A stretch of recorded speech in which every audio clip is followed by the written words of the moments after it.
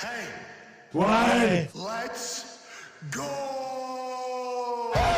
This show fucking stinks, and the fact that you listen, we are very, very thankful for it. AJ, you never cease to amaze me with your toxicity, pal. You got a couple of these? God damn it! What the fuck are you doing? Fuck Boston.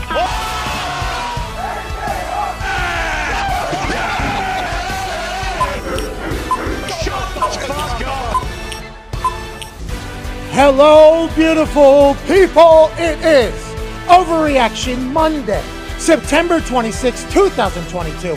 This sports show starts right now. Football is all the way back.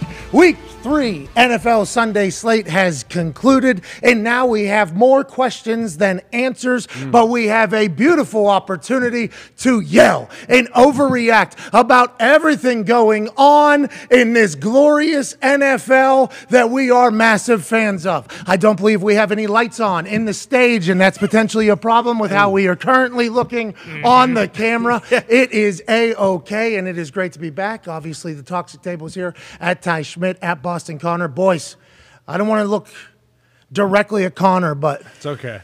it sure feels like the New England Patriots are in a heap of hurt. Yeah. Mac Jones carried down the steps after the game after what they're calling a high ankle sprain. His face looked as if they needed to amputate that thing. Yeah. He threw a bunch of picks. The team looked bad. What are you thinking at Boston, Connor, with the squad going forward? Oh, well, the season's over. It was a good run. You know, I was very happy to have the NFL back 3 weeks ago, and now here we are. The NFL's over for me, so that's okay, though. You know, I can now look at all the games, root for the football, root for chaos, root for anything but an 11-10 game. But, you know, Mac Jones was that upset because he knows he may never play football again. I look at that injury and I say, wow, maybe it's an ankle sprain. Maybe that's the next Alex Smith injury because it seemed like we that. hope That's not. how bad it looked. I hope not too. But when you look at his face when he's getting carried out, and let's remember, okay, he hopped off the field. He refused to be, lying down, have people come out and Of course. He hopped off the field. The adrenaline wore like off a there. warrior. Exactly. The adrenaline wore off. And yeah, that is just a look of, my God, I might never throw a football ever again in the NFL. You can understand the devastation. Yeah, no bull. This does appear to be a great amount of pain. We'll be talking to Rappaport in about 40 minutes or so to ask him what's going on up there. Is he going to be okay? Is he going to be back? It looked bad. Once this photo hit the internet, everybody was like, damn, maybe Mac Jones is in deep, deep trouble going forward. But the Patriots might be as a whole anyway. Speaking of a team that has it figured out, how about the Green Bay Packers in the GOAT Bowl, huh? Yeah. Best of all time versus what's considered the greatest of all time. Tom Brady versus Aaron Rodgers, even though they will not be on the same field at the same time, except for at the end, whenever they dap each other up and say, all right, have a good one, man. game. Good luck. Good game, man. Keep in touch. Yeah, See of you course. down the road. All right, man. See you. Good golfing, man. Yeah, except for that, they were never on the field at the same time. And I'll tell you what, that game was ugly. I mean, Yeah. that was a very ugly game, but I think we learned some things about the offense for the Green Bay Packers. We learned a lot about the Green Bay Packers defense. They got some dogs out there. Oh, yeah. And I know Walker had a good punch out on that thing, but Adrian Amos, he lowered his body to go straight for the ball. They look like hungry hippos out there grabbing that thing. Packers fans got to be excited about what they seen yesterday in a big-time win over the Buccaneers. Yeah, definitely. I mean, game was much closer than it should have been. The Packers on their first 2 possessions, Raj just let them right down the field. And you mentioned it. A lot of receivers out. Romeo Doubs is here. He is here. Welcome. Yeah, welcome to the NFL, my friend. You can tell Raj trusts him. He played incredible yesterday. The defense, I mean, they were getting gassed up big time all preseason, all offseason. Hey, this is going to be the driving force of this team this year. And granted, the Bucs were down several receivers and several linemen, but Brady's Brady, And when he wanted to, like in the 2-minute drill at the end of the game, he took them right down there. They scored. It ended up taking a 2-point conversion, great defense to get it done. Bakhtiari came back. He didn't play all the snaps, which I always wonder, like, how hard is that for a quarterback when you have your, franchise left tackle in for one possession, and then boom, he's not playing the next possession. He only played like 50% of the snaps, but look at that. They're So happy. happy. Exactly. Guess who's Bach? Bach again. Bach Is Bach. Tell your friends. They are friends. They are friends. They're more than that, aren't they? Yeah. They're Yeah. brothers. Simpatico. They are brothers. Yeah, simpatico. But I think, overall, a win's a win.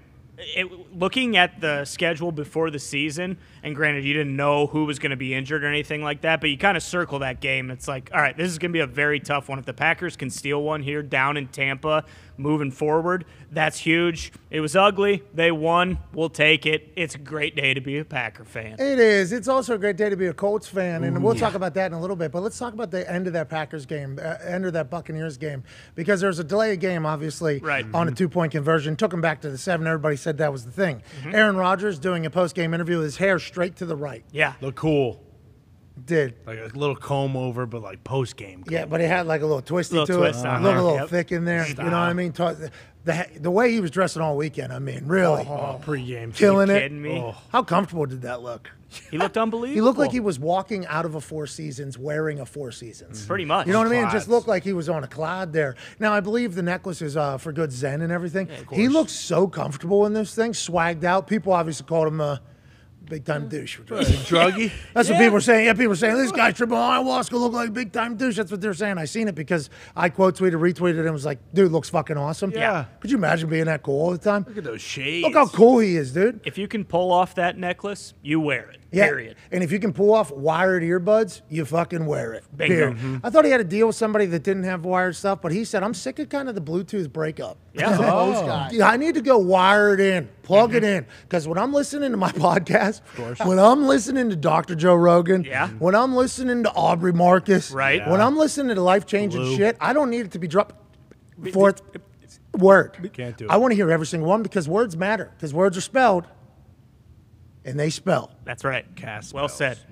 He looked fucking awesome. He looked cool. And at the end of the game, he had a post-game interview where he talked about the local Jumbotron operator basically showing something on the screen, and Aaron saw it, recognized it, and was able to relay a message. Now, that came quickly after Aaron talked about how there was 2 zeros on delay game where it Yeah. should have happened on the one before that too. So a lot of people on the internet automatically assumed that Aaron saw on the Jumbotron that it was a delay of game and that they were running close, but I don't think you needed a Jumbotron to see that. So whenever I tweeted, what does this mean? I do wonder what that means. Now, I did reach out to Source Sis to ask what he was talking about here, but this is the post-game interview where Aaron Rodgers talks about the 2-point conversion, the failed one, and maybe something that he had seen on the Jumbotron that the local guy put up there, or girl, sorry.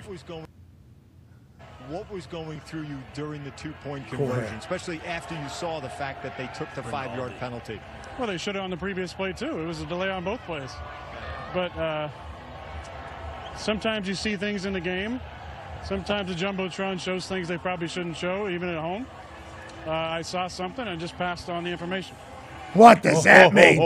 What does that mean? Saw it. We'll ask tomorrow, obviously, on Aaron Rodgers Tuesday, and who knows if it'll be chatted about before then in any media or press conference thing that he does. But I'm excited to know what that could potentially be because that 2-point conversion was obviously massive at the time. Well, and like you said, it definitely had nothing to do with delay of game because the guys on the field can see the play clock. It's not like they need someone on the sideline to be saying, "Oh, hey, it's a delay of game." Like they were going ape shit on the field. So you assume it was whether it was like a formation or some sort of tell that they definitely didn't want to be on the Jumbotron. That's why, What if the Jumbotron found the camera that was just zoomed in over the shoulder of Byron Leftwich and Right on actually the saw tablet. him circling it, and they put it up on the thing? No, obviously. Is that what we're thinking it could be? Because what could be a tell that you shouldn't put up on the Jumbotron? Honestly, that's like I'm very intrigued to hear what that could be because there's probably, first of all, congratulations to the Buccaneers game operator or whoever does the Jumbotron. Yep.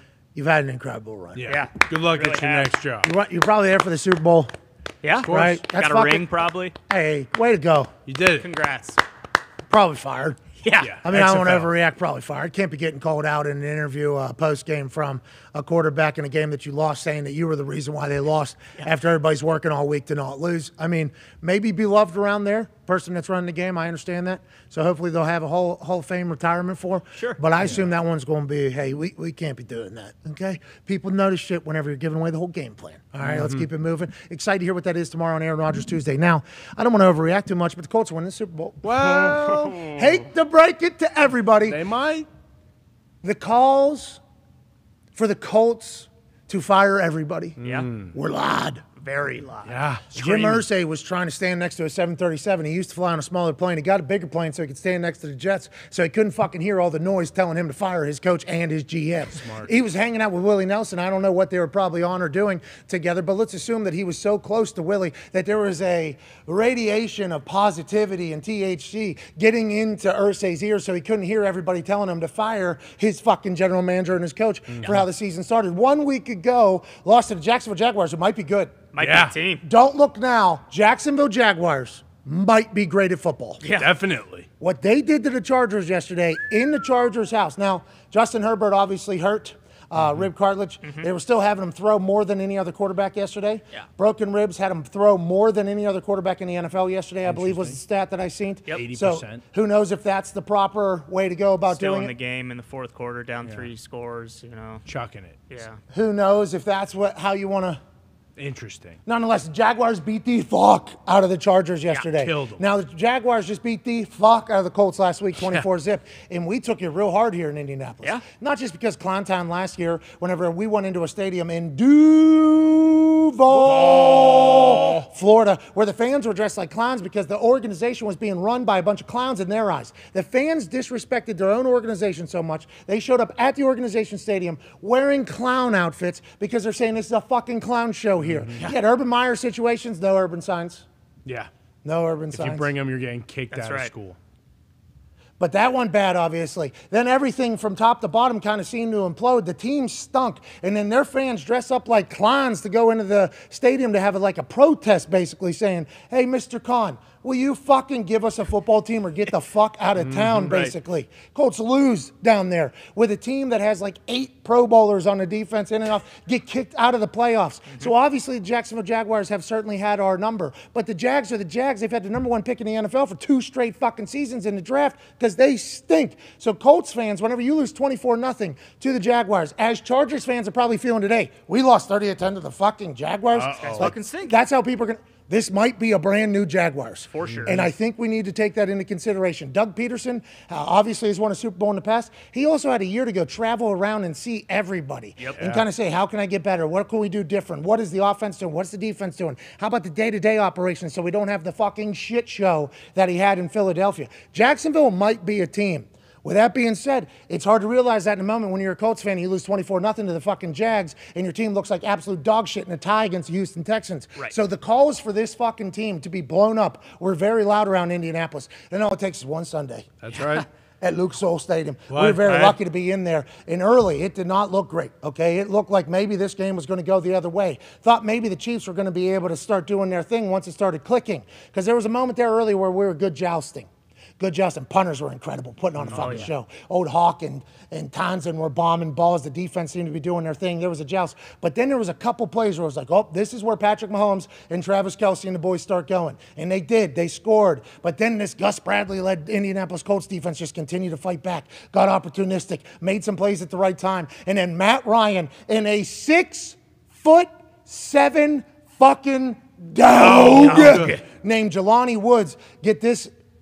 Touchdown to win the game, to beat the fucking Chiefs in week 3. That saves the morale of this entire city and this team. This ball from Matt Ryan thrown on a dime to a 6'7" dude's face, basically. Scored a tud. We're about 6 feet behind this camera right now. Jelani Woods is unguardable. Yeah. And I think yesterday was his coming out party. He had 2 tuds. Thought the first one was the Mo Alley Cox because Mo Alley Cox is this massive human being. To be clear, we had talked about this guy when we were at training camp. Yes. Had no idea who the fuck he was. No. Had no clue who he was. Scores the first touchdown yesterday. Incredible catch. Then this one, and I got to see his eyes after he was. I was looking right in his fucking eyes after he was celebrating. There's a photo of me standing there, literally like this, both hands straight up in the air, looking at him right in his eye. Look, I am staring right in this fucking guy's eyes right here on this photo. Dog. Yeah, See killer fire. instinct. Hey, this guy's a fucking dog. He's a killer. This might have changed the entire. There's my wife, there's Reagan, there's Foxy, there's Mitt, who showed up to a fucking football game in a stadium hours after learning that he had broken his fucking ankle in a boot with crutches, sweating all over everything, because when you go to a football game, it is a 4-mile hike wherever you're going. At least. He is hours removed from learning of breaking his ankle on one last run, bro. Of in course. the bowl skating. Yep. Breaks his ankle, shows up at the game, okay? Already gave his license to somebody because he wants a wheelchair on the way out. 2 90-year-olds come in with a wheelchair to wheel him out. I mean, it was a full scene, but hell of a game to come to, Mitt. I think you're right. Mitt goes, am I hurt or am I injured? I'm like, literally both. Yeah. Are you in pain? Are you in pain right now? Yes. Okay. You also have a broken ankle. So that is like the hurt or injured thing is like, you're sore, or there's like maybe a bruise or something like that. It's like, are you hurt or you injured? Like they're kind of calling you soft there whenever they say that. Like, you actually broke your You have a fucking broken ankle. You have out. a broken ankle. That thing should probably be elevated. Yeah. You should probably be sitting down. He was fucking just sitting on chairs. Bro, what? He just fell out of a chair right over here earlier today. Right before the show. I'm gonna have to kick him out of here. I didn't even think that I would have to tell him not to come to work today after all I said yesterday, but he's got to fucking go home. There's no way we can be a part of this damaging of his. Nonetheless, got to see Jelani. Mitt, we love you, pal. Love you, Mitt. Don't be. It's okay to ask for help. Yeah. And stop skating. Coming in this morning, he's trying to open the door on his own. He's almost falling over. It's like, hey, I can open the door for you. Yeah, but like, I can go 2 different ways with that. Is he doing that to be tough, or is he doing that because he doesn't want anybody to think he's soft? You know what I mean? Like, Or is he dumb? I feel like that's a kind of third what I thought. option, It's like, too. hey, you have a broken ankle, okay? Like, I can open the door for you. I mean, I can get your sandals for you and set them down in front of you. Like, you don't need to be falling over and breaking your other ankle. Well, he showed up at Lucas Oil Stadium 2 hours after he was told he has a broken ankle. So, I mean, the guy's got absolute.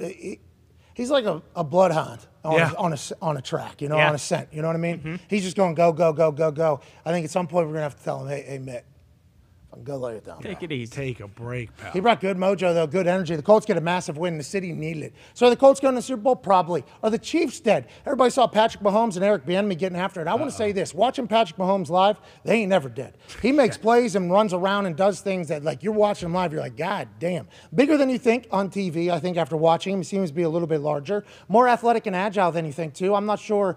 Although he is considered an athletic quarterback, I don't think people talk about his running acumen as much. It's always the off-balance throws that he makes that people talk about. Watch him run and slide, literally like, I think it was 12 yards in front of us. Natural, very natural athlete, like everything he does. Seeing Travis Kelce operate, pre-snap, seeing what he's looking at, what he's not looking at before he lines up, pretty cool. I think I saw him make a couple of decisions pre-snap after watching our great host, Hasselbeck, is going to be here at 3, breaking down the run it. Hasselbeck, I feel like now that I know football a little bit more after watching some of the segments we've been able to put together that I love, I feel like I was seeing him see some things. I'm like, oh, okay, he's checking for like cover 2 right now. Is that? Where's he going to go? And him running routes and finding spots is awesome to watch. Dropped a tud yesterday. Yeah. He tweeted out that he's got to be better. He is clearly their guy, though. I mean, all eyes on defense and on offense are kind of around Kelce. He's moving. He's doing his thing. I think they're going to be just fine, but the Colts are fucking pumped that they weren't yesterday. Yeah, and also, finally, Jonathan Taylor's getting 20-plus carries. Like, even though they were down Not early, at the beginning of the game, though. Really? Yeah. So after they started losing, when usually they go away from him, they were like, okay, let's just give it to him. Beginning of the game, did not even really hear his name, except for coming out of the tunnel. He came out last. Of course. After Matt Ryan. Well, now Jelani Woods probably next week. He might be last. No, I think Jonathan Taylor still stays out there. He got a big pop. Naeem Hines got a big pop. I think we got to figure out how to use him. But there was a lot of Chiefs fans in that stadium. And the home of the... And I think all the Colts fans are like, oh, this is nice. This is going to be a good game. Yeah. And I forgot about it. I didn't even remember, and I've been a part of it live in Kansas City. We're just sitting there, and this is really nice, good singing. It was a former IMPD detective singing. Oh, nice. Yeah, he was really good. Roof open, window open. Yeah, gorgeous day. It was fuck. And let's go, Colts. This is going to be a good day. It was fucking loud. Damn. Loud, I'm talking. I mean, you looked around. There was a lot of red in there, and I was incredibly impressed. I'm like, okay, like, I fucking like that. Yeah. I love that. Now, don't love that the Colts weren't able to sell it out for all Colts fans. Home opener. I would have home opener. I lost 24-0 to Jags. Those people all thought the Jags was the Jags. Jags might be new to those people that were certainly selling their tickets to Chiefs fans. Sure. Come on in. Come have a good time. The team might not be terrible, especially after beating the Chiefs. But those Chiefs fans traveled. I was incredibly impressed. I mean, I actually, like, there was a fool. Oh, fuck, I forgot about that. I completely forgot about it. They were everywhere in there. They were making so much noise one time. I think Ryan Kelly thought it was Colts fans. Ryan Kelly was going like this to the fans. It was like, no, Ryan, that's Chiefs. Hey, we are quiet. Yeah. They're here. We are quiet. These fucking Chiefs fans are loud. Now, on the way out, going home, after they lost to the Indianapolis Colts, who just lost 24-zip to the Jags a week ago, I saw like 6 dudes in one car heading back to Kansas City. Yeah. Very uncomfortable. A lot of soul searching. Oh, my God. Especially the traffic on the way out. Impossible to get out of the city. Yeah. One lane out of the city. Obviously, Indianapolis has incredible, management of time or whatever the fuck it's called. City planning. Yeah, one lane out. For an NFL football game? One lane out, yeah. Well, they knew people were selling their tickets. So they said... Everyone will just walk to the game or yeah, something. the only people going are the people that live downtown or whatever. Yes. One lane out. Three lanes. Lane ending. Sure. Lane ending. Merge. One lane. Like 2-3 miles. 2-3 miles? Nah, probably like 2 miles. Jesus. Maybe 2.5 miles. I don't know. It goes over some things. It gets going a little bit, and then it opens back up to fucking 4 lanes, and you're out there. But it was a little bit of a bottleneck getting the fuck out of town, and I thought about those Chiefs fans. Yeah. They're just sitting in their car 10 deep, packed, coming out here to the Colts. We're going to get a big win. We're going to celebrate in our city. We're going to do our dance. Yeah. Do our dance. We're going to put that shit on. Sure. Put that shit on. Put that shit on in Indy. Hey, play the national anthem, please. Yeah. In the home of the Chiefs. Run it back. Put that shit on. That's what they were planning on doing. Yeah. And that did not happen. So I felt bad for them on their way out. And then I was immediately, smacked in the face with how bad Indianapolis management is. And that's why we're very excited to be in our new office. Absolutely. Yeah, not having to go downtown ever again outside of the Colts game. I said it 100 times yesterday. While I was driving down to the Colts game yesterday, I was like, man, I'm so fucking happy I don't have to do this anymore. Driving out of Indianapolis yesterday, I was like, man, this is euphoria, never having to do this ever again. It is a full thing right now. Seemed like yesterday, though, with that game especially, just kind of underscores how it really is any given Sunday. Like, everywhere. Anything can happen. I mean, we were joking about it kind of tongue-in-cheek, but with the way the Colts had been playing, like, everyone thought they were going to get their fucking doors blown off. Well, I took them plus 5.5. You did. I took them minus 19.5. But Chiefs going into that game. Alternate spread. I had to. And then right away you think it's going to happen. They came out and it was, the Colts are this bad. But you're right. Everything you were saying is right. Yesterday was a complete surprise, and the NFL continues to do that. And it wasn't just the Colts-Chiefs game. How about the Miami Dolphins and Buffalo Bills game? Exactly. That game, if you look at the stats clearly, should not have gone the way it's gone. Now, that team was a part of our Super Boost, and if the Bills win there, which they had an opportunity to after the ass safety, the butt punt, everything that took place where they come back, they hit a field goal, they win the game. I mean, there was a lot of thought that the Bills were still going to be able to do that. But if you look at the stats, 40 minutes and 40 seconds in a 60-minute game was the time of possession that the Buffalo Bills had. Jeez. They had like 31 first downs or something like that. The Dolphins had next to none. There was, I forget the total offense. 90 plays run. Yeah. Buffalo Bills ran 90 plays, and I think the Dolphins had like 30-some or 40-some or something like that. None of the stats lined up with the fact that the Bills should not have won that game. It shouldn't have even been close. Obviously, there's a couple turnovers that take place. There's some other things that happen in that game, but I think we all thought the Bills were just going to continue to be the Bills, and the Dolphins, with the way they're winning games, now, should not have won with the way all the stats are, including a fucking ass safety in the back of your end zone, probably should not have won. They find a way to win. That seems to be what this Dolphins team, here's the stat right here, yes. 90 offensive plays to 39 offensive plays. 31 first downs to 15 first downs. 497 total yards to 212 total yards. 5 punts for the Dolphins, one of them being, the butt punt. Yeah, safety. PP can't back up there. I mean, as I'm watching and I'm actually saying that while I'm cutting the video, and then I put the video up, and obviously it is quite a scene, and Mike Golick Jr. had an incredible tweet from the photo of that football right on the ass of old Cuzzy. And he said, this is how I'm going to tell my son that footballs are born or whatever. Hilarious opportunity, because that photo is going to live forever. Oh, yeah. That photo is going to live forever. And I think back in the old school days, there maybe would have been an automatic blame on the punter.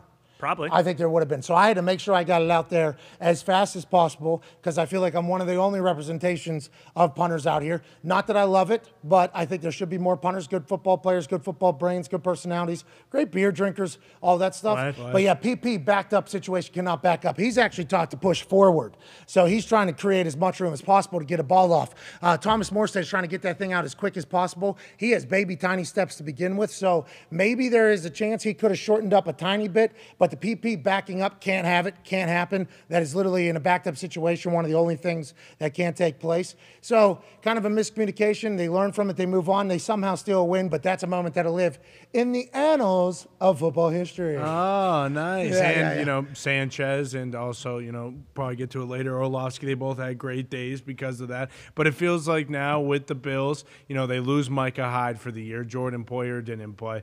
But they're still in games. Like, it feels as though even if the Dolphins were to, you know, put up 28 points with that defense, they only let up 21, though. Like, it still seems to me, at least, that the Bills are in the driver's seat. And obviously Miami, you know, they get the win and their defense can hang on even though they played half the game, 40 minutes of the game. But, I mean, the AFC East is just unbelievable now. Yeah, I enjoy everything that's popping off. And, I mean, the butt punt, the ass safety is probably the best thing that we could ever potentially debut this motherfucker. Oh, hell Here yeah. we go. Here we go. So if you see what I'm seeing here, I'll put a spotlight on it. This is the punter, okay? You see old Thomas Morstead right there. And you see this is the PP right here. You see? Oh, yeah. Right here, PP. Yep.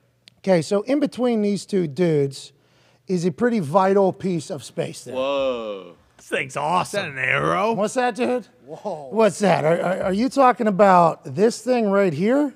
Is that what you're talking about? Is that what you're talking about? Are you Zoom talking about features? the arrow right there? How'd you do that? Yeah, this is called a backed up punt, though, if you see, because the ball is being snapped at about the 1 yard line up here, okay? You see it's at about the 1 yard line. X's? So you only have like 11 yards if you were to stand on the back end line right here. You see, if you were to stand there, you'd have a full 11 yards, but you can't stand there. Why? Dan Orlovsky taught us that. Jimmy G taught us that last night. That would be called a safety. So you have to inch up a little bit, and you also have to have a little bit of space, you see, little bit of space right there for, that was pretty fucking good. I did not know we had that. You have a little bit of space right there, so if you have to move for the snap, if the snap isn't centered, you have to move. So you have to brace for all of those things. Now, whenever the play runs, if that guy backs up, which he certainly did, you can see how this space is now much, much shorter, right? When we already had a limited amount of space, and if you get a good shot from that angle going straight up there, it is basically asking, right? I mean, that is sitting right in the punt spot. I mean, that is just asking. I mean, that is basically. Got no room. This is a setup for a massive, massive storyline in the end. Bang! Right off the ass. Landed And on him. anytime you see two guys just fucking, oh no, in the back during a punt, one being the punter, one being the PP, you know it's not great. Anytime you hear the thud, thud, it's bad, especially when it's off of your PP's ass. And they're lucky it wasn't a touchdown. That thing got far enough for it to be a safety. And honestly, it's just in his mind, he's thinking, I got to get this off. I don't have a lot of space. In the PP's mind, he's thinking, I got to brace for some contact. And instead, because of that, he backs up. He's not got a lot of space. And that's a recipe for ball to the taint. And that's just, it's not great for anybody. And obviously it's not great for the punters everywhere. And I feel for Thomas Morstead, it's just, I mean, Look at that. look at this. I mean, right now, if you think about this guy's head, right? And if we were to really, he has no idea. He thinks he's doing it. Oh, yeah, You know, perfect. in his he's like, I'm scanning the field. I'm doing everything right. Holy shit, they're not bringing as much pressure as we had maybe practiced in practice for a backed up situation, because this is a good time to get a great push, and run all these dudes back into him. So his job is actually to go forward to keep that thing away, obviously, and the opposite takes place, and the ball goes off an ass instead of into the sky. So in that situation, first things first, that's fucking incredible that you Yeah, can do holy that. That was shit. really sweet. In this situation, because I feel like most of the time, at least to the layman, like they are sending an all-out pump block here. Are you more worried about that or the fact that you just you don't have as much space as you normally would on a regular punt. So normal punt blocks, you have space. You have like 14 to 15 yards, depending. I saw Wisnowski lines up at like 13. He's kind of awesome to watch. He punts to the side almost. He's like a soccer goalie. Yeah. He's an Aussie rules football guy, but you see like some of the soccer goalies, they started throwing soccer up sideways and they started like slapping it almost like a volley as opposed to straight ahead. They were able to get, I think, a little bit of a chopper and get it to go higher and further. It was awesome. Normally can't do that with a football because if you're trying to hit a spiral, you got to go straight through it. He's never trying to hit a spiral. He is just blasting that fucking ball. He has to swing so hard every single time because with an Aussie rules ball, it's bigger. It's a little balloon. It's a balloon version of this. So the sweet spot's fucking large. It's also easier to indent because the leather's softer than it is on a Duke. So one of those bigger balls, like a soccer ball, much rounder, you can kind of hit it in a lot different spots, and the sweet spot's bigger. For a football, you got to hit it if you're trying to spiral that thing. There's like a spot like that big, basically. You got to put your foot through. So everybody's very robotic. He just drops that motherfucker just like this everywhere and murders it. I am so impressed by it. The amount of control that he had, absolutely very fucking good out of him and Waitman last night. That was the Sunday Night Football punt bowl following the Iowa-Rutgers punt bowl on Saturday. Right. The punt's the most important position and most important play in football. People are just now starting to realize it. That game was a snooze fest last night, all right? Bad. Even I was falling asleep, but every time the punter came on the field, electricity took place. So normally it's like 14 to 15 yards. Your block spot's at like 10 yards. Normally a little skip in there. Wisnowski does it different. So when it's at 11 and you're lined up at 10 already, you're just trying to get it out as fast as possible. So I'm sure Thomas could have went faster. Old Buddy could have not backed up, but that is a very scary situation for any punt to get off. That's why every quarterback, I think, in every offense is trying to get to like 4 or 5, no matter what happens. Hey, on third down, we're trying to get to the fucking 4 or the 5 so we can get some space here, because normally if you block a punt and you get a safety out of it, you win a game. Right. Dolphins were able to accomplish the ass punt, the taint hit, the butt punt, and still win a game somehow, and that's why the NFL is fucking great, baby. And back to your point, I think the Bills still run everything, but looking at Josh Allen on the ground there on his hands and knees, that's not a spot we're used to seeing for Josh Allen. Normally, he's the bubbly, happy-go guy. Him missing that was very surprising. They'll get back on it. Yeah, they'll for get sure. back on it for sure. I mean, even the end of the game, though, like they have a shot to win, obviously, because they have to punt it, and then they kind of make a mental mistake maybe by not getting out of bounds and then letting the clock run out. Ken Dorsey. Yeah, like what are we doing? That was epic. Yeah. You want to see guys that care. Because if somebody has no emotion to something that goes bad, I get worried. Yeah. Like if I'm with somebody and we're on a team and the thing that we are doing goes terrible and there's no emotion at all, it's like, okay, doesn't give a fuck. Frank last week, we didn't hear what he said. Whoa. Well, he didn't just say what we thought he said. He also he said it was pathetic. We didn't hear that quote. No, we didn't. So we thought there was a chance that he did not care. Yes. Right. Which was why we were so alarmed. You never want to feel like somebody does not care. Because now we're in 2022, so we have to say this. People handle things differently. Yeah. Grief and sadness and frustration. People handle things differently, obviously. Sure. It's nice to see that there's still Ken Dorsey's out there, though. Yeah. We're talking full fucking fit. Whenever this game ended without them being able to spike it and take a long field goal or whatever the fuck they were going to do. Ken Dorsey here closest. He's a married man, got a medal. Oh, you fucking it, we did it! Damn it! We talked about this all week. We talked about it all week. Get the fuck down! Son of a bitch. Break this fucking thing. Yeah. I love how the other coach too is looking over like, oh shit, I Ball didn't know guy? Ken had. Yeah, I didn't. Yeah. Maybe he didn't know Ken had this in him. Yeah, watching it, I'm not sure No. I'm like, oh, what's he going to do here? And the bearded guy should feel good about how he looks right now. Yeah, Bearded guy's ponytail, fucking great. Great top hair. notch. Beard, unbelievable. Gumpy. Looks to be a bit of a thick, stout gentleman. But Ken Dorsey losing his fucking bananas. Hat. Taking this. Get this. Why is this in front of me right now? Get out of my way, dude. Why are you still on the desk, bro? Fuck you. Fucking thing. Bang. Hey, fuck. Oh, he's Bang. going to get fined for that. Oh, yeah. He's going to get fined for that. Tom lot. Brady, 1 week ago, broke a Microsoft Surface. Now there's a rule. Hey, no players or coaches are allowed to break anything. Did he break? He's getting fined for that. 100%. Oh, no. I thought that's why he was trying to cover the camera at the end. Oh, so he was saying, hey, fuck. No, I don't think he was trying to cover it. I think he was saying, find me, mother. Yeah. Like, I Fuck think, you too. Boom. Yeah, and, camera, too. Yeah. Because they're probably going to have to pay for that camera, too. Oh, yeah. Those are expensive. So not, whoa. You see the quality Oh, on that video? and how small that has to be? Oh, my goodness. That's like, Might be his year's salary. for Ken Dorsey. He might not be making any money the rest of the year. Wow. It was worth it, though, because when the boys see that, they're going to know Ken cares. Yeah, we have to win for Ken now. Going forward, if we do that again, Ken might have to, mortgage his house to pay. I did see a play, like a 3rd and 6 call. It was Sal Capaccio's tweet. Sal Capaccio tweeted it out where it was an overhead X's and O's, like, draw of a play. And it was 3rd and 6. They scored. Miami scored a touchdown. They split the safety. Both backup safeties in, right? Yeah. Yes. Hyde and Poyer were not in. Yep. And I think the defense is still able to make plays. But Sal Capaccio's tweet, and I think somebody will probably run it at some point. I don't know if we have it. I didn't see it till this morning after we made our request in for plays already, so I apologize. But not having your 2 stud safeties, one for the entire season, Hyde out for the entire season. Kind of came out of nowhere, which too. is a damn shame. Sorry about that. And then Poyer getting injured, not playing. That is devastating for that defense. That's both their captains. Yeah, and young corners, too. It's not like they have some, veterans on the other side. Like, both of them are rookies, I think. So I think that is why we are not as low on the Bills as maybe some people might be today after losing to the Dolphins, because the Dolphins, they have they seem to win games. Yeah. They have the ability to win games, which you're going to have to if you're good. And also, they got some guys. But the Bills, losing both their safeties, it was going to show up at some point. Was this a 3rd and 6 on the tweet? Is that what it said? 22, I think. 3rd and 22. Yeah, 3rd and 22 maybe. And then just guys splits right through those. I mean, that's both safeties sitting right there. I mean, Tyreek Hill on the left side is kind of wide open as well. Yeah, so at some point, it's going to show up. Yeah. If you lose both your guys that are the leaders of the defense, probably going to show up. It did for the Bills in this. I didn't watch the entirety of the game.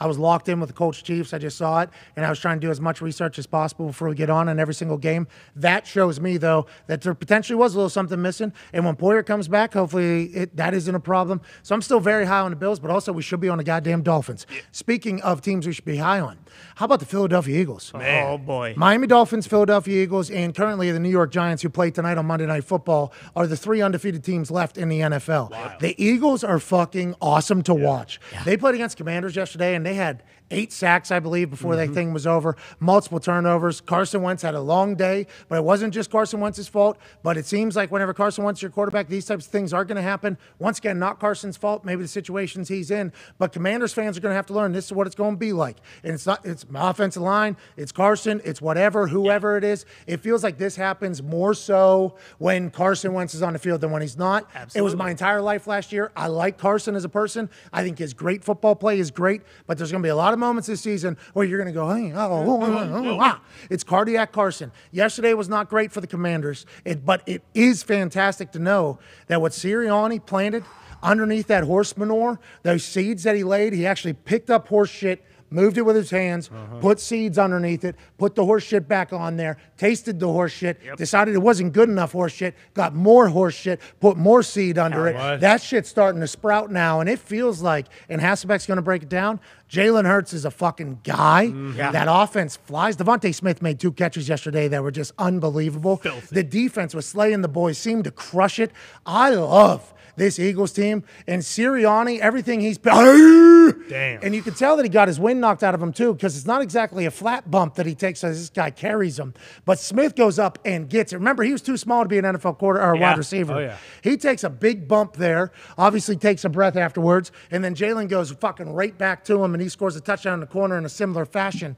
This Eagles team is awesome, Ty. And I know we've been doing Sirianni impressions on this show for a while with you. I was told on good authority yesterday at the Colts game by somebody who had sat in a meeting with Sirianni that you were pretty fucking spot on with what this guy is. I could see how that could work with an NFL team, especially if you have success. I'm happy for everybody in fucking Philadelphia right now. I love Sirianni. I really do. I mean, last year, and it was partly because the way the media was covering it. People were saying he was a doofus and stuff like that. But guess what? It's kind of like with a lot of these other guys. He very clearly marches to the beat of his own drum. He's his own dude. He's not just some cookie-cutter head coach that, just gets replaced, goes somewhere, gets fired, gets another job. Like, he relates with his players very well. Those guys love him. And, we talked about Jalen Hurts. Like, if he plays like this, and you see yesterday that division, Dak being out, like the divide between the Eagles and the rest of that division is pretty massive. They might be the best team in the NFL right now. And I think in large part that's because these guys have bought into all of kind of the Sirianni-isms, and they love him, and they play hard for him. In the NFC East, we're going to learn a lot tonight.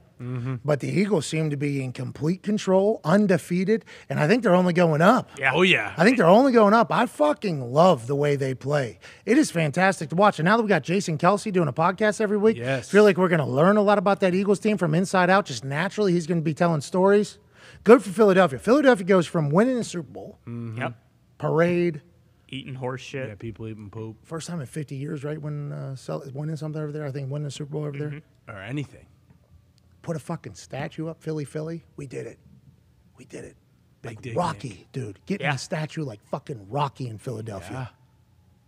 Then, just a year after the statue was put up, fucking everybody's gone blow it all up. The guy running this team, Howie Roseman, fucking idiot. He has no idea. Everybody that's smart that ran this team is gone. They're going to spend as much money as possible on things. It's going to fail. Then now you start thinking about where they're at. This fan base, obviously, for a long time has been doing this. It has to feel great to be like this. And I'd assume showing up at an Eagles game, it's a much different atmosphere than it was just a couple years ago when everybody wanted to burn that fucking place down that was Eagles fans. Yeah, and it feels like they can win in many different ways. Like, obviously, you mentioned that their defense had 8 sacks. Their D-line's unbelievable. Darius Slay's unbelievable. Their offensive line's unbelievable. And Ty mentioned how the players play for him. I mean, Sirianni rolling up in a throwback Philadelphia Eagles jersey. Like, he is the man. It feels like the Eagles are the team in the NFC right now. Another team that feels like has the man. Will they pay the man? Lamar Jackson continues his MVP run, which would be his second MVP in his career here in the NFL. Looking for a new contract this past offseason, saying, hey, listen, I synced what Deshaun Watson got. That feels like those are comparisons to what I should be getting. Same division. I've accomplished more than he has. What? He has like 30 extra charges alleged outside of the league than I do. I've been here forever. I haven't requested a trade. I haven't burned this place down. Feels like me asking for what he's making isn't that crazy at all. It feels like that's what I should be doing. To Ty's point, very reasonable ask. And they're like, well, that's... You don't have an agent. Sorry, Lamar. That's not how this goes, Lamar. I know you're just representing yourself, but Doesn't work like that. that's not how it goes. And Lamar goes, okay, cool, man. Yeah, all right, we'll just play this out then. All right, yeah, if that's what you guys want to do, that sounds like a good plan. I'll play out this final year of my contract, and I know you guys can franchise tag me 2 times, and I have like 111 to 120 million, depending upon whose maths you do and whose projections you do, guaranteed to me over the next couple of years with the 2 franchise tags. And this year, by the way, you guys are going to look like the biggest fucking assholes of all time for not paying me exactly or more than what Deshaun Watson got. Because I'm about to go scorched earth, better Lamar than Lamar's ever had. He's heavier than he's ever been, still as fast. I don't know why he has a treadmill in his hotel room. Is that what he always does? Is this motherfucker just in the greatest shape of all time? Freak. He's using a treadmill in his house. The thing that he has going on right now on the field, remarkable. Insane. Anomaly. Undoable by anybody. I mean, it is something. What he did to the Patriots yesterday, he got sacked early too, a bunch, right? Oh, yeah, a ton. Backup left tackle's in to start the game. Backup left tackle gets hurt. You're on your 3rd left tackle, most important position. He gets sacked early by the Patriots. Patriots, I think, probably think you're going to win that game, right? 100%. Like, they marched down and scored on their second possession, but you had the feeling like, oh, their left tackle's out. There's a chance we're going to get to Lamar and we could, sneak one out. And Lamar said, that's cute. Rushed for 107 yards, 1 touchdown, and threw for 4 tuds and over 218 or whatever. 18 of 29. This is against a Bill Belichick defense, who's still a Bill Belichick defense, next level defense. This guy deserves to be fucking paid. It's his 12th career game with 100-plus rush yards, which adds to his record, which he broke Michael Vick's last week when it became 11th career 100-yard rush game, became the all-time leader as quarterback in NFL history, breaks that record again, and it doesn't seem like there's any stopping him. Pay that man his fucking money. I don't know what we're even doing, and I think all Ravens fans are feeling the exact same way. Can we get this guy his money? Why are we even jeopardizing any future relationship with this guy unless the owner doesn't have the money, which is possible? Why would you ever let this guy out of your building? There it is in the 4th quarter, 3 minutes left. Let me go ahead and put this on my shoulders and fucking... I'm I love him, man. I love everything about Lamar. I like the way he operates. I like the way his teammates react to him. Yep. I like the way he's handled everything that's taken place around him. I like the way the Ravens have treated him, too. They've gone all in with him. Now it's time to actually do that. And whenever, business comes to business, you should be handling somebody that you would like to do business with in the future as such currently. And it feels like they're not doing that. They didn't do that. It might bite him in the ass already if he continues to fucking go. That's got to be it, right? They don't have the money to put into escrow to give him a big guaranteed contract, because every time he does this week after week, like, guess what? That price isn't fucking going down. It's just continually going up. And it seems like he kind of heard all the stuff people are saying, like, yeah, he's an unbelievable athlete. He's going to rush for all these yards and he'll have good stats, but he's still, when he needs to beat you with his arm, he can't do it. And you look at yesterday, some of those throws, like, he's not just throwing deep balls to, like, wide open guys. Like, he was making some precision throws in the red zone. Like, he's really taking it to heart, I think. Like, oh, fade away. People think I can't beat him with my arm. Like, okay, well, I can. Andrews. Dog. Yeah, killed us yesterday. But he was he was wide open sometimes because of what he was doing. Well, and also, like, you can't undervalue the reason why defenses have to play different against the Ravens and have to have more people in the box so that maybe they can open up behind that, especially in the red zone where it's supposed to be tighter, is because the quarterback is the best runner in football. Yeah. He's the best runner in football. So you have to play him differently. He's got Mark Andrews one-on-one, basically, in the red zone there. Yeah. You know that fucking Lamar's going to go for it. He does it as a fadeaway because they're bringing pressure on the guy. It's just every week there's going to be more and more of this with Lamar, and all the price is going to be doing is yodeling, yodeling, yodeling, yodeling, yodeling, yodeling. There's only going to be a couple owners that can afford them, and they're all fucking hoping. They're all waiting for that day to happen. Yeah. And I think Ravens fans are like, let's get this deal done. We alluded to it a little bit earlier, but are the Jags back? Do we think Jags are good at football? 100%. Yeah. Trevor Lawrence is good at football. So first week didn't look great, right? I think we heard that he didn't look great the first week. Last year, right? They were terrible. Yeah. Tough. Now, situation was certainly interesting in Jacksonville last year, wasn't it? Yeah, didn't have a head coach. Well, head coach was more concerned with sticking his fingers up co-eds' butts than he was, Leading making that. sure that his quarterback had like a nice maturation process. Didn't know who Aaron Donald was. Nonetheless, laughed out of team meetings and playing. Right. Said playing Alabama every week in this league. So Trevor, these are all things that did happen. Yes. That's how Trevor was introduced to the NFL. Yeah. Trevor had to think to himself, this is the most Bush League amateur bullshit of all time. Now, Doug Peterson, Super Bowl winning coach, former quarterback, probably speaks a lot of the same language as Trevor Lawrence, understands the NFL in a good way. I think Doug Peterson's still a little bit of a Fiery, accountable. yeah. I think Talk some shit. I think he's still I think players respect him both as a human and as coach. I think there is that type of relationship still. But the whole thought that Trevor Lawrence is going to be able to blossom and actually be given a shot and given an opportunity is what makes me happy. Because there's a chance that his career ends up the same way that a lot of guys' careers end up, and that's like fucking was he good in the NFL? No. Did he ever really have an actual opportunity if we were to dive into it? Probably not. No. You have no idea. Trevor, it seems like, is getting an opportunity, and he's making the most of it. Seems like he's growing every single week. And this performance against the Chargers, I think, is going to catapult them into a conversation piece at least. Yeah. So maybe Colts fans can relax because they got fucking blown out by this team a week ago. But I think the Jags might be a team this year. Honestly, in the AFC South, just wiped out the AFC West. Okay? Yeah. Just fucking wiped them out yesterday. Wow. 3-0 against the AFC West yesterday. Now, Houston Texans lose to the Bears, which is a little bit of a bummer. Yikes. But the rest of us fucking showed up, dude. So whenever you talk about the Tennessee Titans getting back into the game, beating the Las Vegas Raiders, who were completely defeated, Josh McDaniels called into a one-on-one meeting with Mark Davis. Is he saying, hey, thought you were supposed to be good at football, remember? Yeah. Supposed to be good, coach. You guys fucking stink. Yeah. I'm undefeated in my Madden team. Why aren't we undefeated right now, Josh? That's what Mark said. Yeah. Mark got his backpack out, pulled out a piece of paper, and it said, figure it out or get fired. And he put it back in there, put his flat bill on, walked out. I'm going to dinner. Guys, All right, guys, I'm going to go dinner. imagine Josh McDaniels walking into his office and he sees this. Crisscross applesauce on the floor. And Josh goes, you want me to sit down? He goes, no, stand, please. And he looks up at him like that the whole time. Josh, figure it out. Why are you guys completely going on? defeated? I paid you a lot of fucking money. We played. Remember, you said, hey, you paid Chandler Jones? We'll be good. Yeah. You said, hey, you paid Devontae Adams? Right. We'll be good. What'd I do? I reached into this backpack right here, fucking vault of money. You got it. Remember? You say you bring in Rockets in from the Colts, we'll be good. Let's give an extension to Derek Carr, we'll be good. You see what you're doing, Josh. You come in here and you said, hey, you want all my starter backpacks, you want all my starter jackets, you want me in my barber, you fucking ask for everything from me. Come on. I can't even go to dinner, guys. Can't even do it. McDonald's. And we're 0-3. Everybody's calling us dumb. Everybody's calling us the same old Raiders. What the fuck happened? And McDaniel said, I thought it was going to be different.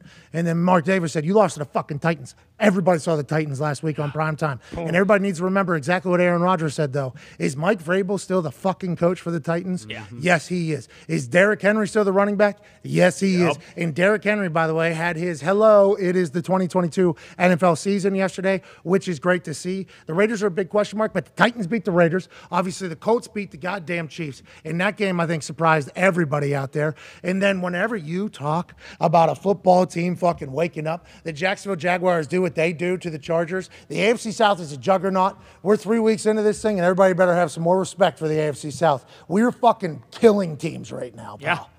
You look at it, too. Like, I mean, we talk about it. Usually it doesn't work. The Jags spent a shitload of money in the offseason because they realized, like, hey, Urban was a dipshit. He had no idea how to build a roster, how to build a team. So Doug Peterson comes in, he gets some guys that he wants, and like it's actually worked. This guy's actually a good coach. He's won a Super Bowl. And you used to always talk about it. I think it's very interesting to see how Trevor Lawrence responds because last year was the first time in his life he's probably faced any adversity on a football field, really. It's like you go as the top overall pick, you probably know you're going into a situation. We're not talking about a bad game. We're talking about like life. Yes. We're literally every time you go into work, the building's on fire. Yes. Probably the first time it's like miserable. Miserable. What I do in here doesn't fucking matter. Like I have absolutely no bearing on whether or not we're going to win on Sunday because the guy running the show doesn't care. And now he gets with a guy like Doug Peterson who's been won a Super Bowl before, played quarterback. It's like, oh, this is how things are supposed to go. Probably, kind of lit a fire under his ass again and gave him more confidence. Congrats to the Jags getting a hire right, it seems like. Yeah, absolutely. And their picks right, it feels like. Josh, like their D-line is unbelievable. Hey, Josh they paid Kirk. Everybody said, are you overpaying this guy? Yeah. Big-time touchdown yesterday. He's got like 4 on the year, I think. Balling. Yeah. What else did we not touch on? Oh, that fucking game last night, dude. My God. Listen, it was awesome for punting. Yeah. Sure. There was a punt last night, actually, that I watched that people, said some things on the internet about me maybe hitting climax or something like that. What? And I would never do that from a football play, okay? Have a little respect. Come on. Okay? But, boy, I'll tell you what, I was excited while I was watching it. Bet. It was fucking glorious. What the San Francisco 49ers were able to do with that punt, keeping that thing out of the end zone, for this not to be a touchback is an absolute thing of beauty. The man's name, he went to Toledo, named something Womack. Okay? Womack is the gunner that we need to watch for here. But this is the human that I think we should kind of keep an eye on right here. Okay? This guy right here, Mitch Wishnowsky, obviously has incredible flow. We saw that. He's an Aussie guy. He came in with a lot of fanfare because he was talented in college. He was good his first couple years in the NFL, but I think he has grown each year and gotten significantly better. He's got to have a massive fucking leg right there, okay? Because the way he hits balls is different than I've seen anybody do it every single time. Now, a lot of guys are hitting this style of pooch punt. Okay, this is happening around the NFL everywhere. The ball is straight up and down, and you can literally. Come on, iPad. Boom! You can literally see how it's straight up and down, right? Now, this is the Aussie style of kicking. It was called rugby style because the commentators didn't know that Aussie rules football existed, and that's bullshit. Right. Aussie rules football, much different game than rugby. Rugby and Aussie rules football both played in Australia. They certainly both do this style of kicking of the ball, but everybody that has come over to the NFL from Australia, at least in the past, I'm sure there's some rugby guys now, have all come from Aussie rules football, which is a game in which you literally punt the ball back and forth to your friends as you move down the field. They wake up in the morning, these Aussies. They call each other cunts. Okay? Awesome. That's what they say. They say, not me. Term of endearment, actually. That's not me saying that. If you call somebody like mate, that's kind of like an undershot of if you call them a cunt, it's like you're actually friends with them. Your pal. Yeah, so like I meet Aussies, they've all been cool. Yep. Every Aussie that I've ever met has been incredibly cool. Sweet has been so nice. It's actually kind of put me in a bind because there's a conversation around the college scholarship situation with 23, 22, 24, 30-year-old Aussies competing with 17-year-old Americans for scholarships in college, okay? That's a real thing happening in the punting and kicking community. It's kind of put me in a bind. A lot of American kicking camps and shit want me to talk about it a little bit more, about how it's damn near impossible for any American 17-year-old kids who punt footballs to get scholarships, because if you could bring in a 24-year-old adult to do a job that he's been doing his whole life, would you rather do that? Every time. Definitely. If I'm the coach, every fucking time, give me the 24-year-old. But every Aussie I've met has been incredibly thankful for the opportunity to come to America, has been very cool. So it's kind of I don't know how to feel about it, honestly. Torn. I am. I'm actually torn because I can see how they're pissed off, but also the Aussie, it's not their fault. No, and they're getting an opportunity. And they're fucking cool. And they're like, I feel like they're grateful for the opportunity. So I'm kind of torn about it. Anyways, back to the fucking action here. So this particular punt is used by most guys now in the pooch area. There used to be a Coffin Corner where a guy would attempt to punt the ball out of bounds. The issue with that is, and he could have done it on this one mostly because Denver's in kind of a hold up here. You see there's a little bit of a bend. But if they were to bring these dudes in, okay, if they were to bring all these dudes and this guy, stepping out of the box is not necessarily something you want to do, because guys like sometimes these guys and sometimes like these guys somehow run like 4.2s now.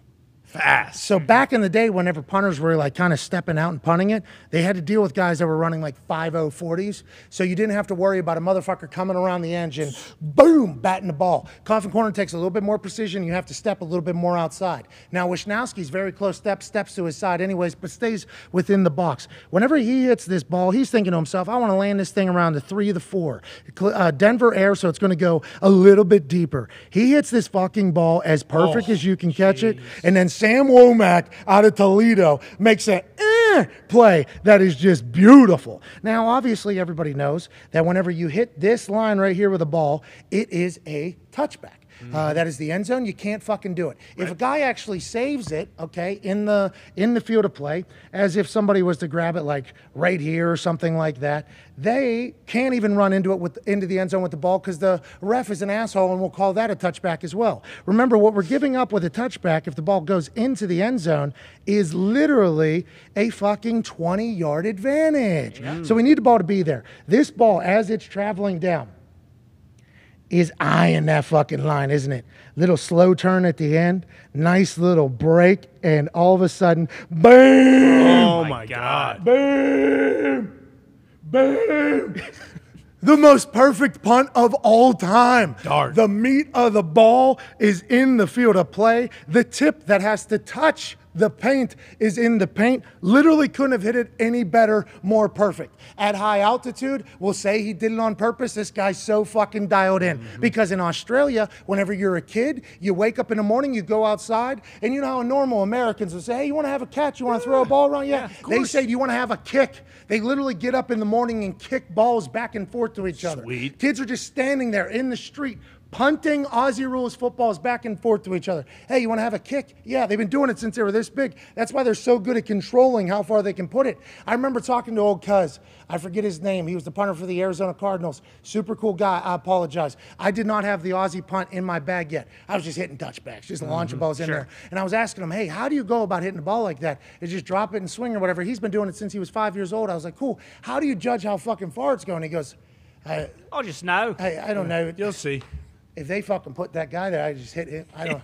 Good to see you, Coach. I'm so sorry, man. And I'm like, all right, thanks. Thank you. You know, trying to be a friendly guy there. But that's a real thing. They just have this ability to control the ball because they've been doing it since they were kids. It's awesome. It is a glorious, glorious thing. So that ball doesn't hit somehow, and then it takes a bounce. High. Look at how fucking high absurd that ball is, dude.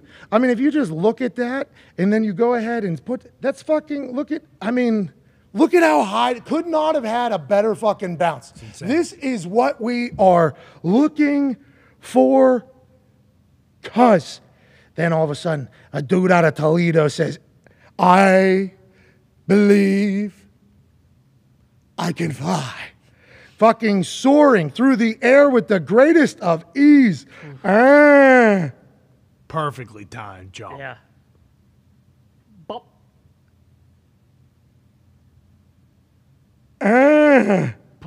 Right before he touches the ground. Couldn't have been more perfect. Little go-go gadget fucking arms there, pal. I mean, absolutely fantastic.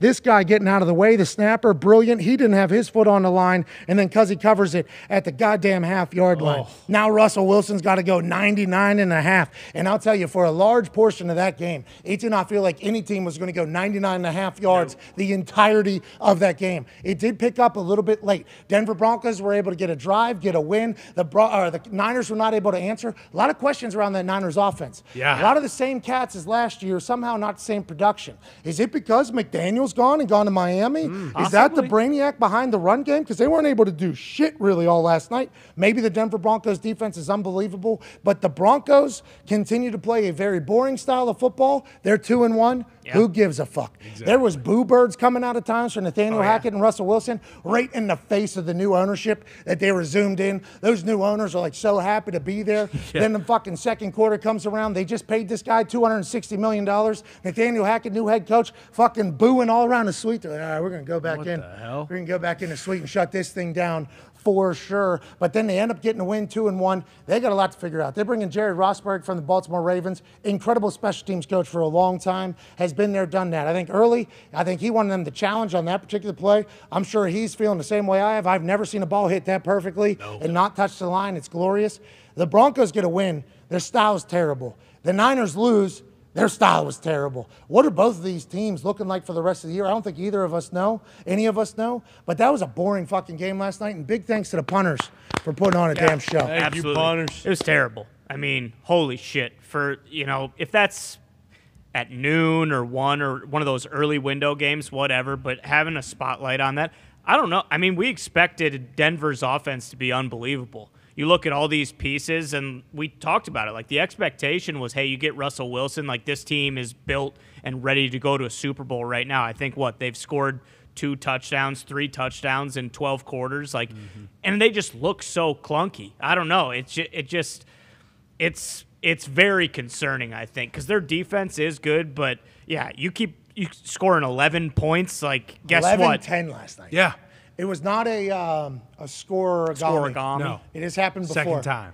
That was in 1912. That's right. They hadn't learned the invention of the forward pass yet. Or helmets. And or CTE. No. Right. Which we have to talk about in the next hour. We saved the Tua conversation for when this man joins us, AJ Hawk. We're going to take 5 here. We'll be back. AJ was in the building for the Bengals beating the shit out of the Jets. Right. We still got to talk about that. The Jets did that in Mangold's face yesterday. Unbelievable. Mangold went into their Ring of Honor or whatever, and they just laid an egg all over the place. Dirtbag Jets. Got a text from Michael Cole, who's a Jets fan, in the middle of it. He goes, same fucking shit.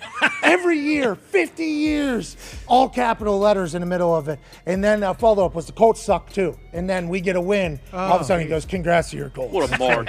Yeah, he rides the wave of those Jets. Seems like they stink. We'll talk to a man that was in the building. We'll also talk to him about concussion safety, protocol, and plenty more on this Overreaction Monday. Tweets from all around the globe. We appreciate you all so much. Take 5. See you in 5. Take 5.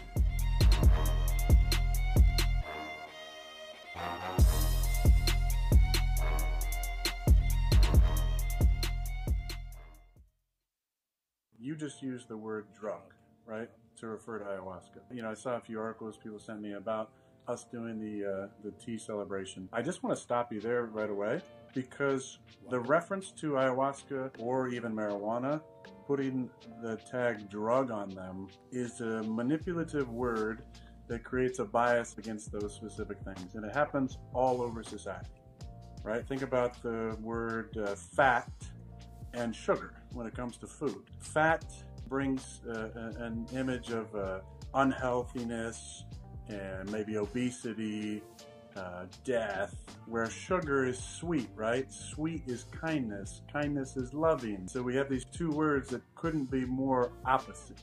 Fat, you know, high fat foods are actually usually pretty good for you. Foods with high sugar are terrible for you. And sugar, you know, you cut sugar out of your diet, and it has an immediate impact on your cells and your body, especially if there's, you know, cancerous growth in your body or precancerous growth. Sugar, not good for you. Fat, you know, most, you know, fats are pretty good for you. Drugs, you think about drugs, you start labeling marijuana, a drug, which is a plant. Ayahuasca, a drug, which is a plant. Psilocybin, a drug, that's a fungi. Also comes from the earth. Then you think about medicine, right? What is medicine? Medicine is like, I'm going to take my daily medicine, my aspirin, that's a drug. Cough medicine, well, that's a drug. That's not a plant. Those are drugs. Ayahuasca is not a drug. It has properties in it that have hallucinogenic abilities, but it's not a drug. We're talking about plants here. I think it's a very important point to make, and this is how words are used in our society to create a bias against certain things. And I do think that's important enough to go on this ridiculous tangent that I went on. To remind people how words are used. How words are used to create bias in certain situations. Those bias create fears, and those fears prevent people from doing the research themselves or looking into it or having their own idea or truth about a certain situation. Hey, great tangent. Let's really think about the words that we use, because words are spelled for a reason, because they cast spells and create energy around positive and negative associations with certain things. Okay. Didn't get the last part, but everything else. Play-by-play legend, Al Michaels. Yeah! What's up, man? I decided to dress for success. I respect. I've been working out all week, baby, just to be your doppelganger. And I got to tell you something. I don't know what the future is going to hold next year, but if you got a spot for me, either in the studio or I could play the role of AJ Hawk as well. We have room for you wherever, whenever. Okay, so let's dive right into it. You know that I exist. This is awesome. I love this show. No. This is everything I dreamed about, right? No holds barred television. None. How long you been in the game? TV game? I said forever, but I should have done more research. This is 100% on me. How about 1968? I did the Hawaii Islanders of the Pacific Coast League. Minor League Baseball, then on to the Cincinnati Reds in 1971. That's 50 freaking years ago. Marty Brennaman succeeded me for the next 44. I did 3 years there, and then I went to San Francisco. The Giants tripled my salary. And that's why. And then ABC for 30 years and NBC for 16, and here we are, man. There's me holding for you. Okay, I'm one of the greatest holders in the history of the NFL. You can go and look at stats and percentages of made kicks. I also enjoy seeing other people shine. You'll pull it back just like you're golfing or just like a shooting game with your thumb. The wind in the top right corner is something you will have to pay attention to. And as you get rolling, the more kicks you make in a row, the more money and the higher the score gets generated. There's obviously things you'd like to hit. There's a lack of a fan, lower left. There's a golden ball there, top left, in which you can put in if you're going to miss and make. The game has so many different pieces to it. We're incredibly proud. And then that's a miss, obviously. That's a terrible kick. Not a good ball. Oh, no. Oh, hang on. Lights are on. Made it. No, I actually told him. 60? Listen, Ty could go put a 20,000 piece on this if he wanted to right now. Ty and none of the boys at the office are up for any of the prizes, especially the week 1 prize. So there's a reason they've been playing for 3 weeks. Yeah. There will be up and coming contests with this though next year or next week or maybe the week after that you'll have to beat or try to beat the highest score of the office, and there'll be a lot of money on the line. This is from 80 yards. Nice play. Boom, and he hits the no-win game.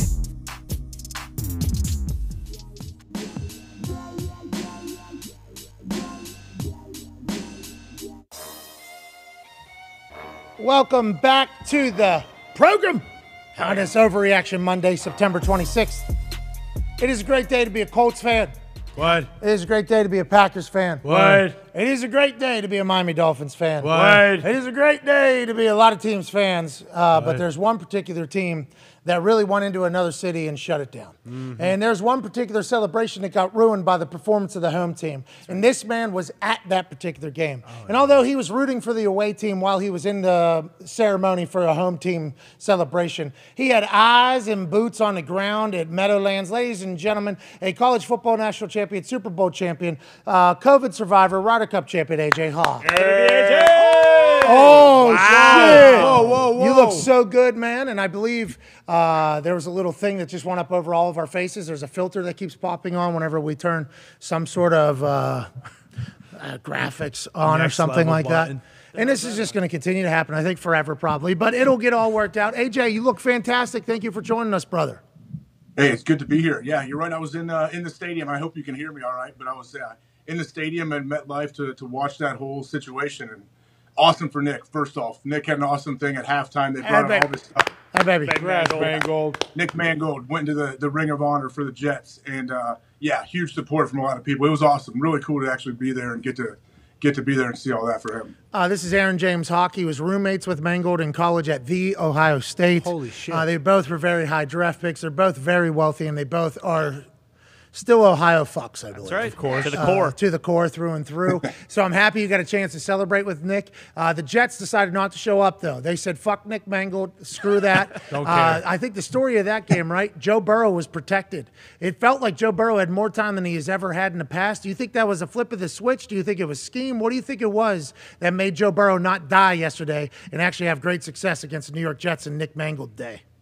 Yeah, whatever they have been doing throughout practice, I guess. Maybe they simplified things. I don't know. Their O-line did look good. And I was watching up from a suite that Nick got, obviously, and seeing it from up there. You know how much things seem to look so easy up top. Like, oh, there's so much space everywhere. And Joe just seemed like he was dropping back, hitting that 3 or 5 step, and he'd sit there and just, boop, pick people apart. It was kind of fun to watch, to tell you the truth. He won 10 of 12 to start the game and had 0 sacks or pressures. Mm-hmm. What? I mean, that's a great one. It seemed like his heart rate was like at 25, too, from where I was watching. Well, it's probably a lot easier to play football whenever it's, fucking torn ACL, blown shoulder, CT, oh, my God, every single play, which is what he had been dealing with. He had like 24 sacks in the last 3 games going back to like a week ago or whatever. So I'm happy they seem to have that figured out. Do the Jets just suck? I got a text from Michael Cole, AJ, and you were around a bunch of Jet fans, so I assume it was pretty similar remarks. Michael Cole texted me in the middle of that game, and he goes, all capital letters, I assume super whiny voice. Sure. Same fucking thing. Man. Every year with these Jets. We have a win last week, everybody's happy, and then we play the worst fucking football of all time. Jets suck. Is that kind of the mentality of all Jets fans since you were in amongst them in the high society level? Where are they all just expecting the team to stink? And will they ever get good again, you think? Well, I mean, honestly, I talked to multiple guys in the box because I was in the box where it had a bunch of Nick's buddies that have been Jets fans their whole life. He lives near them. And so they maybe were a little bit older than me, and they've been watching. Like the one dude said he hasn't missed a game in 20 years. Like they don't miss games, and that's what they do. And I was like, so either Zach Wilson's the man, and he comes in and he saves the franchise, or are you guys going to continue this process, it feels like. So they got some players, though. I mean, Garrett Wilson, he almost looked like he got broken in half, came back in the game, and caught some balls after that. But it's just, I think they expect it. Like, this is – when is it going to go bad, or what could we possibly do to get a Super Bowl? Like, they all are. They're super thirsty for it, but I don't know if they feel like it's coming anytime soon. Bengals defense looked good, though, too. I saw Hendrickson eat a little bit. I saw some pressure. It looked like pick, Logan Wilson. You kidding me? Logan Wilson on that pick? Whew, looked beautiful. And then an amazing punch-out by the O-lineman, though. Did you just get boozed up all day? What? No, I was all right. It was a long day, though, man. Like, I got to see Fitzmagic. I rode with him. They had a bus. That's how sweet it was. Nick had a bus from the stadium with a police escort all the way to his house in New Jersey. That's awesome. That's how Jets get treated. You know? Yeah. Well, that's how Jets get treated. And they stink right now. Terrible. And he's talking about people not missing games for 20 years over there. There are people that live and die with that Jets team, and they know that the Giants fucking suck too. Now, they're one of the only 3 teams that are still undefeated. They got a Monday Night Football matchup tonight that we're all going to look forward to watching against the Cowboys. But the whole thought that the Jets fans have remained Jets fans through it all is so impressive. And I thought maybe Joe Flacco and that young crew were going to be able to get the job done. With the Cincinnati Bengals team, it seemed to be limping almost in there. Hey, obvious wounds that the Bengals have. The Bengals were basically wearing knee braces into a fight. Hey, our offensive line gives up. This is where you attack it at. And to that Bengals offensive line credit, maybe they found it. Maybe they figured it out, or maybe the Jets just fucking stink again. Yeah, it's definitely the second one. The Jets fucking stink, and AJ says they're thirsty for a championship, and there's no chance they're going to get one anytime soon. I mean, it's this Sahara Desert if you live in New York, whether it's the Giants or the Jets. But the reason, they get all those police escorts is because the cops know I'm not fucking missing anything. I can leave this game. I can drive have Nick Mangold all over town because I don't want to watch the Jets. They are terrible. And I think Flacco is like top 10 in pass attempts this year. He's thrown it like 55 times in all 3 of their games. They have no hope. They'll never win. The Jets are the worst franchise in the NFL and probably the worst team in the NFL. And I'm saying this. It's Overreaction Monday. It's Overreaction Monday, but it's also kind of a regular reaction, I feel like. And I know receipts, motherfucker, receipts. So I might get caught at some point because I'm saying Imagine Gary V walks up to Connor, punches him right in the fucking face. That'd be awesome. That would be awesome. Make that happen. That'd be great. I want that to happen. Receipts. He was so mad. How was he yesterday, I wonder, after it kind of came back down to earth? You know what I mean? He was fine. He went to, I think, like 15 garage sales after the game ended. Got and a he couple cleaned stuffed house. animals, some like really rare Beanie Babies that he found, I think, Top which is 10. huge. Yeah. I'd like to disagree or argue with Connor. You can't. The Jets fucking stink. They have, since Rex Ryan left, like, you know, you keep saying, like, hey, Zach Wilson, maybe the guy never fucking plays. He's hurt all the time. Like, he either needs to be out there so we can see. But what if he's the guy, Ty? He's not. He is the guy? He's not. But if he is the He might be. Yeah, but if he's the guy, we're talking about Josh Allen and we're talking about the Dolphins. Like, the Patriots, they're fucking dead. They might not win another game. C.J. Stroud might be the #1 overall pick in New England. The Jets have no hope. They really don't. The Bills are so much better. The Dolphins are so much better. Not just of the AFC East teams. It feels like the AFC as a whole, those two are so much And we will dive into the rest of the AFC East and that barn burner they had yesterday, in which all stats tell you that there's no reason the Dolphins win that game other than the fact that Dolphins might be different this year. Maybe the Dolphins are different. Feels that way. I feel like Josh Allen and the Bills, there's nothing to worry about there. They had the time of possession, 40 minutes and 40 seconds. They had the ball. They ran 90 offensive plays. The Dolphins ran 39. 39 offensive plays to 90 offensive plays. Time of possession where it was at. First downs where it was at. Number of punts. You know, the Dolphins had 5 punts, one of them being right into the ass of the personal protector, being a safety. The Bills only had 1 punt. I mean, it makes no sense. But a team that wins that game and has these games where they win, it makes no sense, are normally the teams that have a good run. Yes. Because in football, you're going to have to get fucking lucky sometimes. Yeah. And some teams seem to have it, some teams don't. I'm not saying the Bills are dead, but I think we should definitely look at what the fucking Dolphins got cooking right now. Well, and you mentioned earlier, game of inches. You know, that blocked punt, if it stays in the end zone and that's a touchdown instead of a safety, the Bills win. You know, so it's just like, I don't think there's anything to worry about with the Bills. Josh Allen's still unbelievable. Yeah, they're going to have to figure out what they're going to do to replace Micah Hyde, and hopefully Poyer comes back, next week, and that's not like a long-term deal. But I think it is more so like it's a little early for like team of destiny feel. But you're right, Dolphins. You win games like this consistently, and kind of just everything breaks your way. Like good mojo. That's just good mojo moving forward. And the guy you have calling the shots is the Mojo King. Mm-hmm. And it seems like the Niners offense much different without McDaniel, right? So maybe McDaniel much better than we could have imagined, and we should give him more credit for in the past. Speaking of in the past, I hate to say this because it just happened last week. The man that's about to join us, playing days are in the past. Damn. But when he played, by the way, dog. Absolute dog. 12-year NFL vet at corner. Okay, actually told us in the past, if I can't go a corner anymore, I'm not fucking going to safety. I'm hanging him up. Yep. Now, is that why he retired? Was there other reasons why he retired? We are lucky enough to ask and chat with future Hall of Famer, former 7th pick in the NFL, retired a Brown last week, which I know Pittsburgh fans weren't exactly thrilled about. Ladies and gentlemen, Joe Hayden. Yeah, Joe. What's up, dude? What's up, brother? How you doing, man? I'm great. Thank you for joining us. Congrats on retirement, Yeah. Joe. Thank you. I appreciate it. Okay, so I think you told us the last time you were on that if you can't go at corner anymore, you're not moving to safety, you're fucking hanging it up.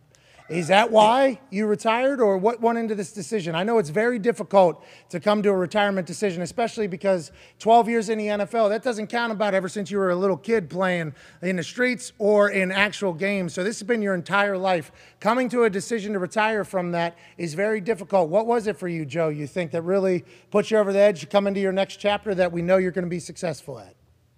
Yeah, it was kind of a little bit of both. You know, it was kind of getting kicked out of the door, not really getting kicked out, but being able to be in LA, being able to kick it with my kids, being able to take them to school. And I was working out hard. And the NFL blessed me to be able to be in the position I am, to have a Nice setup out here in California. You know, waking up every day to a beautiful weather, going out when I was kids. You know, so it kind of got to a place where I was getting offered around $2 million to play, and it just didn't really make sense for me to move. And I just kind of was like, you know what, I'm at peace. You know, I feel good, love my kids. I got a 5-year-old and a 3-year-old boy. Started bringing them to kindergarten, and it's just, you know, got kind of into dad mode.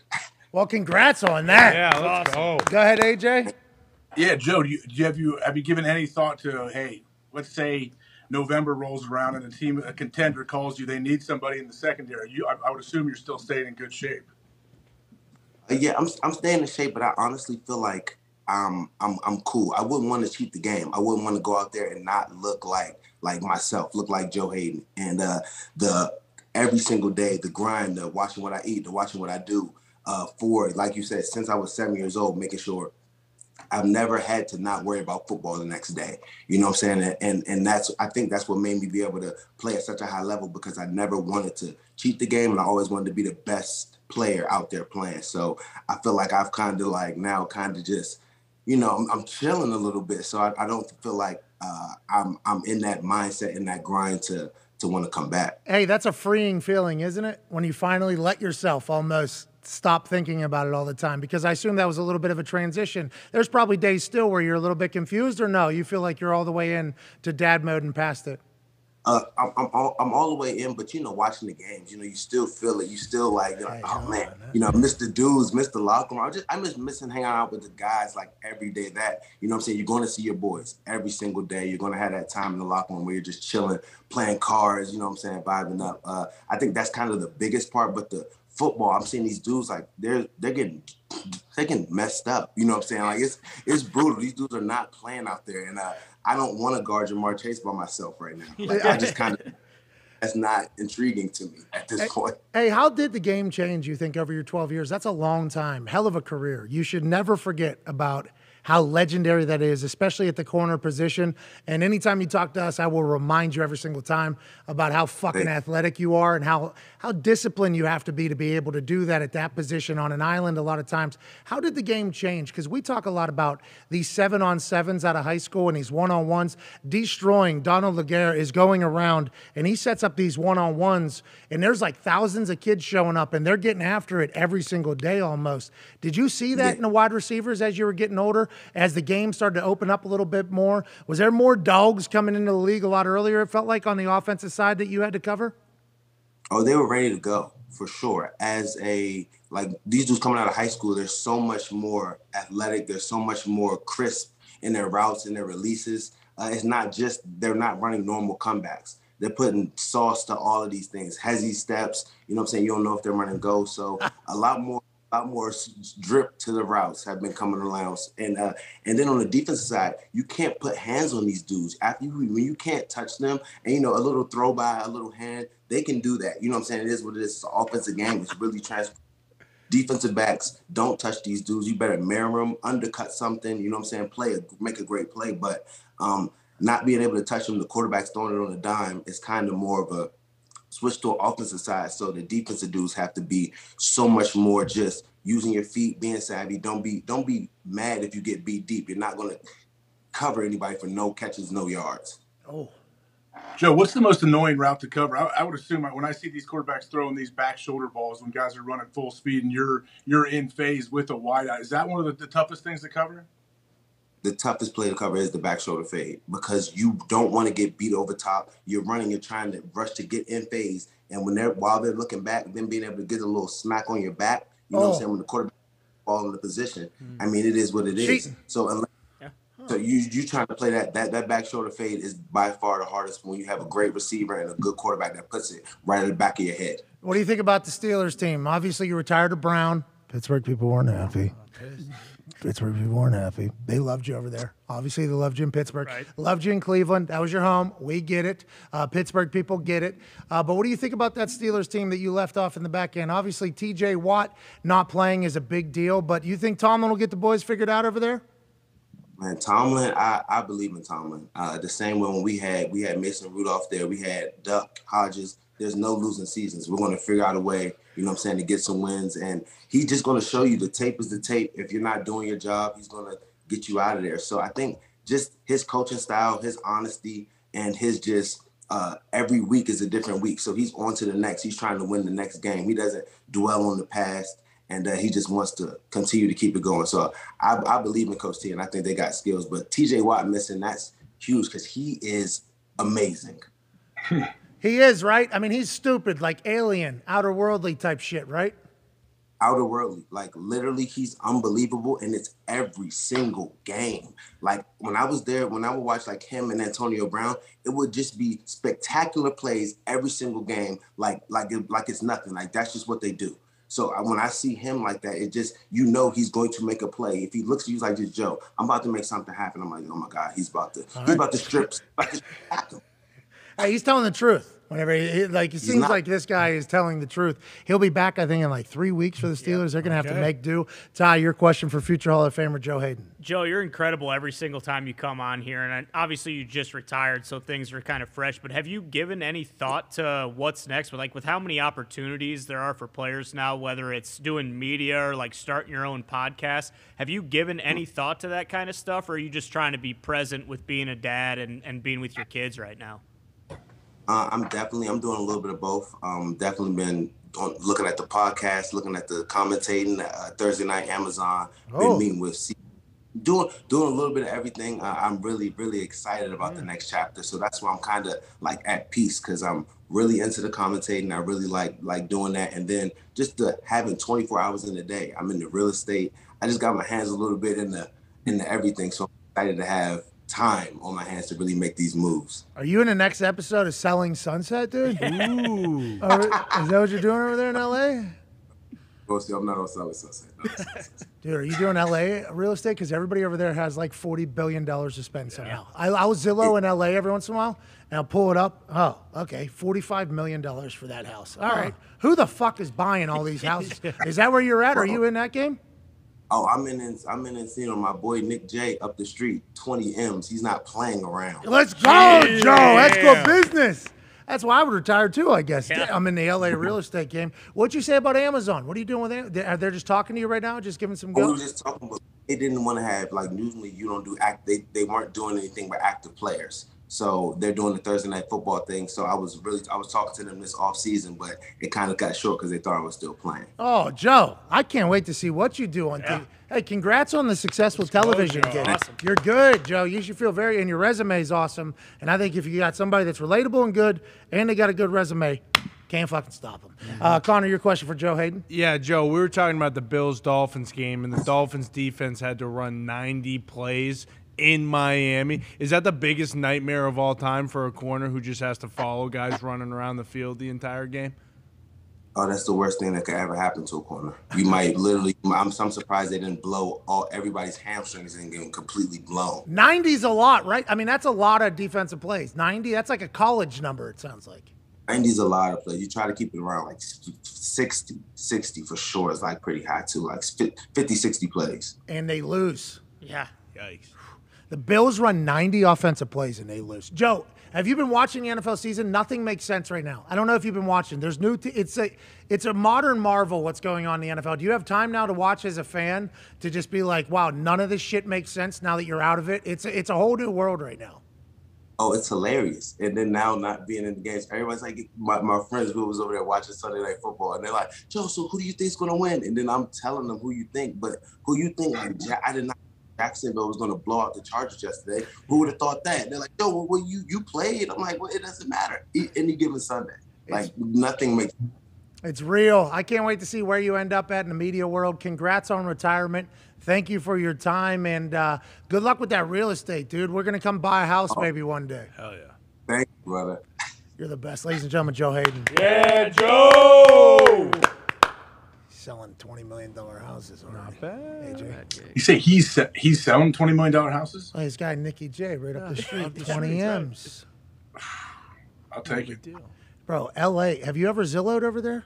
It's absurd. We went over there for the Super Bowl. get all vitamined up. Sure. Actually was smoking Khalifa Kush, I believe. Oh, yeah. I had the access to it, and I just hop on Zillow. I'm like, you know, what Joe said is right. This weather is awesome. Now, I'm going to figure out the 68% tax thing that they got going on. Traffic. And traffic is terrible. Gonna have to find a place. I'm not leaving, though. You find a compound over there, I think is what you do in L.A.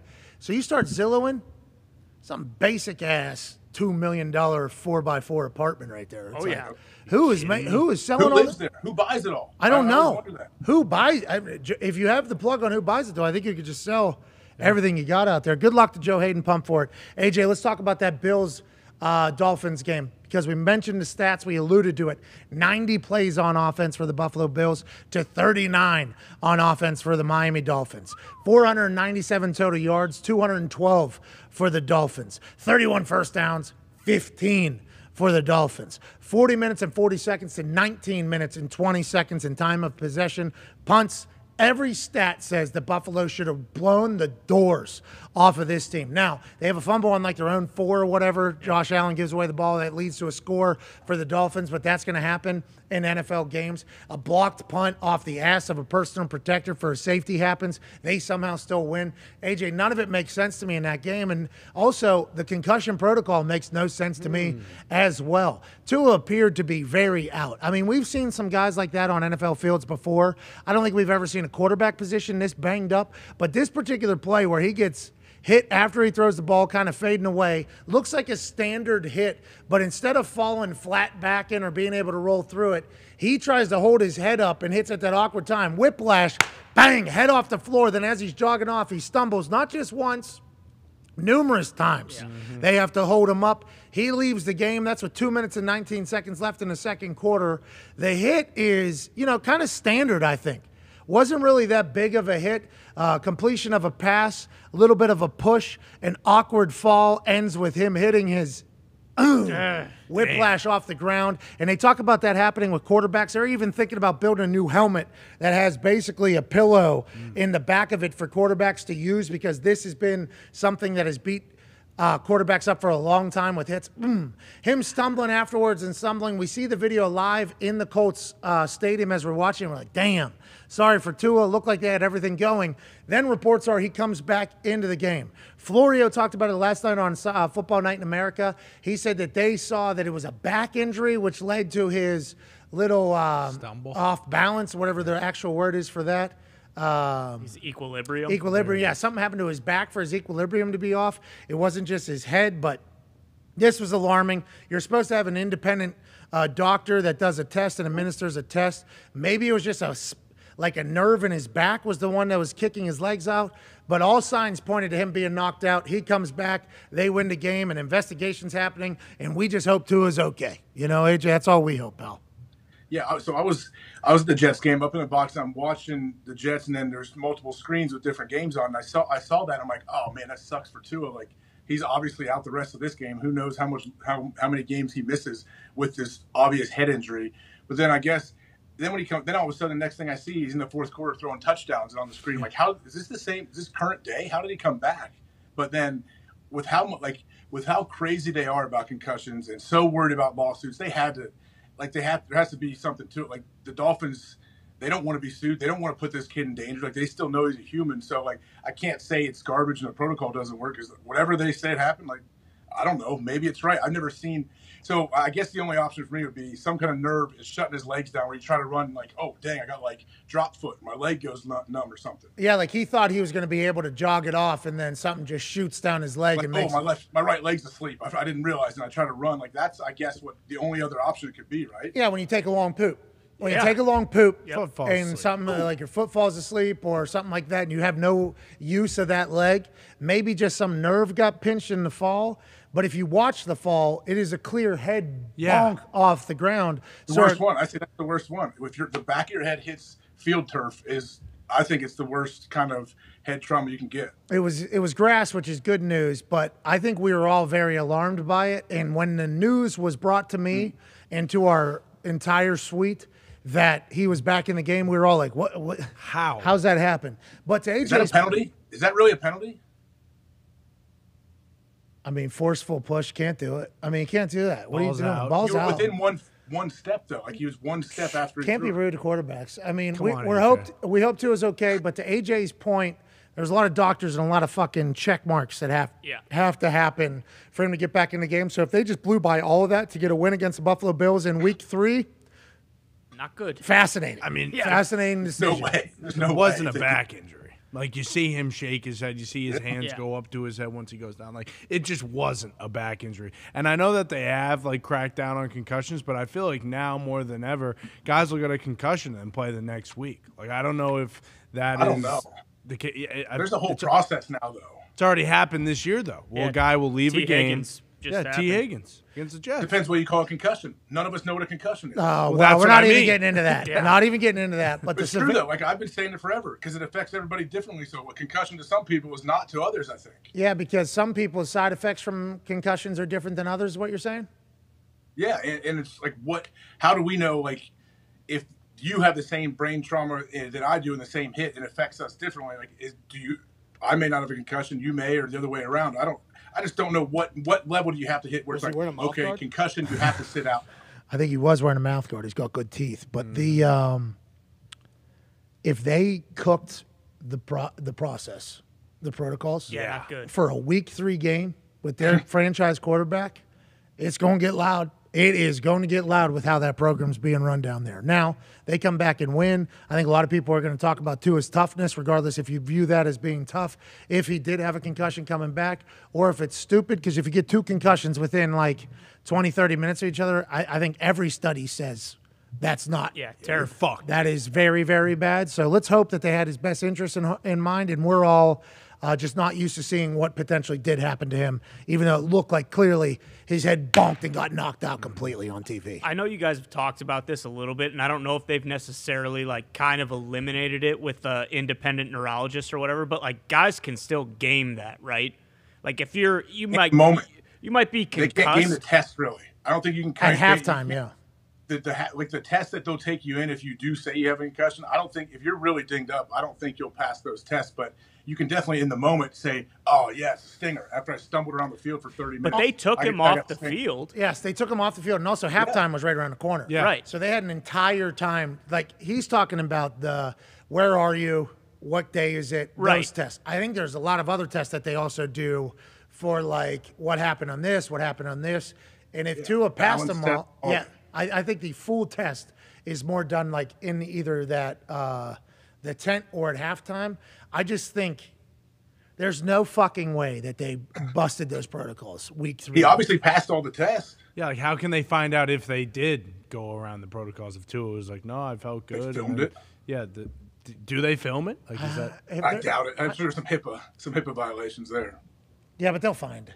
There'll be numerous doctors that say they heard this doctor say, like somebody will. They had to talk about it too. Be like, hey, this is gonna. You know how this looks. This dude was stumbling around the field. Like, if we send it, like, we got to be 100% sure that this isn't his head. Yeah, because if he gets another one, like you just said, on the first drive in the third quarter. Yeah. With that being said, God beat the Bills. God beat the Bills. God beat the Bills. In the driver's seat now. Hey, Tua, I know what you're saying, but like Doc, right? He has a concussion, but he doesn't. I bet. I mean, what if McDaniel has a bunch of weird questions too? What's that? Like asking Tua for his own concussion protocol. McDaniel's another guy. I don't think he's forcing a guy on the field if he has it. Right? Doesn't it feel like everything McDaniel's about is not doing that? They paid Teddy B to be the backup just in case this happened. The entire narrative is that they debunked the entire protocol thing and put him back out there. And it did appear to be that. But if they did that, this is going to be a fucking huge story. McDaniels. It's a bold move. Yes, they did. Brand new head coach, Week 3, your franchise quarterback that you've been talking about being the guy. 2-0. Like, hey, we're not. He doesn't have a concussion. Right? He needs to finish the game. Yeah. The coach is out of that though. Normally the coach has no say in whether he comes back or not. The coach has to go to the trainers. Hey, is he good? Can he go? And then they say no, and then he punch the trainers and say, get him in the game. Imagine McDaniel's first thought when they come up to him and tell him he's good to go. He goes, I saw him. Shaking the cobwebs out. I would like to talk to us. Is that okay? Can you guys please? You seem to be. You okay? You fell on the field. You know, like when a drunk human has had way too many. Sure. What? Like Tom Brady coming off that victory boat. Yes. That parade, that boat parade. Being carried. too. I don't know if you remember this. You should, because you allegedly don't have you look like Tom blacked out on tequila. What? Are you sure you're okay?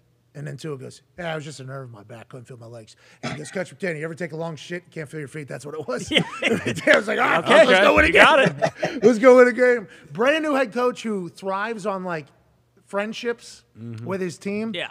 I don't think that this would be something he would do, but it's an easy narrative to run with. Well, and it was after the game when the tweet came out that said the NFLPA was, going to launch like an investigation in this. It's almost as if they were operating under the assumption, like, nope, he got a concussion. They gamed this. This is bullshit. Everybody. We're going to figure this out. Right. But again, I, to your point, I don't think McDaniel is. Like, if Tua is really banged up and concussed, like, that is the franchise guy. There's no way you can't mess with. You can't mess with the head. Like, anyone can mess with, his arm hurts. Hey, tape it up, put him in there. Like, your head, you can't do. Like, that's the one thing you can't be like, oh, he's fine, throw him on in there. Maybe 30 years ago, 10 years ago, now, I don't think you can do that. That's what they used to do with you, right? That's why you have zero document. I would never had anything to report. What are you talking about? Well, that's the thing. You never documented your concussion. So I never have COVID if you don't test for it. I didn't have it. True. I never have a concussion. You don't test. I'm very lucky. I'm very lucky that genetically, whatever my skull or whatever, I'm just lucky. So thanks. True. The most Ohio head of all time is what you're saying. Thickest skull of all time. What do you guys got today? You and Mangold having a little barbecue? Right. You know what? There's a whole section of the stadium that won Nick's. There was like the Mangold Mania barbecue sauce section. They gave them all barbecue. That's awesome. 74 barbecue. Looking forward. He chugged a beer. He drank a beer out there too. He gave a speech, like a little 2-minute speech to the whole stadium. It was good. Oh yeah, Nick was great. Nick's hilarious. Wears like Under Armour shoes, Under Armour running shoes, jeans, his Ring of Honor green jacket, backwards hat and shades, and then drank a beer out there. I love it. That's fashion, by the way. Wow, people need to look respect at that. that. He looks awesome. Was Rex Ryan there? Oh, look, Bud Light plug in the middle of that thing. Right. I like that. Oh, yeah. I love the. I didn't see Rex. What's that all about?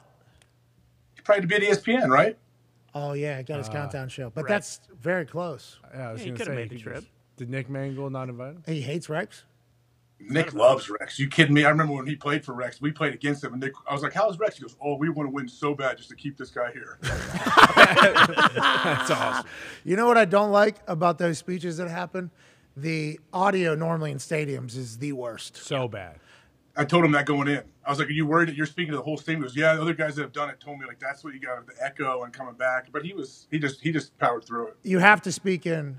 I am so honored to be here today, playing for the New York Jets. Has been a dream come true. If there was one thing I could do different, I would have tried to win a Super Bowl for you great fans. It is an honor to be going into the Ring of Honor. Raise a Bud Light wide. Cheers to all of you. You. Is that what he did? It's just like that, because that's how you have to speak at stadiums, by the way. It is very like political rally speaking. That's what you have to do. Just as somebody that has been in a lot of stadiums while people speak, in my immediate, fascination with public speaking, I always try to see how people do it. In those stadiums, you got no hope if you just speak normal. You have to fucking take a beat, project. Yeah. Have you seen singers do that? A couple of singers of the national anthem had big issues if their inner ears aren't working or something. They got to take one out because they're hearing the suit to echo right back to you. Yeah, the stadium talking is different. There's a couple guys at the Colts that were able to do it great yesterday. Clayton Anderson gave a toast to the entire city. No way. Obviously. Jeff Gorman was running games on the field with a headset on. He sounds like a goddamn carny whenever he gets going. He doesn't miss a single beat, and it's all very legible because he speaks very quick. And he goes, "Are you ready?" And then the whole place goes, "It is quite a show." We had a South Carolina State band perform at halftime at the Colts game yesterday against the Bills, AJ. I mean, it was a whole scene out there. What's that? It was lit. It was. They actually playing Bootylicious. Oh, yeah. Wow. But, it was awesome. The crowd went crazy. There was a full. That box looks awesome on the field there. That looks like an awesome place to watch. It's very, very cool. It's very expensive. Obviously, paid a lot of money for it, but it is. They're right there with the players, Yeah, of course, and the other fans. I was in the game, and That's going to be a thing. It's going to be a whole thing. Well, they basically share a box with random people? Yeah. Well, precisely. Random is a They're nice people. They were good people. They were sitting certainly, like, basically in a couple beers spilled into our suite from their suite. They were good people, though. Straddling the line. You know how there's like an armrest at like an airplane or whatever? Yep. These people just sat on the wood in the middle there like, oh, this is ours. Oh, They got the divider? They Yeah, sat on a divider with one leg in, both? Yeah, pretty much, yeah. And then the beers they just came took in. ownership. They're taking ownership of that whole space. Absolutely. And I understand they paid a lot as well. So I got nothing. They were very nice, very active. Basically took a chip off my plate at one time. Yeah, they came into Very our, active. very active. They came into our suite one time because they needed to talk to. I mean, it was a full. It's great. It's great. They were very nice, though. They were very, very nice. We had a blast, and obviously, Colts win is awesome. And this is, hey, we went out and did something. You know, that was a big to do yesterday. Big to do. I mean, you're talking. Well, and the tech worked. You know, like I didn't think there was a chance in hell you'd be able to watch any other games in that suite. It was pretty. So basically, the idea was going to turn that suite into the office on Sunday. You know, because I try to watch all of the games. To do so, had to ask for some things, had to do some things. The Colts have been fantastic in this entire thing. We found out what food is shit and what food is good. That's good. We stick with the tenders, get rid of the wings. Tenders are very, very good. They are. Very good. The tenders are very good. Oh, yeah. Cookies, great. Brownies, great. You know, not bad. Pizza has been cooked the last couple times, so that's good. So we kind of figured it Did out. you hit one of those club sandwiches?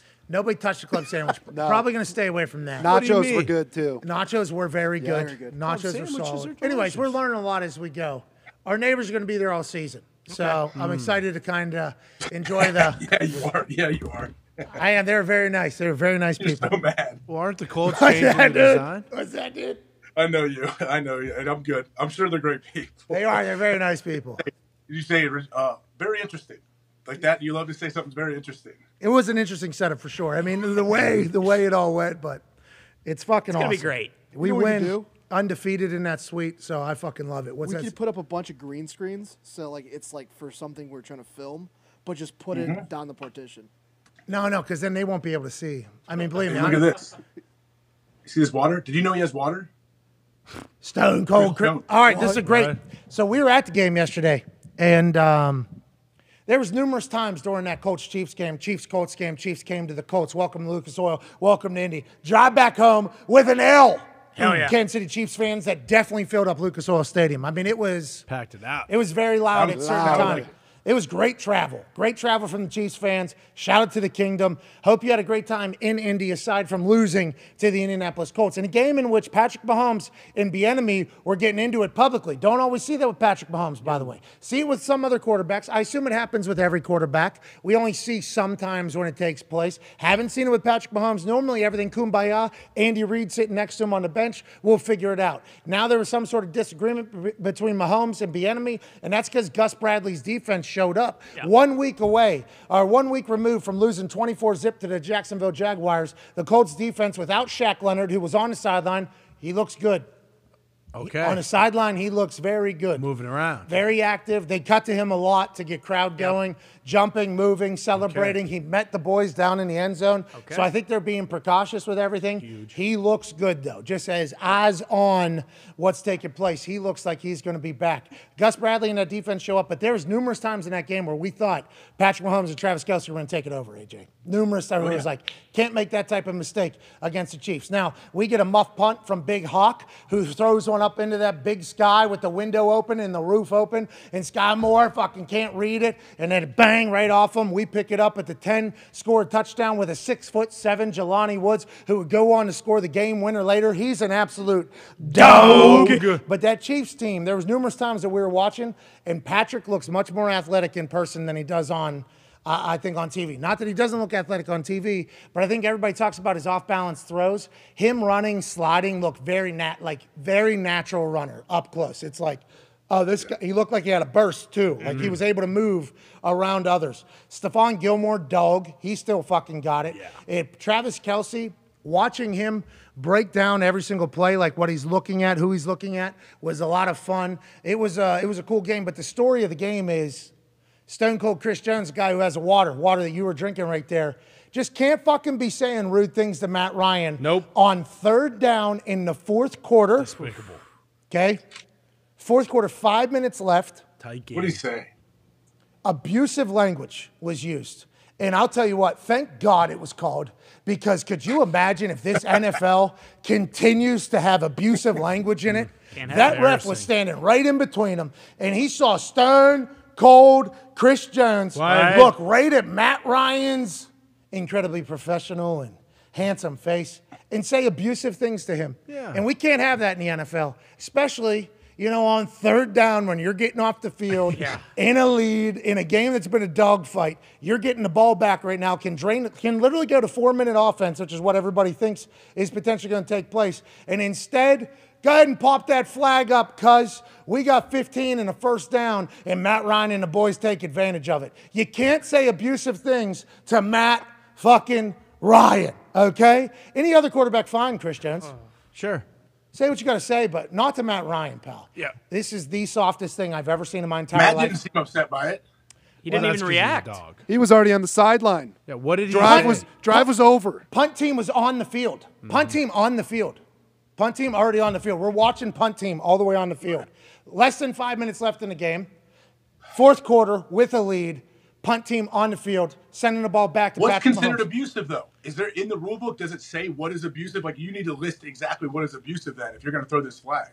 As somebody that is going to try to maintain some sense of credibility, can't have this type of bullshit determining games. It doesn't matter. Can't have somebody talking shit becoming a 15. It wasn't taunting. If it was taunting, I would get it. If you like stood over top of him, I understand that rule. But this one, no, you're standing and talking, and you even said abusive language. I don't get it. What is it? So, but that can't, third down, fourth quarter, 5 minutes, that can't be the reason why a team loses. And what's abuse? Like, I don't get it.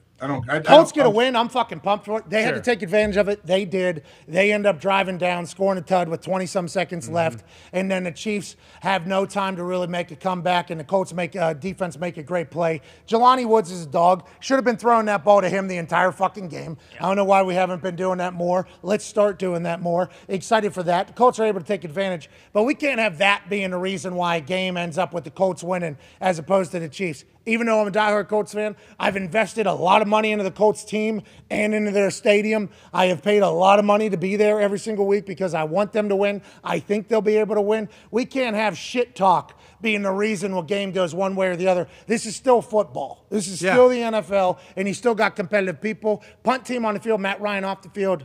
Can't have it. Now, with that being said, act like you've been there before, Chris Jones. Wow. Okay. Act like you've been there before. Didn't it happen right before the game? Frank Reich heard someone say "fuck" and he went over to the refs and say, "Hey, look, I don't want to, have to be the one to tell you, but if you hear the adult version of fudge and they're directing it to my players, that can't happen, and you need to throw a flag. I don't care when it is, why it happens, who's saying it. If I hear the adult version of poop, I need that guy out of the game. Not in this stadium. No, not in Indiana. Not in Frank freaking Reich Stadium. Bro, how about this? And we're going to have to talk about what Aaron potentially saw and relayed to team. I'm excited to hear what your thoughts are as you find we got a good shot of his crosshair. Yeah, what are you doing? Hey, stop it, creep. Yeah. Almost lost my iPad. I still was a great save. Weirdo. Hey, good hands. Hey, good hands, baby. Yeah. Good hands, baby. You look like George Pickens over there catching that thing. Hell yeah. What? Odell Beckham Jr. snagging that iPad. What? Got a good shot of the body. You're at a bar right there? You're at a diner? Is that in Nick Mangold's house? This is a hotel room. What? Wow. Sweet. So if that's in New York or New Jersey, that means the bed is right behind you. The door is what? Right here. The bathroom is right here. Yep. Might be I can do everything from this seat. I can take a leak. I can take a shower and sleep all at the same time. And if they're selling that as an apartment in New York, that's, $6-7 million. At least. It's fucking worth it. Get educated. Be the smartest people on earth. It's the Big Apple. To go live in a shoebox in a city. Uh-huh. Love says it. no? Never sleeps. Brilliant. I absolutely love it. The energy's great. The connections are awesome. The happy hours. Oh, my God. Top tier. oh, the culture, everything is awesome. But also, you're living in a closet. So I don't know if it's necessarily the greatest decision, but I respect you for doing it and aiming to do that for your entire life. Yeah, and as long as you're okay with having, rats the size of dogs being your roommates, then what's not to love? Central Park's right there. It is. It's right there. You got a good view of it. Yeah. We love New York City. I don't know how people live here, though. Yeah, me neither. That place stinks. What did Aaron say, you think, after seeing it on the Jumbotron? We'll ask him tomorrow. Who knows if it'll get out today at any point what he's seen. And if not, we will certainly ask tomorrow. But his post-game interview where he said, sometimes Jumbotron operator's a big dumb fucking dipshit, isn't he? Showcase something that they probably shouldn't have shown. Man who hosted Jeopardy, who has a fucking book club, who has a very large brain, an incredible outfit for this game, where I looked cooler than anybody. Didn't he look like he walked out of a spa at the Four Seasons? Like, that's literally what are you wearing today? The Four Seasons spa. What are you talking about? My And then I'm going to put a fucking Zen necklace on, just let everybody know what I'm feeling inside. Coolest glasses of all time. Hair slicked back like he's AJ Hawk. What? And then, Zen necklace? A Zen necklace with wired earbuds, because I don't want to lose any connection with any of the fucking podcasts I'm listening to. I know we got the Bucks right now, but I got to learn about some other shit as well. Coolest fucking guy of all time going in there. A lot of people call him a lot of other names other than coolest guy of all time. What do you think he's seen on the Jumbotron that made him relay a message in? Because he talked about how the delay of game on the 2-point conversion had happened on the play before as well. It should have happened multiple times. And everybody on the internet thought that he was referring to the delay of game, and everybody was calling him a hypocrite because he is known to run the play clock down pretty low before getting a snap because he wants to read everything just like Tom Brady does the exact same. I don't think he was talking about that, though. I think we have the video. This is Aaron after the game chit-chatting with Tom Rinaldi about the 2-point conversion failed attempt from the Tampa Bay Buccaneers that inevitably won the Packers the game in the Goat Bowl down in Tampa Bay. What was going through you during the 2-point conversion, especially after you saw the fact that they took the 5-yard penalty? Well, they should have on the previous play, too. It was a delay on both plays. But sometimes you see things in the game.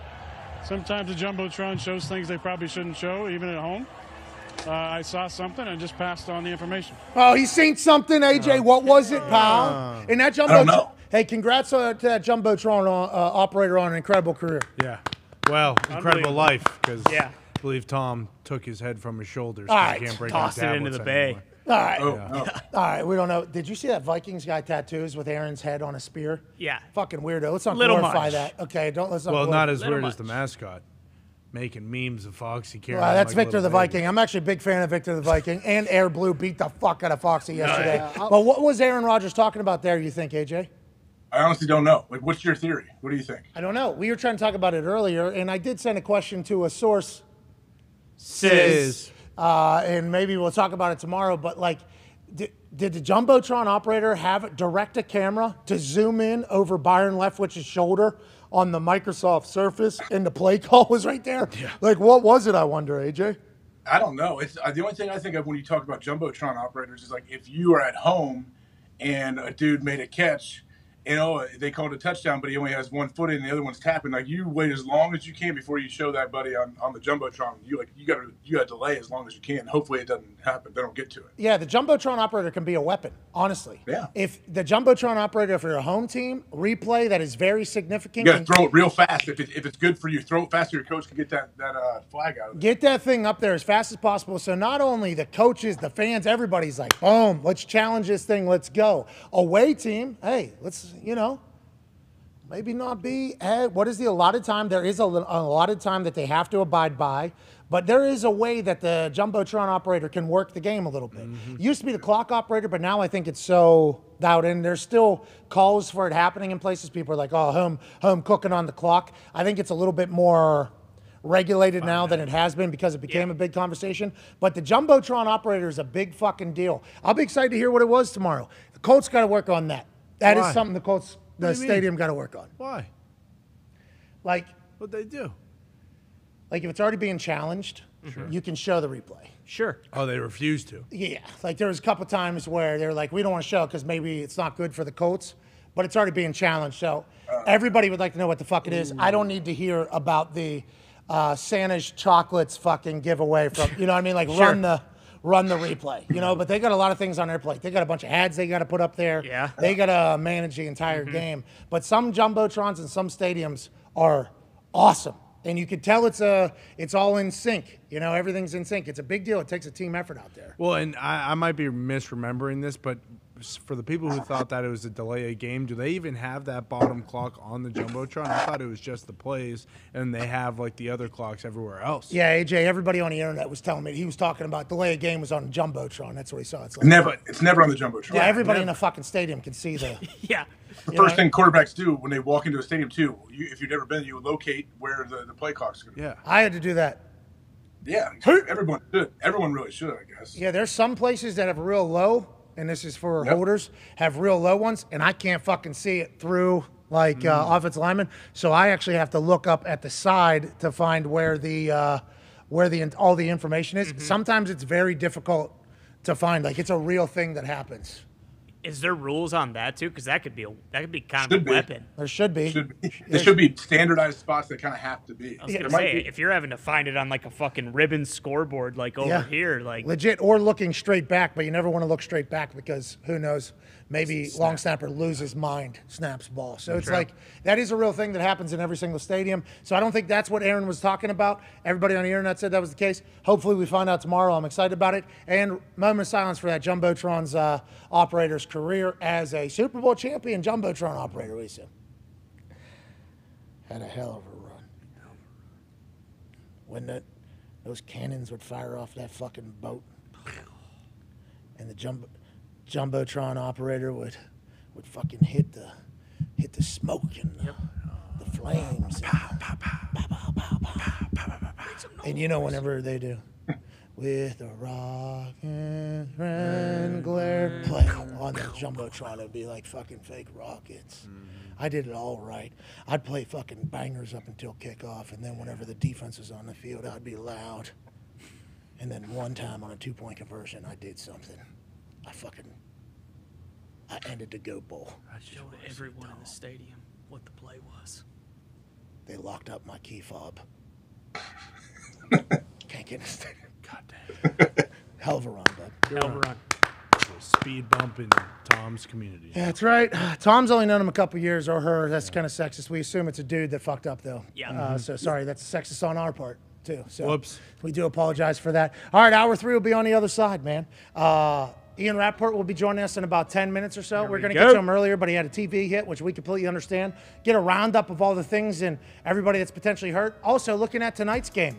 Here we go. We got Hasselbeck joining us in about an hour, breaking some things down from yesterday and for tonight for our bets. Super Boost was lost yesterday because the Bills lost. Ken Dorsey lost his mind. Yeah. So did we, Ken. Yeah.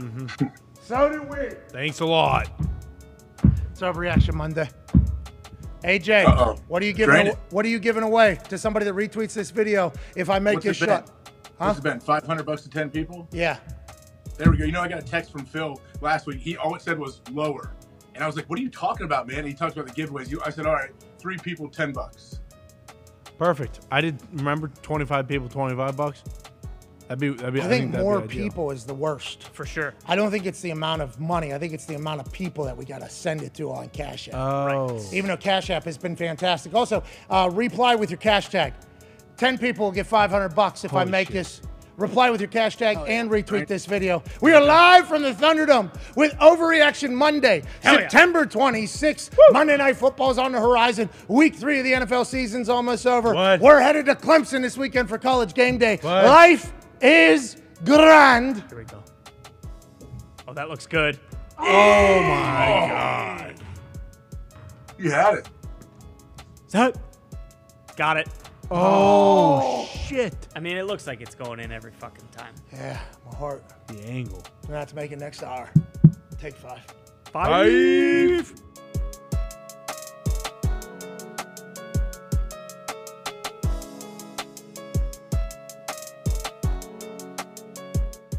This headline here that is written on this piece of paper by Boston Connor this morning. Lou Holtz sent Brian Kelly several letters over his Notre Dame tenure to no response. This must have slipped through the cracks in the group text. Sports Illustrated is reporting. While talking to reporters this past week, Lou Holtz shared that while Brian Kelly was at the helm, he wrote him several letters over his tenure as coach. Unfortunately, Holtz said he never got a response. So, obviously we gotta go. Well. Looks like I wasn't fibbing when I said that Brian Kelly was a big old piece of shit.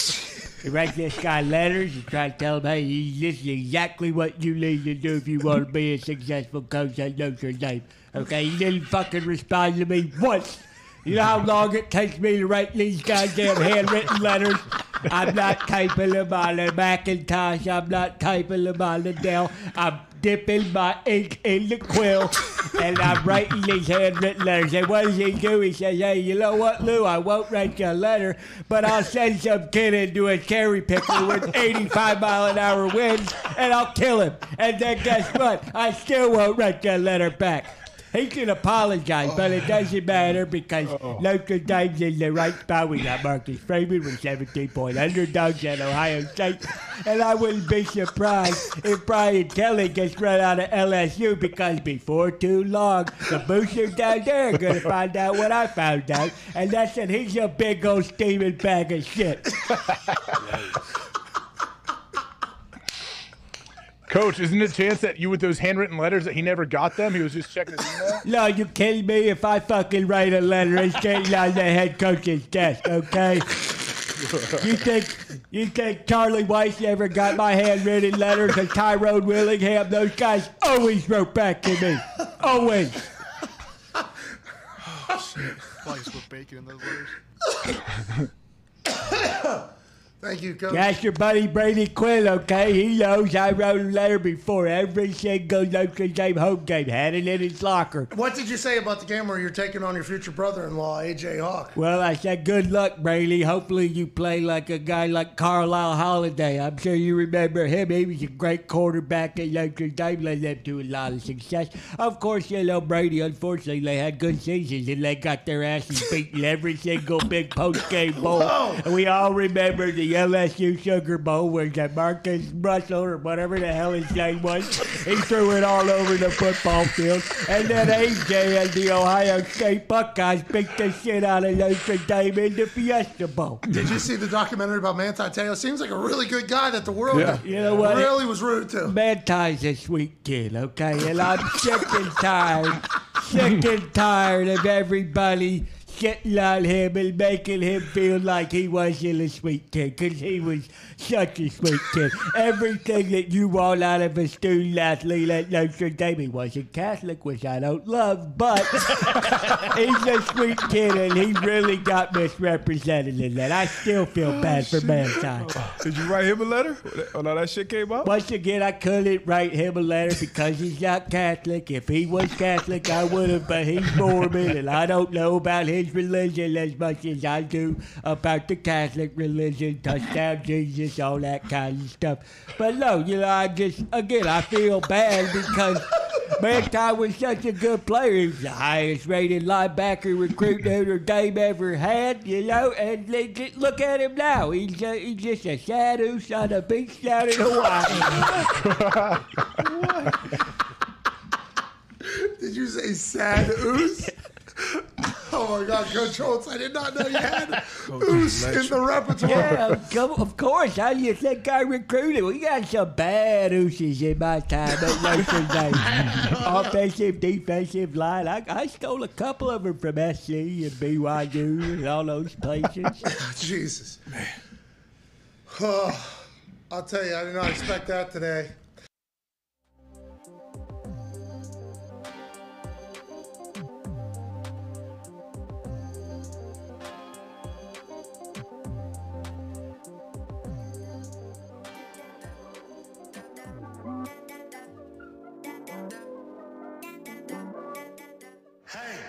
Why? Let's go!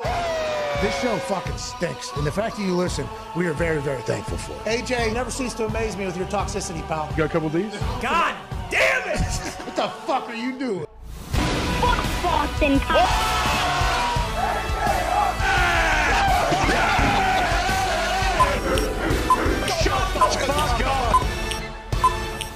Hello, beautiful people. It is Overreaction Monday, September 26th. The last hour of this dumb show starts right now. Football! It's all the way back A man who's joining us from a hotel in New Jersey or New York who was right on time there. A college football national champion, a Super Bowl champion, all-time leading tackler for the Green Bay Packers who do appear to be all the way back, A.J. Hall. Atta baby AJ, the Talks Table's here at Boston Connor, at Ty Schmidt. All the boys in the back, Evan Foxy, Viva Lazito, and old Franklin Nicholas Moraldo on the ones and twos. We appreciate that. Last day with all the people that built the studio. Oh. Yeah, they'll be back, I believe, to put some more stuff in. They're very good people. Excited to be in here with just us. Excited to move forward. I guess we used the Piero in the first hour, and it just looks like we're a cartoon in 4K, I guess, with all the things over it. Got it figured out. We'll be able to move forward. Life is good here, especially with 3 NFL Sunday slates already in the can. Yesterday was a wild day for the NFL. Teams came out of nowhere. Wins were had. Losses were had by teams we did not expect. And maybe, just maybe, the Jacksonville Jaguars are an actual wagon this particular season. It was a glorious day. This man was on hand as Nick Mangold went into the Ring of Honor for the New York Jets, and the Cincinnati Bengals beat the fuck out of them. Are the Jets the Jets? Are the Bengals all the way back? Joe Burrow seemed to be protected. Massive storyline, as is everything else to talk about. AJ, I would like to chat with you about the things that are going on around the NFL with the Detroit Lions. Oh, no. Now the Vikings find a way to get back into the win column. The Vikings should not have been able to find a way back into the win column because the way the Lions were playing, the lead that they had, a decision was made late in the game for Seibert to attempt a 54-yard field goal with 1:15 left. They were up 4 or something like that. And MCDC says, let's go ahead and try this 54-yard field goal with Seibert instead of maybe letting it run down, punting it down, no timeouts with the Vikings. They kick it. He misses. Ball's on the 44. Vikings go win the game. I like where the Vikings are. I like that the Vikings have been able to get back and kind of get a win. But this Lions team has the second highest points per game right now in the NFL, and it seems like they've really turned it around. Got to get that dust off them, though, to get a fucking win there, don't they? Like, they're going to fucking be kicking themselves later for not winning that game yesterday, I think. Yeah, I mean, think of Dan Campbell. I know he already came out and talked to the media after the game, or was that this morning when he's pissed they didn't go for it? Yeah, freaking mad at myself. And what were you guys, 6 for 8 or something on 4th down? 4 for 6 on 4th down in that game alone. 4 for 6 on 4th. I think you punt it. Personally, Yeah, I get it. I understand it. Yeah, but I like it. I like that he legit is telling us how he feels. Like, I feel like, hey, you're not giving us coach speak. You're letting us know, like, yep, I think I messed up there. I'm going to learn from that and move on. Like, I think it's cool to hear coaches do that. This is just like Hackett. Hackett said, I had faith that my guy would hit a 64-yarder at the time, right? That's why they did what they did. The line was 56. We got to 56. We get a kick to win the game. We don't kick there, and we don't go for it, or we go for it on 4th. We don't get a first down. I'm an idiot for not even attempting to kick it with McManus, who has a big leg, already been a Super Bowl champion. Very good. I think MCDC, same thing. Whenever you're like a player's coach, there's a lot of like empowerment, like 54-yarder, yeah, this fucking guy's going to go make this kick. This is easy. You make this kick, we kick off, we're up 7, good luck. We're all good. Our defense will be able to get a stand. Instead, that ball sprays right. They miss, and they give Kirk and the boys good field position and lose another heartbreaker, Evan Fox. AJ, what happens to defenses when they're playing good the entire game? They're playing lights out, and then boom, 2 minutes comes, and they can't defend anyone. 2 passes down the field, touchdown, game's over. I knew when he missed that field goal, game was over. Well, that happened last night, too, with the Niners and the Broncos. Broncos seemed to, like, flip the switch there at the end. Not a lot of people were awake for it. I certainly passed out for a large portion of it, but at the end, woke up because it was getting loud. The reason why it was getting loud is because it seems like they flipped a switch and were able to go. Vikings were able to do the same exact thing. What is it about that? Is that just the up-tempo, or is it pressure? What do you think it is? Yeah, it's all of it. I mean, you talk about, like, prevent defense. There's no, like, true prevent defense, but when a team goes 2 minute on you, and it seems like there's cushion. The only thing I've been a part of it. I've been there. When a team goes 2 minute and you've been shutting them down all day, and then all of a sudden they're just systematically moving the ball down the field, finding like the soft spots.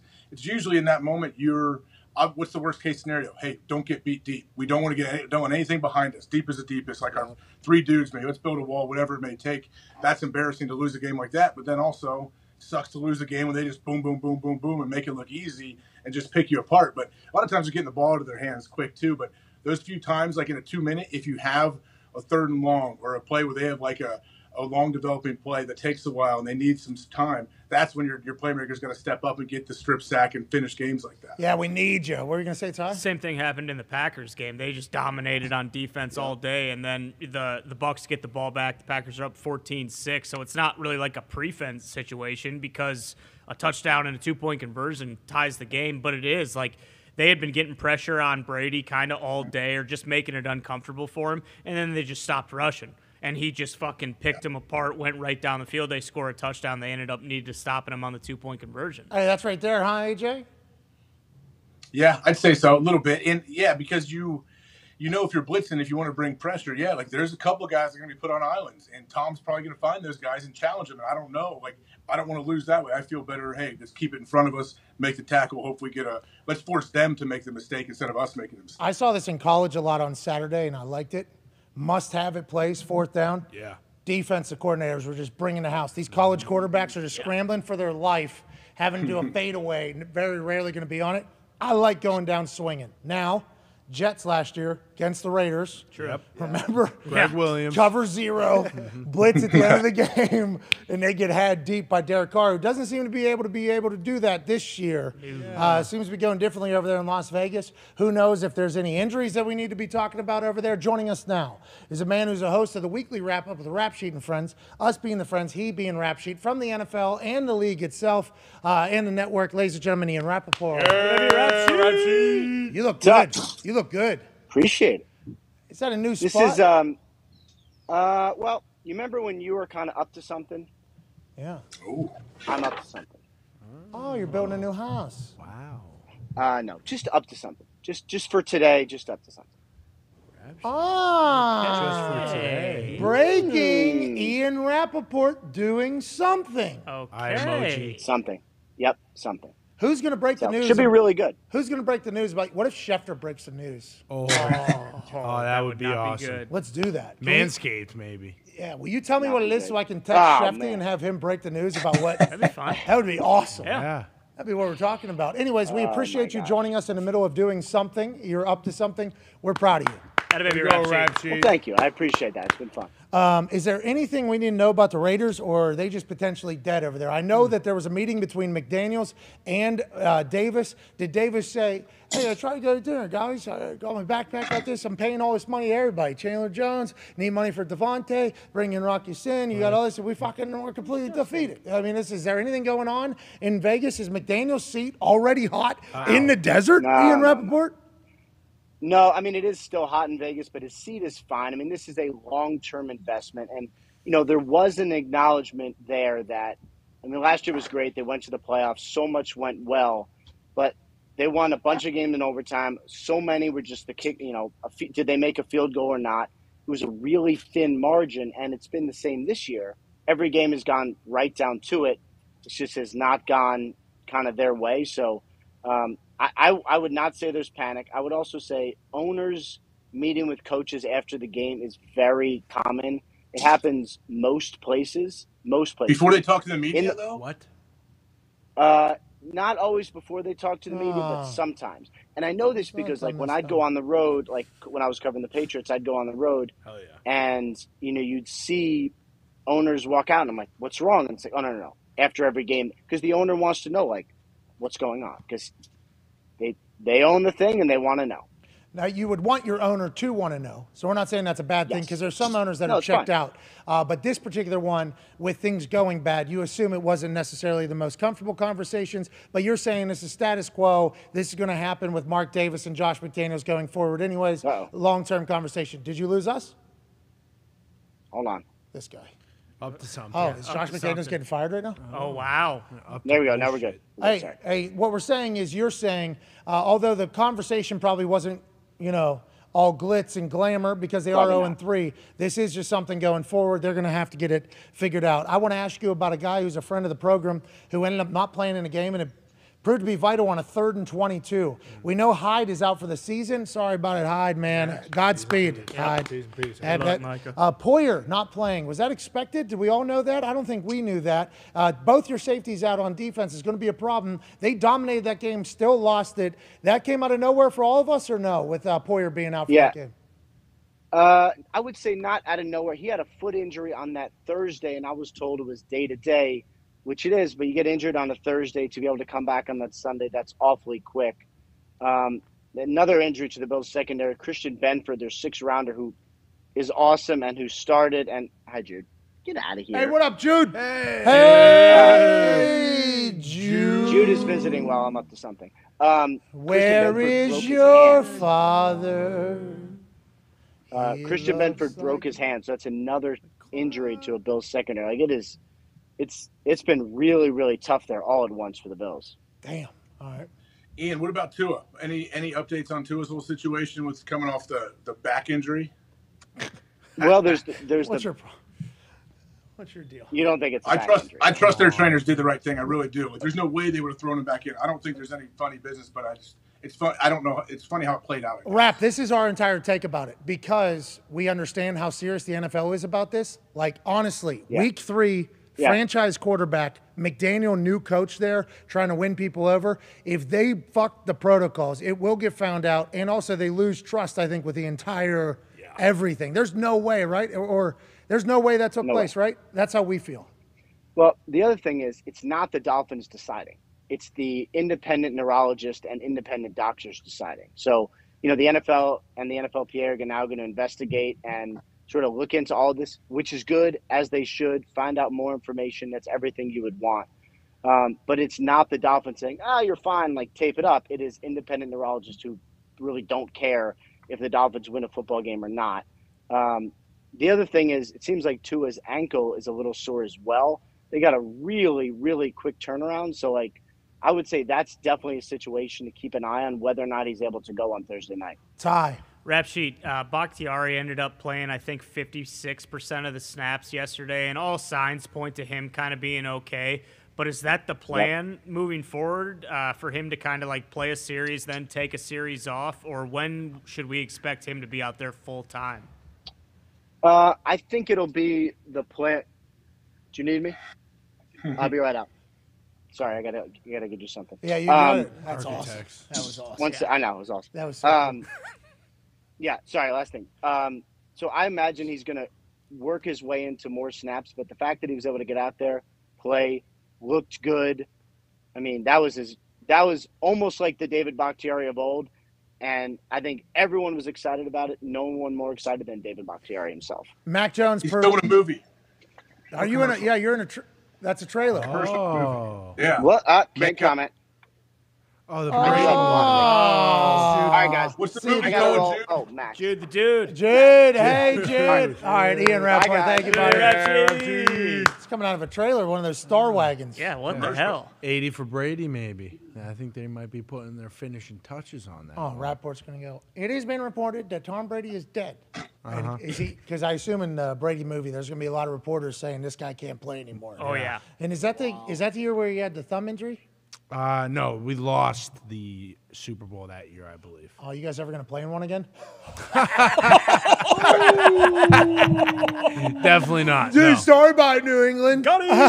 There's no chance, actually, right now. How about on this particular day, Overreaction Monday, I can literally say, Colts going to win the Super Bowl, and the Patriots fucking can't say it. Yeah. And we lost to the Jags 24-zip last week. Not just the Super Bowl. I mean, there's something to say where, the Colts might, go on to be the greatest team of all time now. No, greatest team of all time, undefeated. So, well, we already lost a couple games, too. They were barely throwing the ball then. This morning, we put out a tweet. We said, hey, listen, it is not a bad thing to overreact on Mondays of the NFL season. No, AJ. It's actually warranted. It's expected. It's appreciated.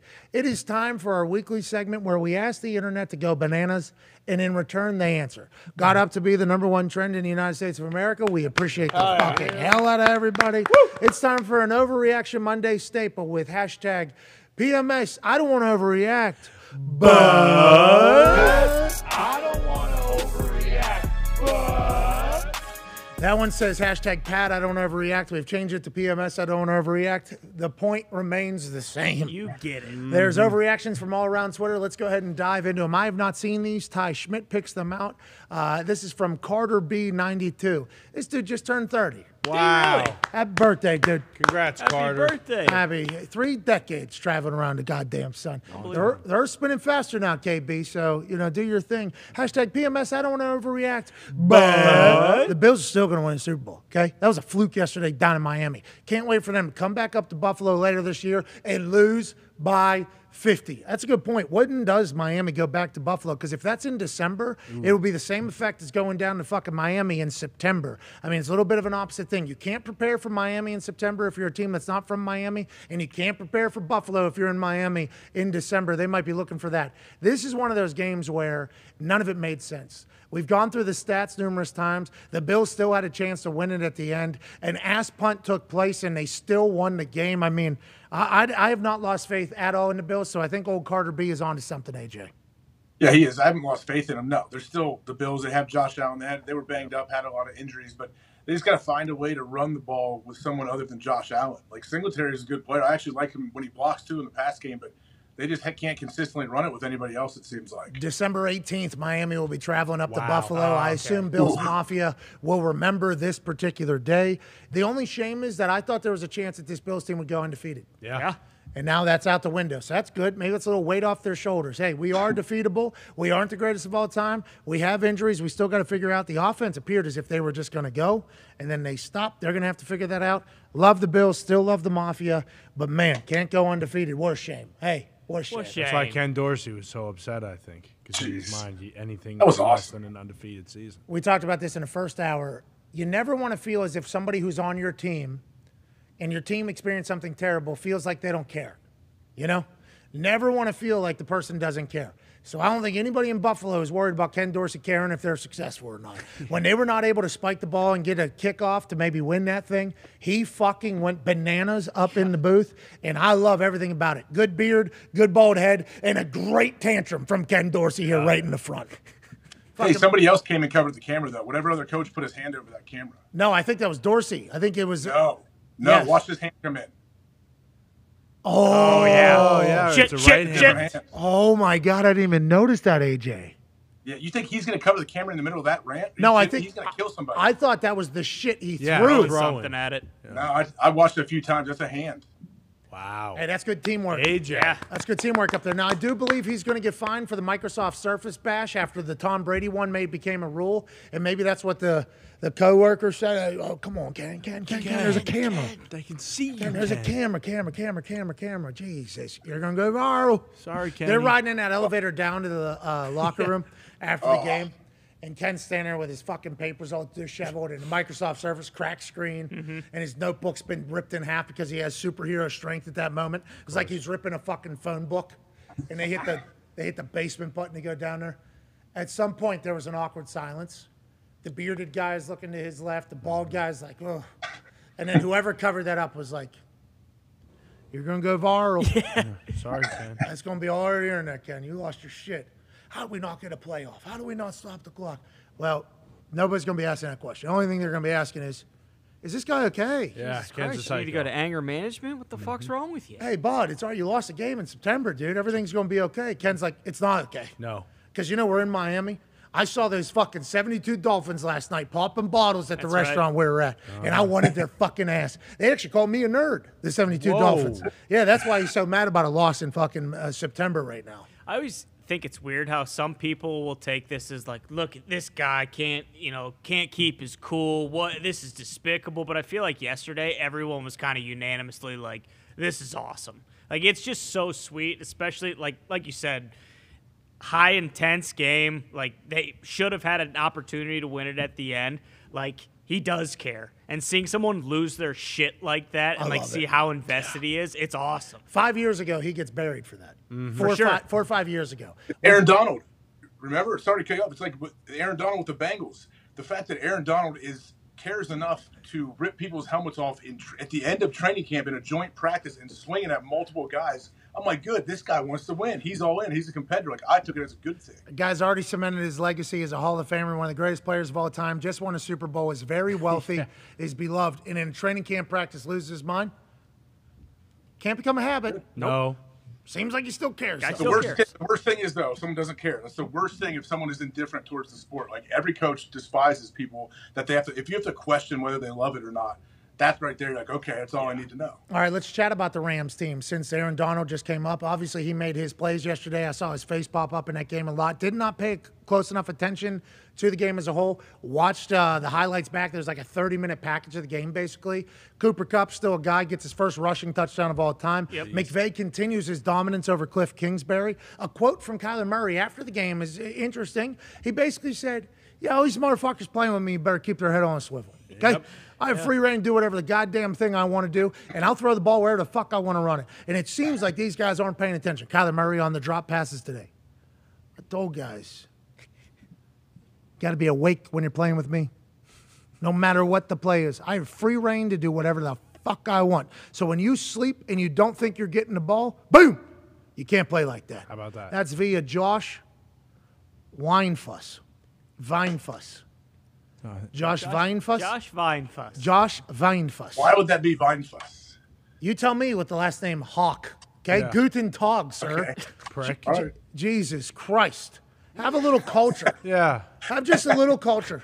Okay, Josh guy. Weinfuss's ancestors fucking had to come over here, and they said, where are you from? Deutschland. He said, fucking Germany, actually. Yeah. See you later. Sorry about it. He said, my name's Weinfuss. Selling vines. Nonetheless, Josh Weinfuss broke the news of Kyler Murray's press conference, and I respect and appreciate that. Kyler Murray's like, hey, these guys ain't paying attention. They think they're number 4 on the reads. I might get there. If this is a run, guess what? I might want to throw it. I'm allowed to do that. You saw me calling plays in the preseason? We scored. Sorry about it. They want me to watch more film? How about this? You play more games then.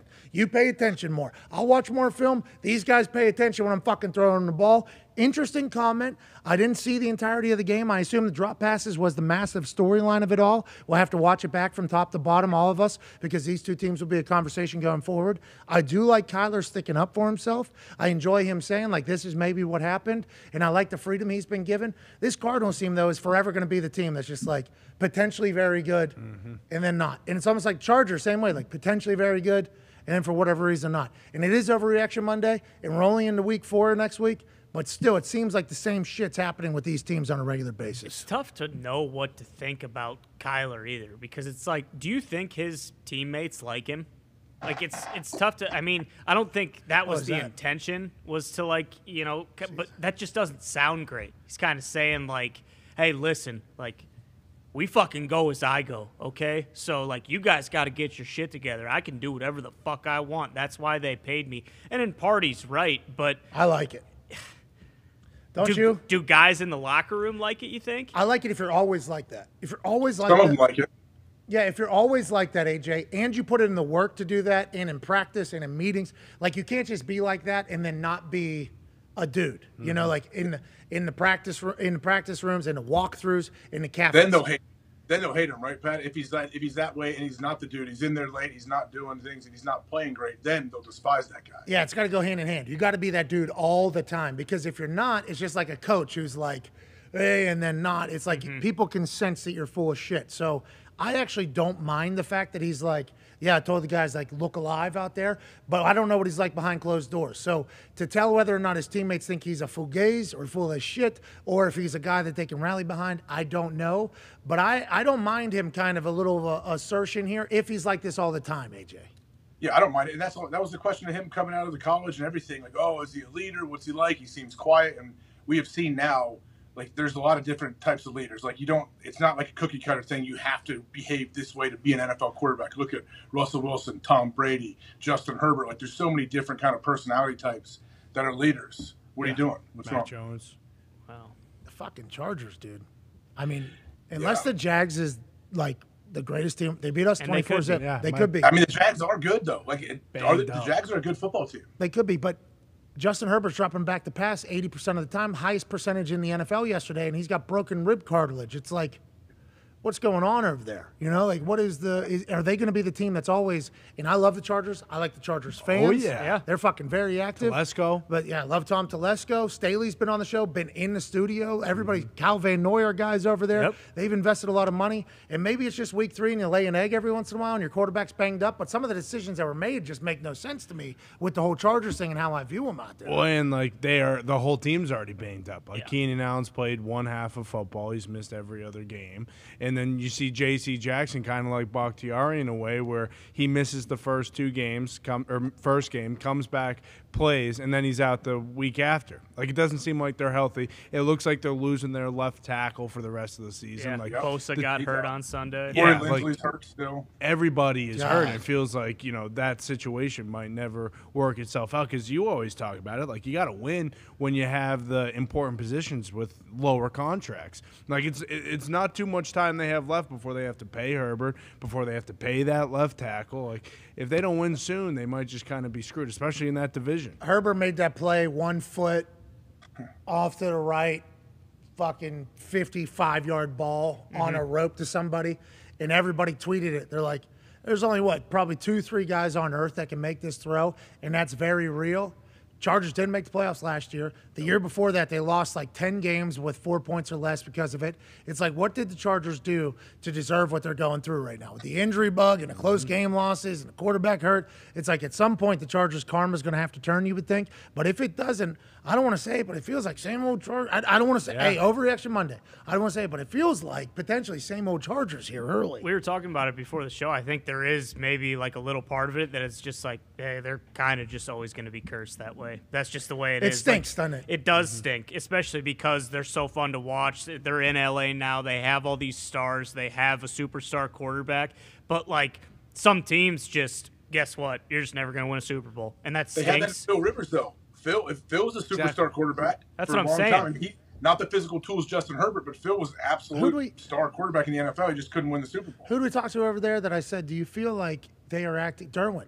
Yeah. Derwin James. Was it Derwin where they're like going all in, right? Mm-hmm. And it feels like maybe the Spanos family realized that they missed it with the Rivers era. Now, they had weapons on the team. LT was on that team. Antonio Gates was on that team. But for whatever reason, we're never able to win. So I like the fact this offseason, they're like, let's fucking spend money. Khalil Mack, J.C. Jackson, Corey Lindsley. Like, we're going to go and make this. We're going to repay Derwin James. We got Bosa here. Like, they're really going all in. And if it's the same outcome, you have to start being like, what? Yeah. What are we supposed to do? What did the Chargers do? What did the fucking Chargers do to deserve it? Well, in the AFC, like we talk about it so much, but it's such a good conference. Like there are so many teams that can go on and win it. You look at Josh Allen, Lamar, Herbert, Tua now, Mahomes, Russell Wilson. Like there's a chance a lot of these unbelievable quarterbacks who are young never win Super Bowls because of how good they are. Like even Josh Allen and the Bills, like they haven't, gone to a conference champion, or they did go to the conference championship game against. Haven't been to a Super Bowl though. Haven't been to the Super Bowl though. Exactly. Like there's a chance that some of these guys just never go all the way. And I'm not saying that'll happen with Buffalo, but it's so hard to win a game. Very difficult to win a Super Bowl. Yeah. And I think we were talking to somebody last year on Radio Row. And we're like, who do you got winning, the Rams or the Bengals? I know who it was. I don't want to bury the person. Sure. Mm-hmm. Seth freaking Rollins. Of course. Who I'm a fan of, Seth freaking Rollins. Right. Obviously, Iowa stud. Yeah, for sure. But he said, I want the Rams to win, because Matthew Stafford's been there, done that. Joe will be at so many more Super Bowls. Yeah. It's like, Seth, I don't want to tell you this, because I understand the thought is like with the Patriots and like, this is how this goes. Like you just go to the Super Bowl. It is so fucking hard to get back to the Super Bowl, especially with this AFC, to your point. Lamar Jackson, AJ, is only getting better. He's only getting better right now. 4 tuds, 1 run, 100 and some yards rushing, 200 and some yards passing. He breaks his own record. He continues to extend the number of 100-yard games for a quarterback. He beat Michael Vick last week. He is making the Ravens look like an absolute asshole right now for not paying this guy. He has a treadmill in his hotel room. I've never seen that before, so I'm excited to hear the reasoning from that. He just wants to be in better shape than everybody. But this guy is fucking real with what he's able to do. Obviously on the ground, this is his one touchdown from yesterday. He ran for 100 and some yards, obviously scored here. But the Patriots have to worry about that every single snap. Every snap they have to worry about him running. And then whenever you have too many people in the box, no big deal, because we got a guy named fucking Mark Andrews that you're going to have to single up, and he's a big dog who's going to go up over top and score. This offense is awesome to watch. Lamar's unstoppable on the football field, it feels like this year, and hopefully going forward. Last year, they didn't have their best team. A lot of injuries. COVID hit them. Feels like they're all the way back. And the Ravens' dollar signs, the Ravens' amount of money they're going to have to pay is only going up every single fucking week that passes with Lamar. Somehow he's getting better and better every week. Pay that man, AJ. Pay that. It's easy to. I think it's easy to root for Lamar because he looks like he's having so much fun, doesn't he? Like talking to the media, how he handles everything, and then when he plays, it's like he feels. So, it looks like the game when you watch him play. I'm like, okay, Lamar sees the game like in slow motion. Like it feels like that's that old cliche. Oh, the game slows down. How Lamar's brain works and how his body works, I feel like the dude's on a different, like he's on a different schedule than everybody else. Like he sees things before it's going to happen, and maybe he's just so confident in his arm and his legs too. Like think if you're trying to rush Lamar all game, you're trying to get pressure on this dude. You're worse. Like every other quarterback in the league, you want to get free runners. Man, I want a free runner. I want an unblocked hat to get to this quarterback. If you're I don't think you want to be a free runner on Lamar. Like you want to be out in space and Lamar sees you coming and no one blocks you. Like Lamar might tell him, hey, leave the end man on the line of scrimmage. Just leave him for me. I got him. I'll make him miss no matter what. You don't even need to block that dude. Like that's something they could do if they wanted. Shout out Sunshine. Yeah, they got sacks on him early too because they had a backup left tackle going into the game. Backup left tackle gets hurt, so they got their third string left tackle in. Patriots were able to get pressure early, but it feels like Lamar and them like, yeah, they had us in the first half, but all right, we ain't. Yeah. That ain't happening anymore. All right, this ain't going to take place. And he's the only guy that can do that. Now, Kyler obviously has the ability to electrify. He has the feet. He has the arm. He has everything like that. But it feels like Lamar is just set up different. And that Ravens team, to their credit now, they haven't offered him a contract that he is deemed worthy enough of signing. He sees what Deshaun makes and has made, and what Deshaun has accomplished on the field, what has happened alongside Deshaun off the field with the incredibly serious allegations. And Lamar's like, everybody loves me. Okay, I know it. You know it. This entire city loves me. This team has been built around me. I appreciate that. But we've had success. Every year we've taken another step. Remember, it was just last year where they were fucking dancing in somebody's face after a playoff win because the Titans had stepped on their logo before. It's like he's on his way to his second MVP. They're going to have to fucking pay this dude. And if they don't, could you imagine Baltimore losing Lamar Jackson just because he feels disrespected by their offer when somebody in the division who has not even played for them yet has a lot of other stuff going on that is nowhere near anything that Lamar's and is getting paid more? Like the Ravens are fucked, but they also look like assholes for not getting a deal done before the season with how he's playing right now. Well, and Lamar's doing all this, and they got rid of his number one wide receiver, not including Mark Andrews. Like Hollywood Brown, it felt like was his guy, and obviously now Hollywood Brown is having a lot of success, but it feels like he just lost. Yeah, I think he had like 140 yards. Yeah, but they lost though. I mean, yeah, for sure. It's great to get. Hey, it's great to get yards. Yeah, I mean, on the Ravens side, like I don't think it helps their case. Like, oh, okay, you're not even, you're getting rid of the guys that I need. And granted, he's making, Rashad Bateman and some of these other dudes much better than I think maybe they are because they're playing with Lamar Jackson. Well, I mean, you just talked about it with scheme. You got to worry about Lamar. Yeah, we don't need to bury anybody else. Yeah, exactly. You know what I mean? There's no reason. There's no reason for us to drive away. Every great quarterback makes every receiver better. Like no matter how good the guy is. Well, the question this morning I seen from Skip and Shannon is, were we impressed with how good Tom did yesterday without his wide receivers playing? Yeah. And, he's playing against a guy who obviously lost Devontae Adams in the offseason. Christian Watson wasn't playing. Sammy Watkins wasn't playing. Yeah. But Romeo Doubs seems to be a guy. Dog. Were you impressed with how Tom played without his top receivers? It's like, this is kind of how the NFL is, isn't it? Like, this is what the NFL is. Tom Brady's been the greatest of all time. Interesting phrasing of that question, just to bury the ayahuasca hippie guy that you fucking hate.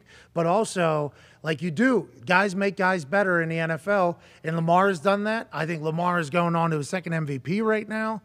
Pay that fucking man his money. See, Cole Beasley, was that 3rd and 1 or 4th and 1? Big catch by Cole Beasley. Yeah, he played well yesterday. He had the first catch of the game, too. Like, you can tell, like, him and Brady are just kind of, like, didn't miss a beat. Doesn't matter how few snaps they've had together. Who, Cole and A-Rod? Yeah, sorry to cut you off, Ty. Yeah, they were showing everybody mingling, and all of a sudden Aaron sees Cole, and they're like, oh, what's up, man? Hey, what if Cole was like, hey, I wrote this song and you're in it. I was wondering if you Just real quick. people. You could feature for me? These people acting like, God, let me ask A-Rod, did we get the shot? Fucking hell no. Is that all right if we if we do that? Is that okay if I put that in a song? And Aaron's like, yeah, bro. You want me? Bro, you want a feature from me, dude? Come on, I'm in. I'll talk about Fouch and Sills, Sweet. the whole crew. Look at the fucking anti-vax boys. Look at the AVB. Yep. AVB down there in Tampa Bay. You know, it's 400 degrees down there. They said COVID did die from the heat. Remember, couldn't survive in the heat there for a little bit. That's right. The sun would get you. Yeah, they were wheeling people out onto the beach. I wonder what they were talking about, AJ. You think they were just chit-chatting about which shot they are inevitably going to get? It's possible. I saw Beasley does have some new ink on one of his arms too, just like Aaron. Goddamn right. New hair, too. Yeah. New hair, a little shorter hair. Chopped it. Looks like he's still got it. Brady's going to use him just like he did, Amendola and Edelman and Welker and all them. Scotty Miller's kind of on the hot seat right now for a small white guy that Tom Brady loves to use as a passing threat. Bummer. Michael Irvin yesterday on NFL Network. He's the best, by the way. Watching this morning, he laughed. That dude has so much fun on there. I appreciate the hell out of Michael Irvin. I really do. I love Michael Irvin. Mm-hmm. When Michael Irvin's on our show, he was awesome. Yesterday, he left his glasses at the hotel for the entire show. He said, bro, I can't see anything. And it was obvious. I mean, he was talking. He looked like a brand new person. He chatted about how it's a big game for Scotty Miller because Cole Beasley's coming in, and Cole Beasley's about to eat up a lot of those balls that maybe Scott Miller would be thrown. Tampa Bay Buccaneers, that's not another team I'm going to give up on, but early in the season, for whatever reason, they have not been able to figure it out, it seems like. And maybe it's because offensively. Defense looks all right. The offense, though, they got to get that going. Yeah, sorry, I am talking. Yeah, that's 100% on me. I was talking about the offense. They were able to shut down Aaron for a good part of that whole thing. AJ Dillon, Aaron Jones, that fumble with Vita Vea forcing it on the 1 yard line changes the score a bit. Another score there makes it look like a much different game.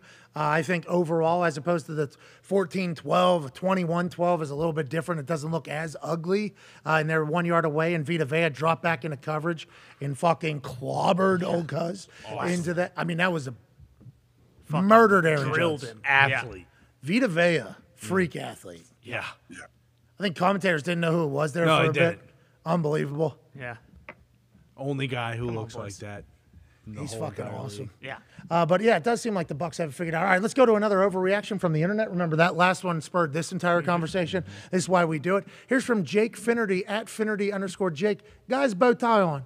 Yeah. This guy's had shrimp cocktail a couple times. That's right. Finny, baby. This guy isn't scared of a little high society. Hashtag PMS, I don't want to overreact, but Trevor Lawrence MVP season. The Jacksonville Jaguars Super Bowl winners. I've seen enough, and I'm convinced. Shout out to Finny Jake here with the bow tie on, looking great. I would say the same exact thing if I was a Jacksonville Jaguars fan. This is the first time they've had any hope probably in some time, and they should be excited. They should be pumped. I don't know if Trevor's going to get the MVP because we already talked about Lamar Jackson. Trevor had a bad week 1, but this season, if Trevor can continue to go, Doug Peterson can get them all to buy in. I think Doug said at the beginning of the season, like, there isn't a lot of trust between the players and the coaches around here. Kind of got to build that up. You know, he's trying to build the culture. Seems like they got it figured out in Duval. AJ Hawk. Well, they got a pass rush, too, on defense. Like, they have a defense that can play, too. And so there's definitely hope in Jacksonville. I don't know if they're a legit team, but they sure as hell look like it now, and they actually look like they're having fun. Like Doug Peterson, I saw multiple times they cut to him, and he's smiling, high-fiving on the sidelines. Like, seems like the hire was right as well. Beat the Colts 24-zip. Just beat the Chargers by 3 scores as well. I mean, first in the division. Yeah, number 1 in the strongest division. AFC South wiped out the AFC West yesterday. 3-0. How you doing? Keep it moving. So. AFC South's a juggernaut, and somehow, some way, Trevor Lawrence and Jacksonville Jaguars seem to be the same damn thing. Yeah, I think there's a big difference between just squeaking by teams and winning by a field goal, or they're beating the fucking shit out of people and doing it convincingly, looking good. Like, it doesn't seem fluky.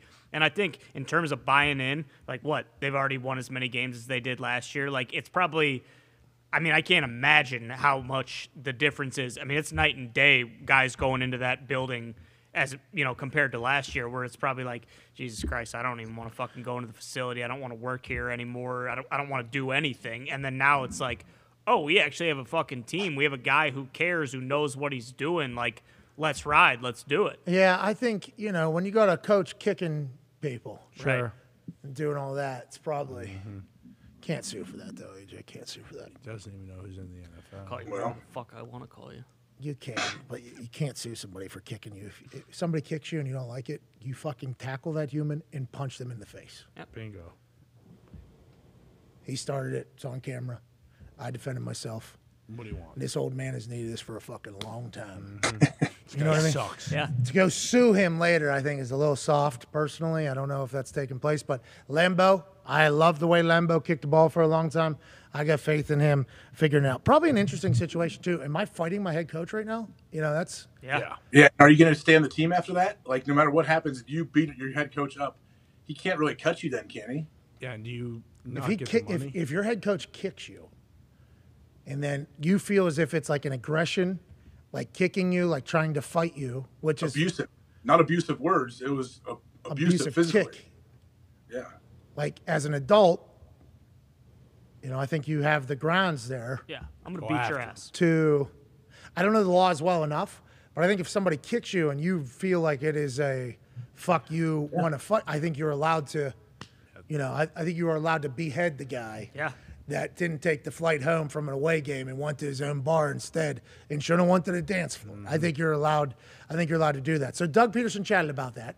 He chatted about how there was a lot of trust that had to be gained back, but the Jags might be a team. We have no idea. Let's go to another overreaction from around the Twitter world. This is from hashtag Based Lord Marcus. Hashtag Steel Cooking. Ooh, hell yeah. Don't let Marcus get around the grill. No. Hey, Marcus is fucking doing damage. Hashtag PMS, I don't want to overreact, but I think I speak for all Commanders fans when I say the whole coaching staff and the old Panthers bum needs to be cleared out. Trash coaching, trash stadium, trash name, trash front office, trash organization. Non-overreaction, no, it doesn't feel like Mr. Steel Cooking, Base Lord Marcus. That is something that we don't know what the Eagles are, okay? The Eagles they're one of the only undefeated teams left. Them, the Miami Dolphins, and the Giants who will play tonight. We'll get a full breakdown on that game here in about 10, 15 minutes from Matt Hasselbeck. Can't wait to hear that, to put our bets in, to make our choices. AJ, you had another great week picking this whole thing, but the Commanders looked terrible. I mean, Carson was sacked 8 times before that game even started, it felt like. The Eagles are flying high. They got a bunch of dogs on that squad Sirianni loves, but I like the way this guy's like, fucking quit on the whole team, mail it in. We need a new name too. Basically, I can understand his pain. I watched like the sack clip tape of Carson every time he got sacked yesterday. Yeah, some of them are definitely on Carson, no question. Like it wasn't like, hey, the ball was snapping instantly. People are on me every single time in all 8 of those sacks. Now, if people are open downfield, I don't know. Maybe you got to hit your little outlets or have some hot options. Don't you say that? Yeah. AJ. This was not Carson's fault. Please. I'm not saying it was all Carson's fault. That's not it sounded like you were pointing out some I'm saying things. at times, there's definitely sacks around the quarterback. That's definitely a possibility. Whoa. Not Carson. That was him, not me. Commanders fans that attack me every single week when I say, it's going to happen. You're going. Hey, Chase Young's coming back, though. That should give him a shot. There it is. Hell yeah, I think so. On the defensive side of the ball. On the offensive side of the ball, they're going to have to figure it out. There was a couple plays I seen highlights of old Carson, and see, he's learning, because in the past, while he was getting tackled there, he would have tried to throw that thing. Now, he did try to do that later. There is a couple clips of him getting sacked clearly, still trying to make a play, because he's Carson Wentz. In football, every play needs to be a touchdown score. But, I mean, it just did not look good at all for the Commanders. And on the flip side, looked great for the Philadelphia Eagles. Obviously, the Commanders have a lot to play for and a lot to figure out. This Eagles team undefeated. What an ass beating from basically start to finish yesterday with the Eagles. Yeah, and if you're a Commies fan and you don't like it, get used to it, because no one is going to take that Carson Wentz contract anytime soon. I still can't believe the Colts got rid of it. There's no way the Commanders are going to be able to get rid of it. So, I mean, you still got good young players with Dotson, too. You just signed Scary Terry. You got, Antonio Gibson, the running back. They'll be, second, third, fourth in the division for the next few years. There was like 2 reports on the internet, and who knows how real they are. There were memes, there were GIFs, there were this and that. Allegedly, other owners are going to Dan Snyder to tell him to sell the fucking team. Yeah. So that is allegedly in the works, and if he says no, they will then do a vote, which they have the ability and authority to do so, which we wondered if they were going to put it in, like the last 10 different situations that Snyder has put himself in and made the entire NFL look terrible, from when he was allegedly hiding money from the rest of the NFL, from any of the exposés that came out about the truth, from him running and dodging from the oversight committee. Like, everything that this guy does is a negative on the entire NFL. And allegedly, via one particular source, the NFL owners are gearing up to tell him to sell the fucking team. So if you're Base Lord Marcus or any of the other Commanders fans, change might be on the way, and change might be inevitable anyways for that fucking team. And a bunch of photos came out yesterday from, I think it was like the lower bowl seats that are very expensive. The rubber, it's all ripped up. It looks like shit. Like, it's very evident that they don't give a fuck about the game day experience either. Like, it's kind of like they're openly mocking their fans. Like, hey, not only does the product on the field fucking suck, but you're going to hate coming here and spending your hard-earned money and watching a game. Like, we want to make sure you're just as miserable watching in it as the people playing are, in the locker room. And how miserable it is to work in this building. Yeah, absolutely. You've heard how miserable it is in this building to work? You've heard it all? Well, now you get a chance to experience life as a Commander. Yeah, right. Welcome to our stadium. Yeah. It sucks. Poop pipes burst. Things fall apart. Railings fall. People lose. almost die. We lose. Our head coach had to fine our D coordinator for calling January Jack Del 6th Rio. a What did dust Jack up. say? Oh, yeah. Remember A that? little dust up. Come on. And then at the same time, trying to get public funding for something else. Yeah, It right. seems to be a shit show over there. That might all be changing, allegedly via one source on the internet that says they might force his ass out. Let's go to another overreaction from around Twitter. This is from Josh Marks. At Boston Connors, a mark, by the way. Hell yeah. That Great sign sign. in That Tennessee was was awesome. The fans in Tennessee, by the way, appreciate you guys, man. Show that. That's off. They were awesome, dude. Hashtag PMS, I don't want to overreact, but if I have to sit and watch Brian Hoyer for the rest of the season, I'm going to dig my eyes out with a fucking spoon. Connor, I believe this is your thoughts as well. You and Mark's there, Mark and Marks have the same exact feeling about this Patriots season. Mac Jones appears to be in a lot of pain. It is being reported now as a severe high ankle sprain, which is painful and much more damaging than a low ankle sprain, I do believe. Yes. Who knows how long he'll be out, 2 weeks to whatever. Brian Hoyer's about to be your guy. We're going to take this old school a little bit, Boston Connor. Yeah, I can see that happen. I can also see Bailey Zappi maybe stepping in, slinging the pill around. But, yeah, there is little to no hope right now. I mean, we're going to Green Bay on Sunday. We're going to get beat by probably 30, 40 points. And then there is a chance there where, you can win 3 or 4 games, be 5-5 going into the bye week. But, I mean, what the fuck are we talking about? 5-5? Who gives a shit? Yeah, the season's over. No. We're probably not going to win the Super Bowl. That seemed a little evident before. Now it is a lock. It will be tough to watch Brian Hoyer, but that's why, you got to love having these full, NFL Sunday games. The Patriots, all their primetime games are later in the season, so at least while you're They'll watching. get flexed out of those. Exactly. Yeah. And while you're watching the games now, you can, watch a few others and just cheer for good football. But, yeah, the Patriots season's over. Good year, boys. Hey, McDaniels left. Their season seems to be over as well. Exactly. And, who knows? Maybe McDaniels is coming home next year. Is that what Mark Davis said? Well, Mark Davis said, hey, if you don't go get me a new game for my Game Boy or you make me win on Sundays, I'm not fucking paying you anymore. You're not getting me an Xbox or wins. No. What's the deal? Why are you here? What are you doing? I don't have any more dum-dums in my backpack. Why are you still in my office? All right, let's move on to another reaction. I fucking love Mark Davis. He's probably He's the awesome. best. Last one here from Thomas Marinos at Marinos Thomas. Hashtag PMS, I don't want to overreact, but Mike McDaniel might have been the real genius behind Kyle Shanahan. Mike seems to be getting the best out of Tua while Kyle ran Trey straight into an early offseason, and their offense last night, I'll add to this, was wildly boring. Now, the Broncos defense might be unbelievable, but this 49ers offense has looked vastly different in the run game more specifically since McDaniel has left. Was he the real brainchild behind it all? And why do the Niners fucking stink? Same cast of characters basically as last year. Very different outcome thus far this early into this NFL season. I mean, I would say this is a bit of an overreaction for sure. What? To say that Shanahan has nothing, I mean, it's more just pumping up McDaniel, really, here when you think about it. But Jimmy G, all right, we're talking about Jimmy G as a quarterback. When did they give him his playbook? Didn't they say we're not giving him a playbook? Same plays, though. So they just had to dive into what they were running last year, right? Everybody just had to be reminded, or did they change it up? But if Jimmy was not checked out, but if Jimmy didn't have it, he's not doing the daily installs. Yeah, of course, his recall is going to be quick, but still it's going to take a little bit of time, I feel like, to feel completely comfortable. This is just like when Aaron said last week, he said about the Titans, he said, is Mike Vrabel still the fucking coach? Yes. Is Derrick Henry still the fucking running back? Yes. They'll get it figured out. They did. Derrick Henry did, and Vrabel did this past weekend against the Raiders, who we don't know. We don't know what the Raiders are going to be, how they're going to be. Who knows what Derek Carr is, by the way. We've complimented Derek Carr every single day except for one when it appeared as if his hip busted out. But the Titans were able to figure it out. I feel like Shanahan has quite a resume of being able to figure it out. But what old buddy's pointing out, which it's hard not to point out, every time he's been able to figure it out, there's been an undefeated current head coach in the NFL alongside of him helping him, and Mike McDaniel. That's right. So, are the Niners fucking dead? Is Shanahan really not that big of a genius? Is McDaniel the guy? That's what everybody's going to ask. And going back to what Aaron said, we assume not, but TBD, I guess, in this entire. I mean, looking at the Dolphins right now, it's hard not to say, yeah, McDaniel was the straw that stirs the drink in The San whiz kid. Francisco. Yeah. And just to add on top of that, that old fucking New England probably, you know?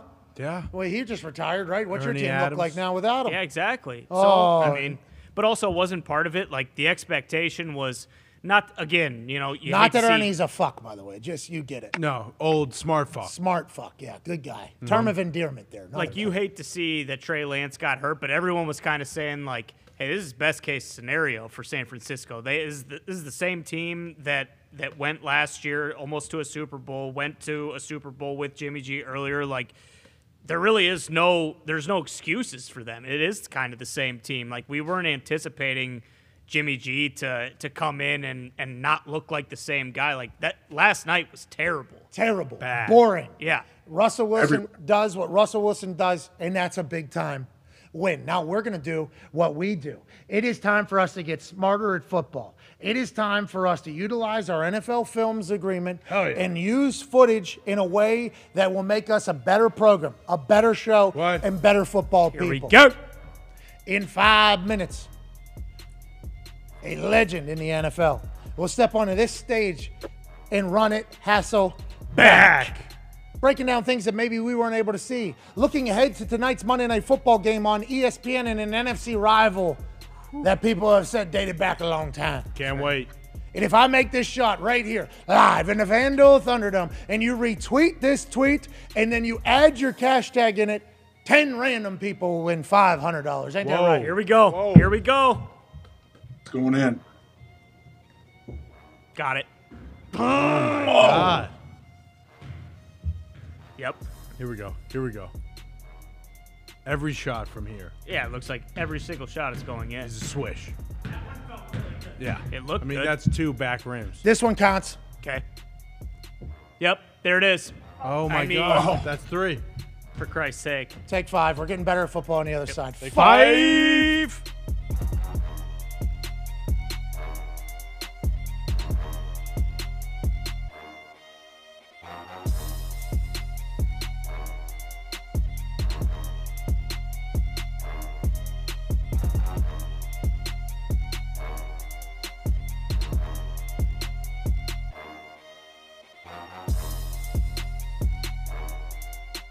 It's just like I'm frustrated with flying cars because I'm obsessed with that. Like I want a flying car. Me too. What I got is my phone instead. It's like, well, the future is on your phone really right now. It's not like literally in front of you. You can't get into a flying car, but you know, your phone has it all. It's like, I don't want this phone. I'm not gonna have this phone 14 hours a day like you young people do. No, thank you. Like, I'm not from that generation. But, you know, give me a flying car. You know? and honestly, when we shut down the Mars missions, you know, we were supposed to be going in 2024, and we shut it down. But a lot of people don't realize is, you know, from here to the moon is 208,000 miles roughly.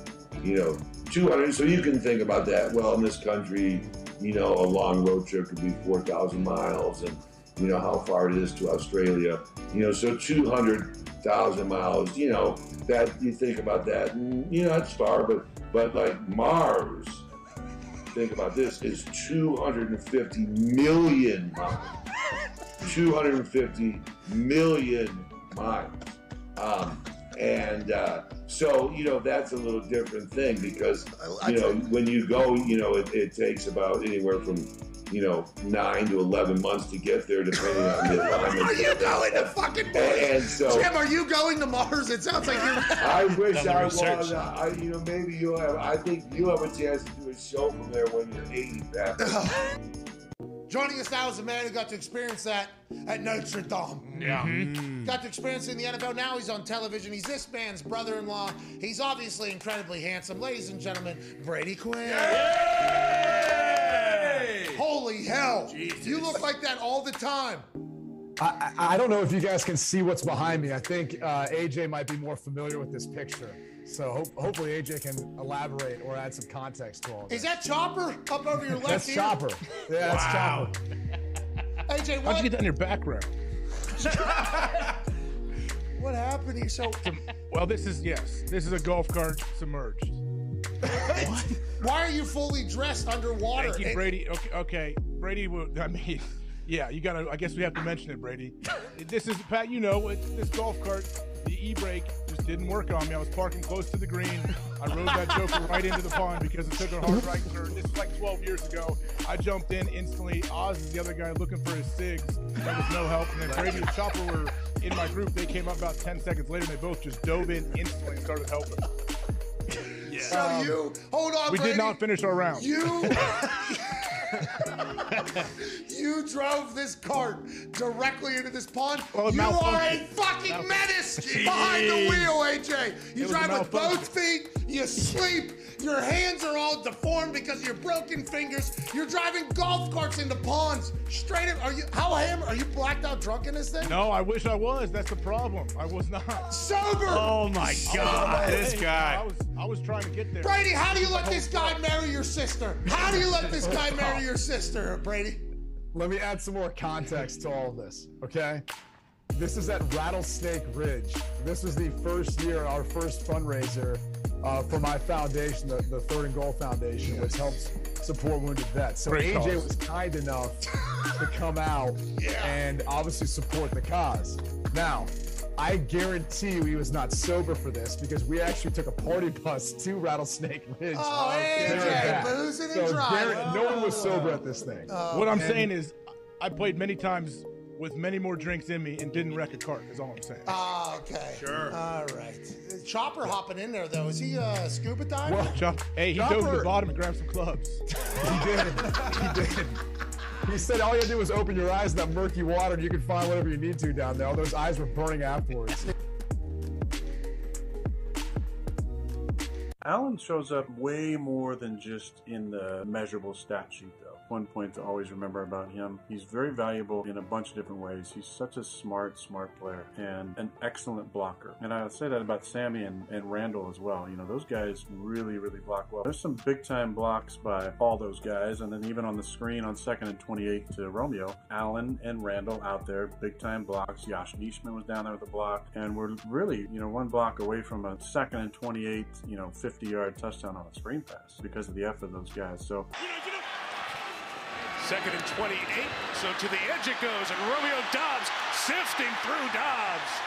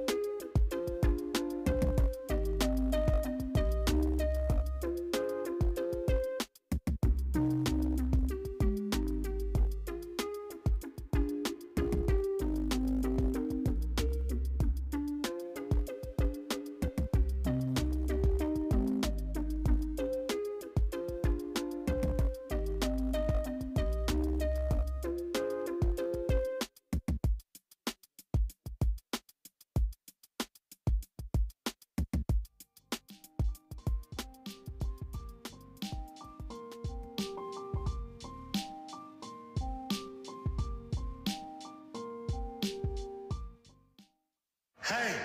Why? Let's go. This show fucking stinks. And the fact that you listen, we are very, very thankful for it. AJ, never cease to amaze me with your toxicity, pal. You got a couple of these? God damn it! What the fuck are you doing? Boston.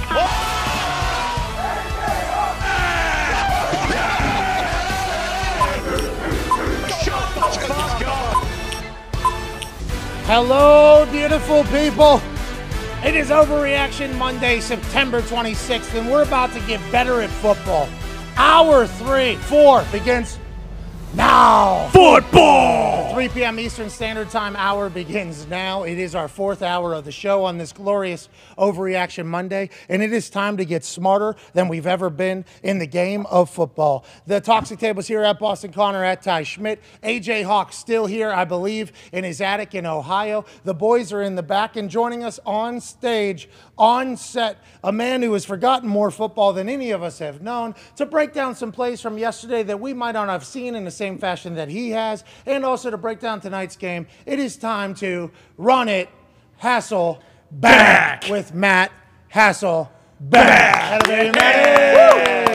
Thank you for traveling out here. Obviously, busy schedule on a Sunday. What are we going to talk about and learn about today and run it, Hassel back?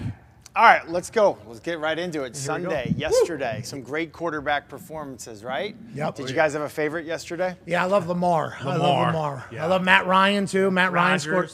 Oh, here's Lamar. Hey, Lamar. Oh, look at that. He literally was like, these basic stooges. Yeah, I know what they're Who going to did say. good? No, Lamar. not really. It was like a mind reader where it's like there's 5 options, and then like if you say Lamar, we go right to Lamar. Oh, you and Foxy, same page. Here we go. It's a little bit of one of those magic tricks where you know what somebody's thinking in the audience. I actually was surprised by this too. So here we go. Oh, that's amazing. Okay, Lamar Jackson. What do we think of when we hear Lamar Jackson? What do we think of? Dog. Athlete. Yep. Yeah. Explosive. Athlete, runner. MVP. But he's a pocket passer too. Not paid by the Ravens. Not paid. But listen, I don't think he gets enough credit for what he is as a pocket passer. So they run this play here. I know it's goal line, but this play is called Dolphin. A lot of people call it Dolphin. Why do they call it Dolphin?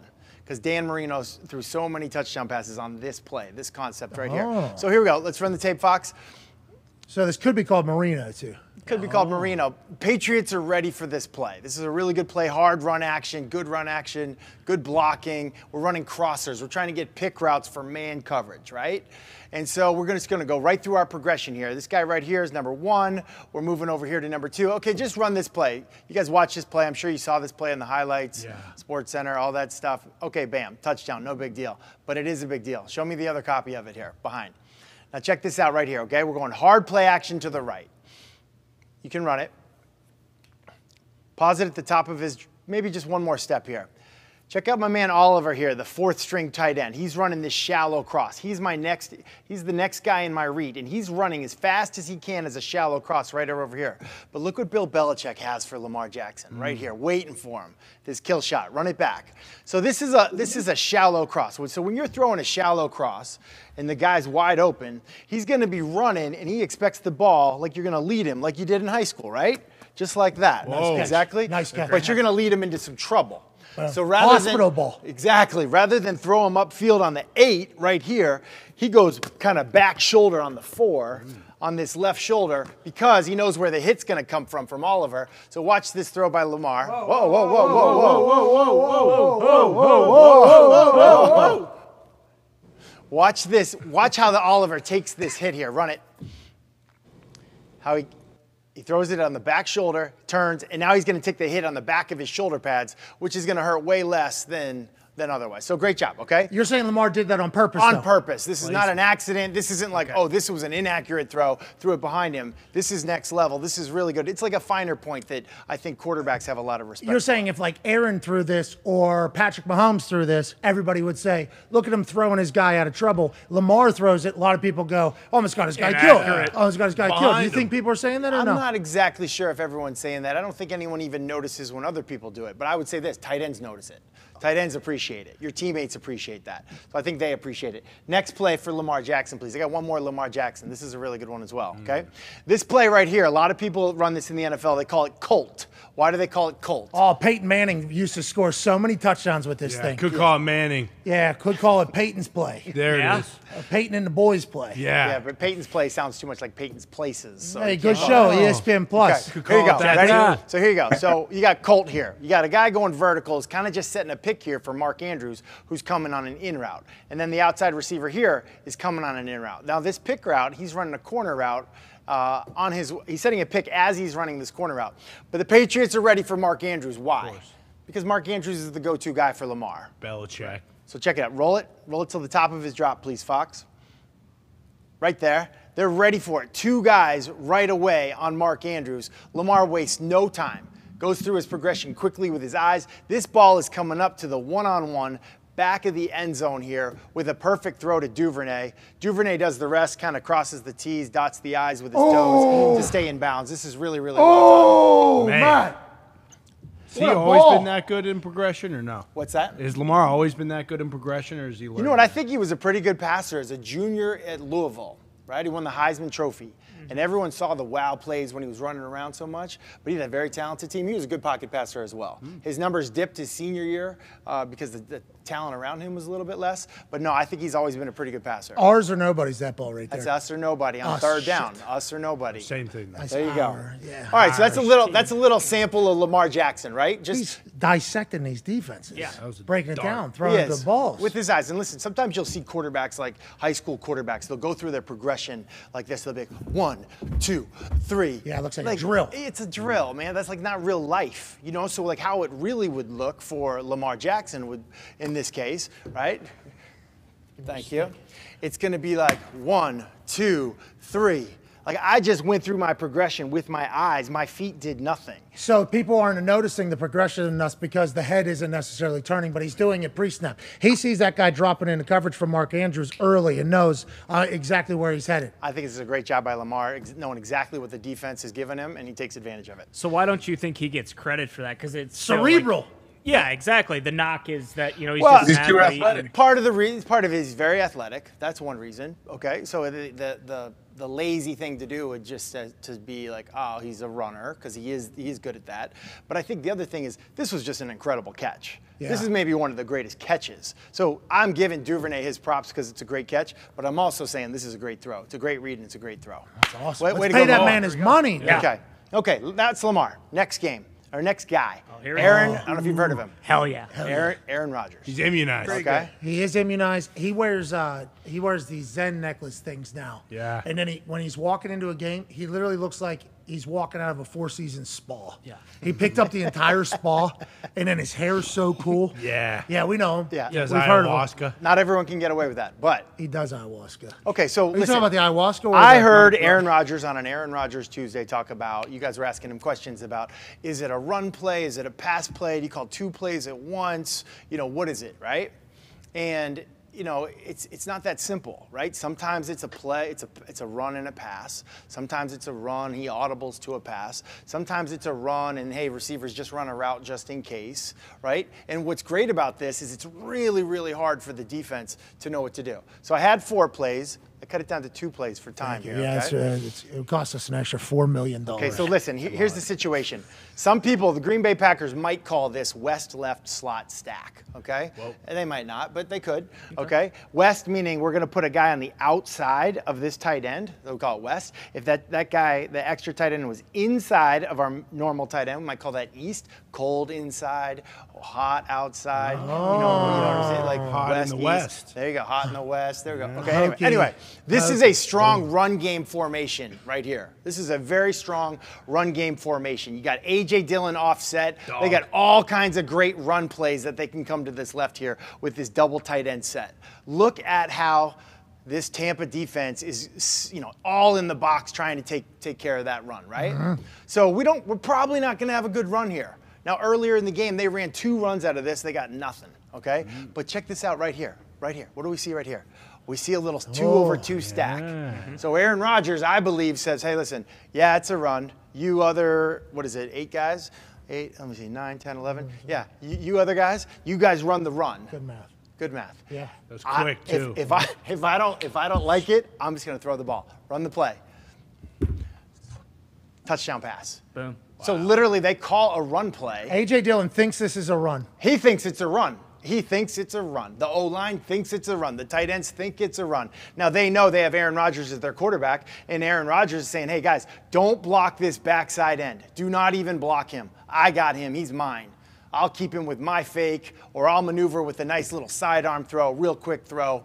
We're going to get the ball to our guy. You can't set a block here, Lazard. This is not a block. He's running a route. Notice how he's just running through that shoulder, looking back for the ball like, hey, I'm running a route. I'm not blocking. But by running the route, I'm getting in the way so that my man Dobbs can catch the touchdown. Look at 76 down here pulling, actually. Yeah, they're pulling. This is the left guard's pulling. They're literally running the run. It is a run. I mean, in a sense, you could call this a run-pass option, but this is not a run-pass option. This is a run, and the quarterback can decide, hey, you know what? If I don't think this run's going to be any good, I'll just go throw a touchdown pass. Okay, quick follow-up here. With what you were saying there about how every play is a run and it also is a pass, a lot of what Aaron has been saying has been alluding to that, right? He's like, hey, the standard is here. The standard is we've been able to do this for a long time with Devontae, with our other weapons. You guys are going to have to catch up. And when he said that the guys don't understand the whys of plays yet, do you think this is what he's referring to? Like why we are doing like Lazard and old Cuz up there are running routes, even though this is a complete run play, because there's a chance this could happen. Do you think that's why it might take a little bit too for them all to buy in, or do you think it's understandable? It's just a lot of learning. Anytime you like jump in the highway with a Hall of Fame quarterback, they're not slowing down for you. My first year with the Green Bay Packers, Brett Favre, I think, won his third consecutive. I don't know if you heard. Don't say it. Okay, but you don't know Brett Favre has a back. Point being. At that time, I wonder what. Stay focused. Stay focused. On football, Okay, they had just been to 2 consecutive Super Bowls, right? He's winning, I think, his 3rd MVP that year. That rookie class, our rookie wide receivers, no one was babying them. There was no training wheels. They weren't like, all right, day 1, passes, here's what it is, guys. They were just going. The rest of the new people that got drafted to the team, we just had to, like, catch up. No one was waiting around for us. Okay, so, like, Christian Watson, missing some time early in this whole thing. You think that's a deal long-term or no? No. You'll eventually get caught up to speed, but right now they're behind. Right? They're behind. Okay, so did Favre steal guys' game checks if they weren't like ready to go, or really? You want to learn football? Would he? Would he text coaches about it? All right. Hey, what do you see? Hey, next play, please. Next play. Okay. Look at this formation. Okay, similar but different, right? You're the last guy on the roster. You're paying for dinner tonight. Sorry, dude. It's a bad thing. Yeah. What are you gonna do? It's a bad thing, dude. Bad. All right. You know him. Formation. What's the formation? West. Thank you. Yeah. We're going to call this West left slot. Not really a stack this time, okay? Not really a stack. Strong run game formation. This time, no A.J. Dillon. This time, you got Aaron Jones. It's a run play. Run the tape. It's a run play. Everyone's blocking a run to the left. Looks like a sweep to the left. But it's not. It's a touchdown pass for Aaron Rodgers. These are the things, though, right? That a veteran quarterback who sees this, knows this is wide open, can just go to without anybody asking. Look, he even turns his head. Well, I'm going to say that this is built into their offense. And it's not like other teams don't do this, but Aaron Rodgers does it so well because it's almost like turning the double play where he's like catching the ball and it's out. Catching the ball. This defensive end is unblocked. This guy right here is unblocked, untouched. Carl Nassib, right? He's a good player. You would think like, hey, we better put a guy on him. Nope. We're not even going to block the defensive end. We're going to basically expect our receiver, like a punt gunner, to just get inside the guy pressed on him. Touchdown Packers. See, that's the type of thing that just come out of nowhere too. The O-linemen actually turn around and don't know what's going on too. Just it's hilarious, right? Yeah. You look at the linemen and they're like, huh? Like they hear the crowd and they're like, oh shoot, what happened? Like, did the running back drop the toss or what? I mean, I'm sure at this point they're used to it playing with Aaron Rodgers. 76 pulling earlier, probably dead tired. And he looks, ball even coming. Touchdown. All right. Well, great news. And there's another puller here. Run this one. Who pulls on this one? Yeah, 76 again. Yeah, this guy. He's the center who turns around, has no idea what's going on. Is this like a tell like Dan Orlovsky saw in the Panthers? That was, what's that? I think like with anything, with tells like that, you can use it to your advantage too, right? So like. If other people know. Like I remember early in my career playing the Buffalo Bills and Drew Bledsoe had his hitch signal. It was like right here, like the ring finger. That was like he got hitched. Yeah, it got hitched. And so after the game, I'm like, oh man, when the game's over, I'm going to tell him, hey Drew, I think everyone's on to your hitch signal. You might want to change it. And like I was a young kid, he was like, listen, dude, next week we're going to go like this hitch, and it's a hitch and go. So we're good. Thanks for the advice. It's always changing, you're saying. According to him. So, Seattle knew what Russell Wilson's audibles were when they were playing Denver week 1. Well, they also knew Peyton's right in the Super Bowl. Yeah. Allegedly, the Legion of Boom knew exactly what they all were, and it was like game, set, match. That's the type of shit that is like next level. Yeah. All right, so let's talk about a guy that everyone kind of compared to Peyton Manning when he was coming out. Mac Jones. Who's that? Trevor Lawrence. Oh, yeah. 6'6", 213. Now, listen, what I wasn't going to talk about Jacksonville, but then I was like, this Pat McAfee show, we talk about things here that people on television don't really talk about, like Hell yeah. Jacksonville, right? yeah. Let's go. No one talks AJ, about Jacksonville. You hear this guy? This is right. Oh, yeah. But there's a lot to like about Jacksonville right now. AJ sleeping over there? AJ's or what? muted. I'm trying to pay attention to football. You guys are trying to jack around. Matt, continue, please. We're talking about Saxonville, dude. We're talking about how nobody talks about Saxonville. We're doing it. Stop derailing the conversation. I want to hear him. He was complimenting the program. Okay, I just wanted to. Jesus. Thank you for that, Shut man. up, We AJ. appreciate it. So listen, there's a lot to like about Jacksonville, right? The defense is balling out. They're playing really, really well. But their quarterback, I just kind of want to focus on him and introduce you to their wide receiver group. They brought in 3 free agents who are really balling. And do you guys know who Jacksonville plays next week? Don't. We won't say it yet. Okay. The Colts. Here we go. Jacksonville running a form of the Colt play. Go back to the beginning. Watch Trevor Lawrence in the pocket. Okay. This is just Trevor being Trevor. Nothing's open on this play. He improvises. Just pause it right at the top, Foxy. You can just kind of see nobody's open here. Now just run it. This is why you're the first pick overall. You're expected to take a bad play and make it a good play. Finds his guy Zay Jones in the back of the end zone. Dart. Okay, remember that name. Good player. Next play. Next play. That was an absolute dart there. Doug Peterson. What's he known for? Well, he's an Andy Reid guy, so he's got Philly. a lot of creativity inside the 5, inside the 10. Little eye distraction starting a bunch. We got our running back going left. Now it looks like we got a sprint out to the right. It's actually a little pick play concept here for a touchdown. So working within the offense. Next play. That's Christian Kirk, another addition. Hey, he reset the wide receiver market when they paid him. Everybody was mocking the Jaguars for paying him. It seems like it's paying off. And listen, there's just so much more separation this year. I would say partly because they have, like, I don't want to say a real coach, but like an NFL coach. You know what I mean? I didn't mean a real coach. You know what I mean? A guy who's like. He doesn't coach anymore. I'm going to say 3 things, okay? 1, not a real coach in the NFL. 2, should have took the team playing home. Number 3, no urban signs. Anyways, he's a big three things guy, isn't he? I think every speech I've seen, 3 things there. Oh, yeah. He's a coach. He's better in college, obviously, is what you're saying. Yeah, so you got Zay Jones, we got Christian Kirk, and another guy who we really like is Marvin Jones, okay? So here we go, run this one. This is another play. All 3 guys caught touchdowns this last week. This is a really great throw, accurate throw. Shit. Good situational football, and they've really kind of put a beat down on the Chargers this weekend. Yeah. So, and the Colts. yeah. So why do we bring that up? Because they've got a showdown. Doug Peterson goes to Philly, 1 o'clock on Sunday Revenge next week. game. Could be a good one, right? Especially depending on what happens tonight with the Monday night game. Philly, right now, people are saying is the strongest team in the NFC. Well, the 3-0, one of the only undefeated teams left alongside the Dolphins. Giants, though, they get a win tonight, which could happen. Oh, yeah, Graham Gano. Cooper Kush, Graham Gano, now on your team officially. Goddamn right. There will be 3 undefeated teams left, and the Giants will be one of them. The Jags, though, are surprising everybody. They are. And you know who else is surprising everybody a little bit?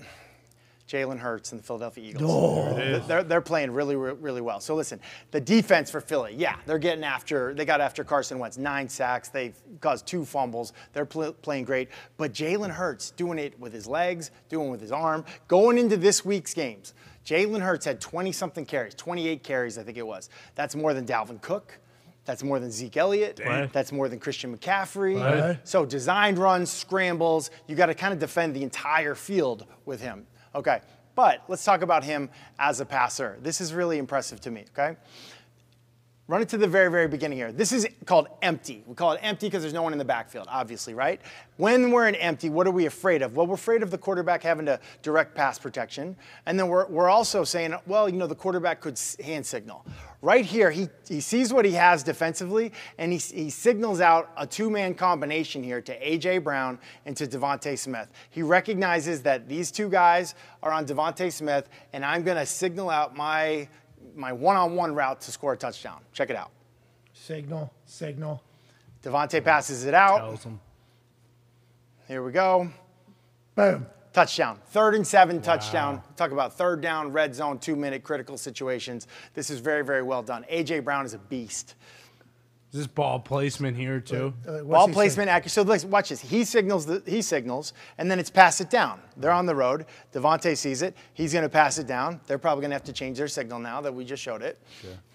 What does that mean? Devontae eat up the safety there, just go inside, clear some space for A.J. Brown to run a little. Yeah, I don't know exactly, but we know it's A.J. Brown on some sort of slant route, in route. And we think this would potentially mean Could mean whatever. We It's got- probably. You got big balls. Go Yeah. get it. Nuts play. Nuts play. That's what we need. Yeah. Let him dangle. Bingo. Or juggling, maybe. Juggle. Yeah. Probably a Juggle code is word for defense. whatever they call it. Okay. Jugs? So, okay. Now, hold on. Yeah. You don't think that AJ was able to see him do that? Because I'm looking at Devontae. No, listen, he can. That's what I love about it, right? It's all about communication. Because a lot of times what happens, I can't tell you how many times I'd signal to a guy and he'd be like, oh, I never saw the signal. And so, like, coaches will say, hey, listen, we're on the road, okay? We're on the road. We want to fight against delay a game. We want to fight against false starts. We want to fight against, oh, I didn't hear the signal, didn't hear the audible, didn't hear the cadence. If you're an inside receiver and you see the quarterback signal, you pass it on down to your buddy. It's just the same exact way, like if I'm a tackle and I'm not going to be able to hear the quarterback, then the center can hear it. He says it to the guard says it to the tackle would say it to the tight end because they're further away. And communication is massive in all phases of football and also shows your confidence, I think, right? And isn't that a confident team normally that's more communicative? Yeah, and you're trusting your quarterback. And that's the I mean, here's a guy that's played in a lot of big games. You know, played at Alabama, played at Oklahoma. They have dark visors, too. Probably hard to see. I think he's currently 7-1 odds to win the MVP. Yeah, and to answer your question there, yeah, Devontae Smith there, he's clearing it out. Just get the hell out of It's the an way. inside-out read for the quarterback there, double slant type thing. Okay, next play. Jalen's a guy, huh? Oh, Jalen's a guy. And listen, you want to do this one? Hold on. So we weren't able to upload as many plays into the system as we thought we were going to be able to. So we only got one into the Piero app is what it's called, I believe, for the little touchscreen. The butt punt did make its way in there. Okay. Had to. We thought we were going to be able to just upload some more videos in there. Only got one in here for Matt. And this is the Jalen Hurts play. What are we going to be breaking down here, Well, Matt? nothing really. This is more of a setup here. But this is critical, okay? So it's 2 minute, but it's not 2 minute. They're not going hurry up. All right, so they're like, be quick, but don't hurry, kind of a situation. All right? Don't want to give the ball back? Yeah, and so they started backed up. They had good tempo about this, but now they're just around midfield, 36 seconds to go, and they trust Jalen in this situation. You saw other people this weekend that, you know, they didn't feel like they were trusted in this kind of a situation. So here's Jalen. He feels trusted in this situation. Let it roll, Pat. Really, nobody's open. Like, Washington does a nice job of covering this. And he just says, you know what? I'm going to give my guy a chance. I'm going to give our guy that I believe is a superstar, I'm going to give him a chance on a long foul ball, essentially, is what this would be. And look how high he goes and gets up. Check that out. That is unbelievable. Dog. And then to hold on to it as he comes down. Bro. The control. Thing's fucked. That's bananas there, dude. Okay, so the next play is really what I want to show, though. Right here, 17-0. Oh, look at this one. Ooh, rip shirt. Give me that. Too small to be in the NFL, they said. Too small to be in the NFL. Nice flat back bump there, too. Sorry about it, Matt. That is unbelievable. And that's good trust by wide receiver and quarterback, right? I believe. I mean, listen, it's good trust there, and it's a complete team domination type of day, right? The defense is balling out, getting after the quarterback. Wide receiver coming out party, kind of Devontae Smith, 340 yards passing, 3 touchdowns, doing whatever we want for the quarterback that's running more than some running backs. Okay, so now we have the ball here, 17-0. We got like seconds left on the clock. It's 4th and goal or fourth down from the 2-yard line. Do they kick a field goal? No, they don't. Why? Because they trust this guy. They trust this guy with the ball in his hands, and let's see what he does. He finds his guy, once again, Devontae Smith, who, again, like I said, I don't want to say he had a coming out party because I think we already knew how good he was, but just more and more he's showing up. And with A.J. Brown on the other side, look out. This is a team to be afraid of. Hey, just quick follow-up. You said it was 4th down? 4th down. Up 17-0? 4th down, up 17-0 with 1 second to go in the half. 1 second. Sirianni. Yeah. That's an easy field goal situation, AJ. Easy field goal situation. Instead, Sirianni says, well, bury them. Let's go score a fucking touchdown, Jalen. Okay. And I think it has to do with, right, like blood in the water. You understand that the analytics, people talk all about analytics. I don't know how analytics accounts for what the vibe you're feeling in the stadium. The fans aren't, like, they're ready to turn on their own team in a way. They're ready to turn on their own offense. They're ready to turn on their own ownership group. Like this is the vibe you feel about it. And I believe that's what that was. That was a send an NFC East message. Like, no, this is a different Eagles team. 24-0 at half is a lot different than 20, I think. Yeah. Right? 24 sounds a lot bigger. Commanders had to be booed off the field, right? I would imagine they were booed into halftime. Defense, too, killing them on Huge offense. move. I assume they got booed the fuck out of there. Look at the protection, too. Really, Commanders not going for it. And really, it's actually good. It's good defense. That's the funny thing. Really? Like, this is pretty good defense by Washington. This is just a great catch and a very good throw. Boom. Devontae Smith, maybe a guy. Definitely a guy. Forever. Yeah. Let's go. I love it. I really like that the Eagles are playing this good. I like that Jalen Hurts. Can you imagine if the Eagles are the 1 seed in the NFC this year? It would be awesome. Philadelphia would be absurd. All the Johns and assholes over there. Man. Oh, my. Just Kidding getting a me? chance to, like, their team is kind of representative of the city, too. Yeah. You know, where the team is like dogs, city, dogs. I mean, it is perfect for them. An Eagles-Bills Super Bowl would be the death to Glendale, Arizona. They would tear that place apart. Like, you know, there's a, what do they call the stadium now? Lincoln Financial, right? Where? Yeah, Philly. Yes. I think there's like a jail in the stadium. Yeah, just like there was in the old one. Goddamn What was the right. old one? The Vet? The Vet. There was a jail in there, I believe, as well. Yeah. So they're like, hey, this has actually worked pretty well. You know, pretty good operation. Keep it like this. Need it in the new one. It's amazing that hasn't become just status quo for every stadium across the NFL. I don't think SoFi has a jail in the bottom of it. I'm not sure. Yeah, that is weird. I kind of just assumed, or at least maybe not like a jail, but for sure a drunk tank just that they can load people into. Yeah, it'd be a smart move, I guess. A lot of people getting boozed up at games these days. Oh, yeah, especially in Philadelphia. SoFi too. So many, out of team, fans come in. You would guess that there's probably Out of towners. There it is. There it Thank is. you. Yeah, it was, Found it for me. I know. I was with you there. What do we got next, old Matt Hasselbeck? What's the game tonight? Who knows? We got Giants-Cowboys. Giants-Cowboys. Oh, yeah. Who's undefeated? Giants. So we're going to talk about their quarterback. Nothing against Cooper Rush. He got a good win for him. 2 wins as a starter coming in for Dak Prescott. One Way to last go. year, one this year. Hasselbeck. Mike Sounds McCarthy like Matty believes hates in him. Cooper Rush. And what did you do whenever you when you played for Andrew Luck? You rattled off like 6 straight or 5 straight or something. Started 4-0. Damn. And then it went. Then I got the Justin Herbert injury, and it went. Well, it's not your fault. Yeah, you got injured. What do you I want? wish I hadn't played, and I think Justin Herbert feels that way today. Really? Yeah, he's like, why did I do that? Oh, it hurts real bad. Yeah, today. I would think. Same injury? You had the same injury? Yeah. Rib yeah. cartilage. Yeah. And it's just, is it going to be this for the rest of the season? No, it'll get better, but like it's not going to get better as quick if you go out there and play 4 quarters and take a beating. You know what I Throw mean? it 80% of the time. Yeah. The highest percentage in the entire NFL yesterday. Head scratcher. Head scratcher. Sounds like he's a little pissed off about Is the that way. on the quarterback or the coach? No, I think what happens is the coach, the doctor, they'll say, hey, you want to go? And like as a quarterback, you have to say, there's one answer. Like, yeah, I want to go. Mm-hmm. So sometimes I believe, this is my personal opinion, I believe you got to like take it out of his hands. Yeah, because if he says no, everybody judges their quarterback. This guy doesn't want to go. Why don't they hand it to Eckler then? He had like 4 carries. Because they're losing. Eckler unfollowed me. Yeah, really? Why? Okay. All right. So We hey, love the Chargers. hey, let's talk about Daniel Jones. Let me tell you a little bit about Daniel Jones. Okay, what do we know about Daniel Jones? Stinks. Yeah, he fumbles a lot. No, the over rush yards are always going to hit. Lock. Over rush yards are always going to hit. Good athlete. Okay, good athlete. Yeah. Went to Duke. He's a smart guy. There you go. There you Peyton go. Manning and Eli Manning's coach coached him. Yes. Actually, coming out of college. Threw footballs into garbage cans at Topgolf in Atlanta. Very well. Now, Used we're to not look like sure. a dweeb. Now he's jocked. He was jocked. These are all things we do know. Played beer pong with Eli Manning after the game 2 years ago. Flip cup. Flip cup. Yes, flip cup. There I it believe. is. All right. Well, what do we say? Showed up on the first day this year wearing an Old Navy T-shirt. Yeah. $6.99 off the rack. Massive hands. What else do we know?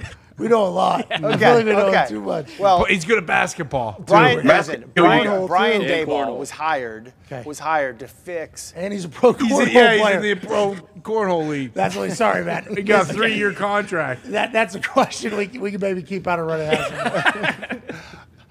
Well, he's got a new coach. Okay, You're right. He's got a very, very good coach in Brian Daboll. Brian Daboll has been around, has an incredible resume. Most recently, he was Josh Allen's guy in Buffalo. Did an amazing job. Okay. Daniel Jones, 51 career turnovers in the last 4 years since he's been. That's not even counting practice. No wonder they didn't pick up his 5-year-old. So listen, that's not good, right? Ball security is job security. That's what they say. Hell yeah. That's bottom 5. That's too many turnovers. So we got to fix that. Okay, and the Giants got to win close games. They're notorious for losing close games. This year, they're winning close games, right? They're undefeated. They're 2-0. They've won their 2 games by a combined total of like 4 points.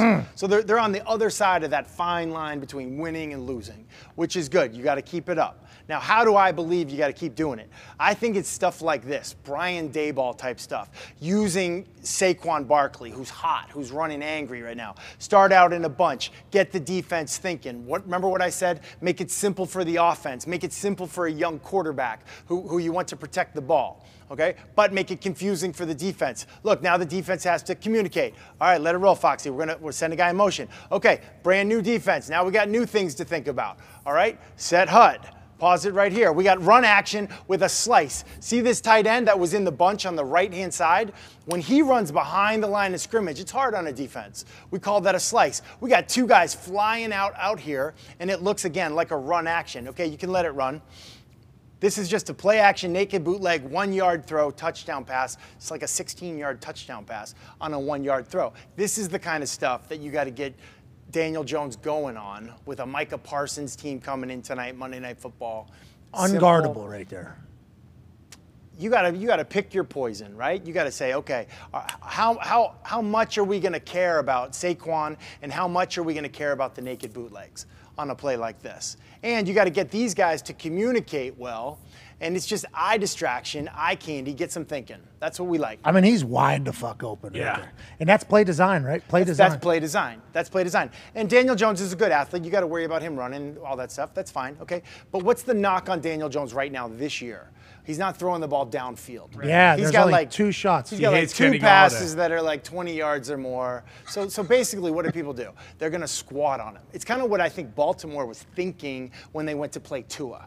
They were like, he doesn't throw deep. He doesn't throw deep. What did he do? He threw it right past them, right? They weren't expecting it. So you think that defense is, for instance, Daniel Jones only has 2 balls past 20 yards or whatever. So defense coming in, Cowboys coming in tonight, that frees up everybody to do what? Squat. What does that mean? They're just not even, you don't even have to play basically a whole third of the field. It's like educating guessing. So the defensive backs coach for the Dallas Cowboys, really smart, really experienced, Al Harris. Do you guys know who he is? Oh, yeah. Packer great. Yes. Do you know? He's been known to jump some routes. Oh, Okay? what routes? And when did he jump routes, Hasselback? Did he? Does he jump them well? Yeah, I don't remember. Like properly comedic timing jumping In of like routes? big games or something? Anyway, he's coaching Trayvon Diggs. So yes or no? That's a yes. Oh, It's a he's yes. good at that. He's good at that. He's Okay. very good at educated guessing, okay? Educated guessing. Now, it helps when you're getting a pass rush, right? Okay, so next play. This is one of Daniel Jones's deep balls this year. Okay, this is a 2-minute situation, or sorry, not a 2-minute situation. No, hold on. Watch this corner right here. What's he doing? Peeking. Here, peeking. Okay, go back. Daniel Jones is about to throw this ball, so he's looking right at him. Now let's just watch 26 here. He's got a scouting report. He's all week. We heard the scouting report. What's he do? Okay, go back. Just let it run in full speed here, Foxy. Oh. Got him. And that's Sterling Shepard, right? Like, you don't want to be squatting on Sterling Shepard. Run it one more time for me. That's what I expect the Dallas Cowboys to do, not every time, but educated guessing, seeing the formation, watching the ball right there. So I believe what needs to happen is the New York Giants have to be more aggressive. Like this whole idea like, oh, Daniel Jones is turning the ball over too much. We got to like dial it back. You run plays like I showed you on the Saquon fake, on the naked bootleg to Bellinger, right? You do that. That's good to do. But at the same time, it's like an old Mike McCarthy thing.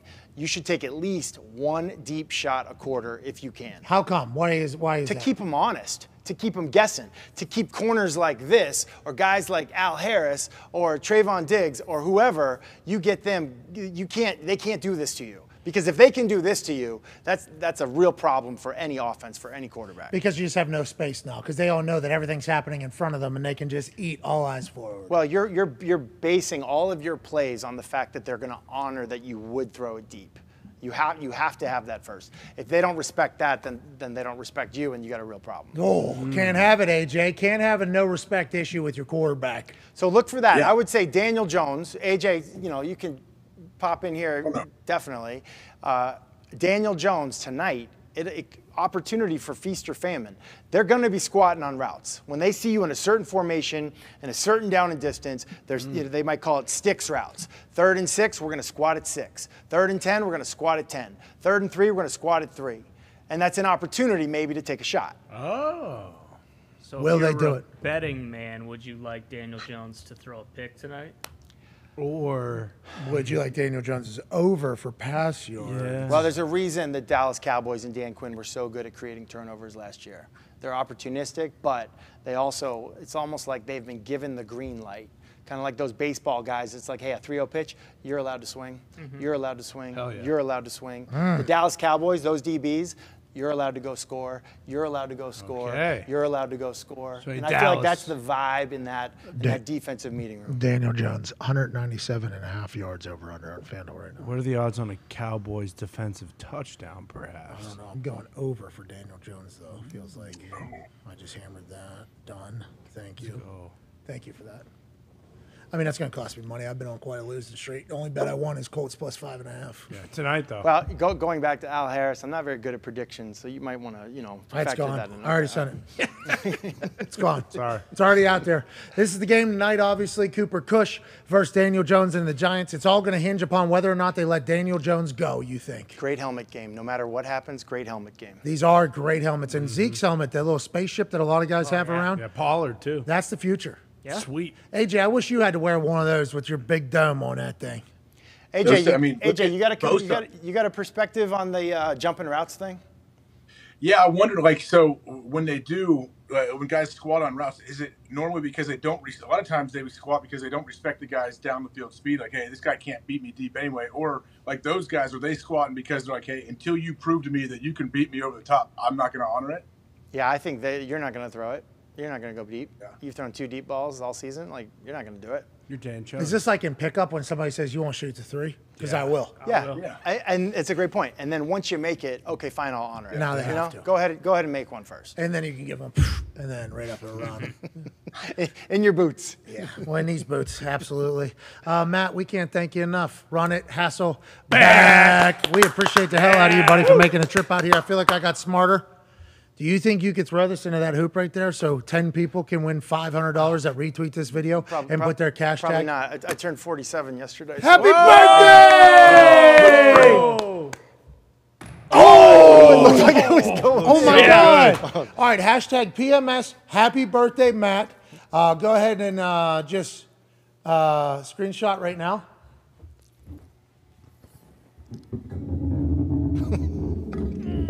Oh. Chase. That didn't hurt. Boy, that was annoying. Say something nice to somebody, maybe at Hasselbeck. Put your cash tag in there. Screenshot that picture from earlier. Be a friend, tell a friend. And Matt, we can't thank you enough, dude. Get it, Pat. Short. Oh! You always throw it too far. You Right know, so I try to throw it shorter there. But he just... There it is. Matt, there's one here, too, for you. Oh, look at this. Come on, Matt. This is how we're ending the show, dude. Yeah. Yep. Watch that light right there. You're going to have to move up to the front of the stage. Like if Matt has like I said, in my old age, man, 47, happy birthday. Thank you. Happy birthday, Matt. Thank you. Right here. Happy birthday, Matt, yeah. Oh! Short, way short. No, you got it. You got it. Hasselbeck. 47. Break your elbow. Did you hear the click? Oh, yeah. Did you hear the click in the This show elbow? stinks. I need about 10 minutes to warm up, guys. Hey, we appreciate you, Matt. Thank you, buddy. That was awesome. We got a little touchscreen today from the Piatto system. Unbelievable. It couldn't load anything into the system, but I mean, We'll get it figured out. it'll get figured out. Now we know. I think next week this thing's going to be full. I mean, can we put one video up there just so we can showcase again what this thing is? I mean, it was off. The arrow They were was. showing me that in the back. Zito was showing me that in the back when I was leaving on Friday. Yeah, it's a banana thing. I didn't. This is my first time seeing it. The Full telestrator. yeah, do the butt punt. Put the butt punt back up there again, because there's just so much to. Here we go. I almost talked about the play before this that set him up for failure. Got to get the ball past the 4 or 5, right? Play call. Isn't that something you got to do? Play call. Was this the 3rd and 11? They ran a naked bootleg to the right. What are you doing? McDaniel. The offense needs to take some blame for this, not just the personal protector. Well, Personal protector cannot back up. That's true. That's true. But the offense should have never put him in this situation. They got a little cute. Yeah, you think they got a little bit too cute to get him back there? Well, this guy's thinking, well, I'm going to murder a football right now because you can't have a 99-yard punt unless you punt from what? The 1 yard line. Yeah, so that's the only upside of a backed up punt is that you can literally say, all right, I can have a 99-yarder right here if I hit this thing well. And that ball. Should he have stepped to left or right, Pat? Or could he have? No, left or right gets you out of the protection. Get you out of the box, bro. You know what I mean? So he thought he was going to clear him? He thought he'd clear him? Yeah, if this guy steps up a little bit, if he's up in here, oh no, it's already broke. Oh no. Oh, it's way over there. Oh, pretty close right there. You see that? If he's in here, he's lucky he didn't wrap around and hit him in the balls. Honestly. There, if he's in there, AJ's right. Yeah, the taint is definitely right in the strike zone for this entire thing. Broken tailbone.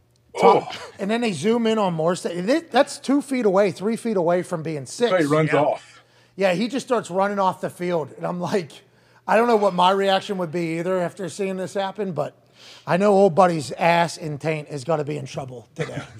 We'll figure out this thing. This thing's going to be cool. Hell yeah. Pumped. This thing's going to be cool. Matt's going to use it to fantastic fashion. AJ's going to use it. Derek's going to use it. Chuck's going to use it. Aaron maybe will be able to break down some. Can't wait to talk to him tomorrow. If you screenshot it from earlier with hashtag PMS, happy birthday, Matt, you'll be automatically entered in 10 people winning $500. Said something nice to somebody. Put your cash tag in there. Let's have a glorious day. What an overreaction Monday it was. Who are you and AJ taking tonight? AJ, your selection. You're up. You won this week again so far. I'm going Cowboys +1. All right, give me the Giants -1. Here we go. Here we go. Here we go. Double dipping with the under, or no? I mean, the more I say, just as conversation, as I figure it out, the more Bruce and Dirty try to fucking, backdoor run me into the ground. Yeah. So I am going to keep things very tight in this picking section going forward. I understand there's a potential entertainment value that has to be had during it.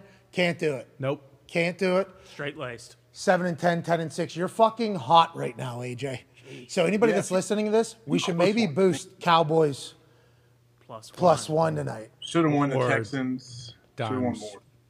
passing yards after Hasselbeck told us about them taking shots. So you think it's going to be over or under 197 for what Hasselbeck just told us? Oh, for that, definitely over. Game, definitely under. See you, Matt. We appreciate you, pal. Bye, Matt. Thank you, You're Matt. awesome, dude. Happy birthday, Matt. You're awesome. Good throws. Happy birthday. You look like a young 47. Yeah. Oh, yeah. All right, so I got the Giants. You got the Cowboys? Yep. Let's go. It's tough to open your FanDuel account on a Monday, though, and just only see one little green trophy thing. Oh, I know. It's terrible. At least you got one. I was just scrolling through settled bets, and it's just like Yeah, stay out of there. nothing. It's desolate. It was tough, dude. The NFL's been awesome.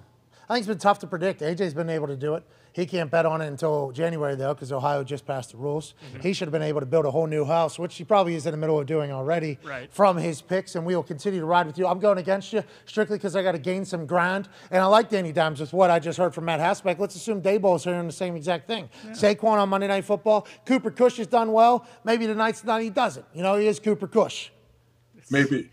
It's a good point. Giants have a good defense. Where's QB this controversy. Where's this game at? In Dallas? No, MetLife. Are you going? No, I just realized. stick around. Let's go doubleheader both nights. That'd be sweet. I bet you there's a lot of New Yorkers that are doing that, and it's like, yeah, we got, it's probably a big to-do. No one's. No, there are very strict lines between Jets and Giants fans, so you know that. No one's a fan of both. Okay. All right. I'm sure there isn't just something to do. Plenty of marks in New York Monday Night going Football. to both, yeah. AJ, you're amongst them now, so we don't know. That's a good point. I do believe I'm making an announcement right now. I think I am going to start wearing a suit on College game day. Ooh. Really?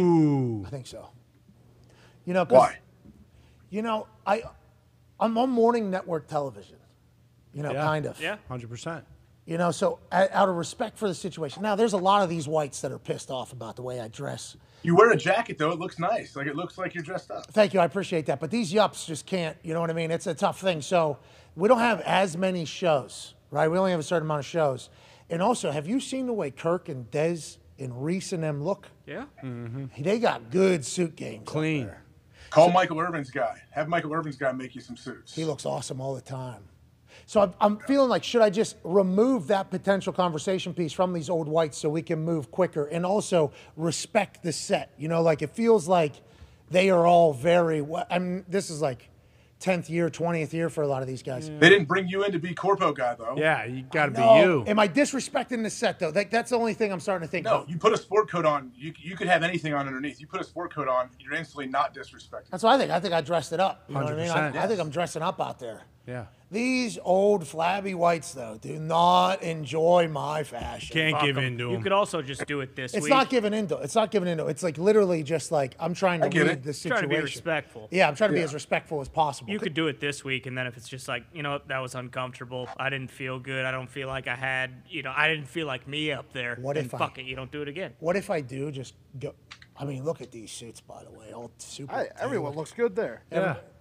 But imagine if I do just go into a full suit. I was going to do this with wrestling there at the beginning. Yeah. Whenever I was getting a lot of heat from all the wrestling fans. Mm-hmm. What if I go in there and go, this should be a good game. The nose tackle for this team is 6'5", 421 pounds. Do it. That is something that can certainly demolish an offensive line. Kirk, do you have more on the subject? Like, that's what I think that these people... Hey, no, then Halloween, then they cut to Kirk. He's dressed up as you, and he does a full promo as you. Well, the interesting, these 6'5", there's not a lot of humans that are built this way. This morning, 3 hours is a long show, by the way. Yeah, very. It is a long Early, show. too. It's a blast, though. That Tennessee crowd was fucking awesome, dude. They were... I hope they're good. I hope they continue to be good. When Tennessee is a good football team, it's good for everyone, I think. Rocky Top was rocking. They're going. Hopefully the weather cooperates this weekend.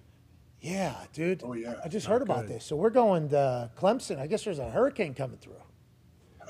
Like at the exact time we're going to be on, allegedly. But I guess hurricanes are unpredictable and impossible to, you know, kind of put an actual dead time on things because they evolve and they change and they move and everything.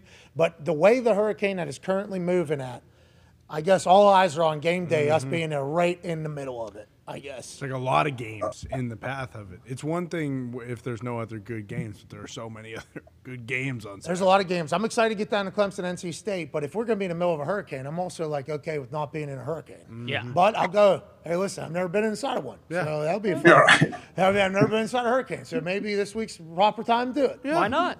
Put a big suit on. Now or never. Oh, that would be sweet, too. What if I go in there Full with hurricane. a scuba suit? Yes. See, that would be funny. Yeah. That's good. Sitting there. I thought about going top hat too, full tuxedo for these fucks. You know. That would also pocket be watch. pretty good. What's that, AJ? Pocket watch with the chain hang out your vest. Monocle. Yeah, monocle and that thing. You see, I think these boys are playing good football. You see, that guy. Well, first of all, Dan Lebitard's finisher, I guess. Yeah. I appreciate the fact that he has made that his own. You know, the only person ever in the history of Twitter to do this. First and only. I respect that. I learned that. It's a good move. I love it. I mean, I guess I've never done it before, but I do love the move that is Lebitard's finisher, I learned, of just taking a picture of the human and quote tweeting it and just putting that as the response. Because this guy called me a jerk off and a fucking clown, and he thought I didn't have time. I got time to go see who you are, pal. Oh, yeah. I'll do it during the commercial break. Don't take long. I will see this, pal, and I will do that. And then obviously what will happen next, and Charles Barkley talked about this, this guy called me a clown and a jerk off. I took his profile photo in which he looks like an absolute doofus in and put that as my response. And he'll say I was bullied, I wasn't classy, that whole thing. I don't care, pal. I'm in the Twitter streets, pal. I will. If you want to go, let's go in there. You know, that's the whole thing. But there's a lot of that. There's a lot of that response. That guy's last name was actually White. That guy's name was actually something White. It was too perfect for me not to showcase to people like this is the tweets that I'm talking about when I say, "Oh, enough with the shtick. Knock it off, man. This guy." Yeah, like that's mostly why I quote tweeted it, because it was like, "Hey, this is the shit that I deal with whenever I'm dropped in front of a new person. This is what my life is like."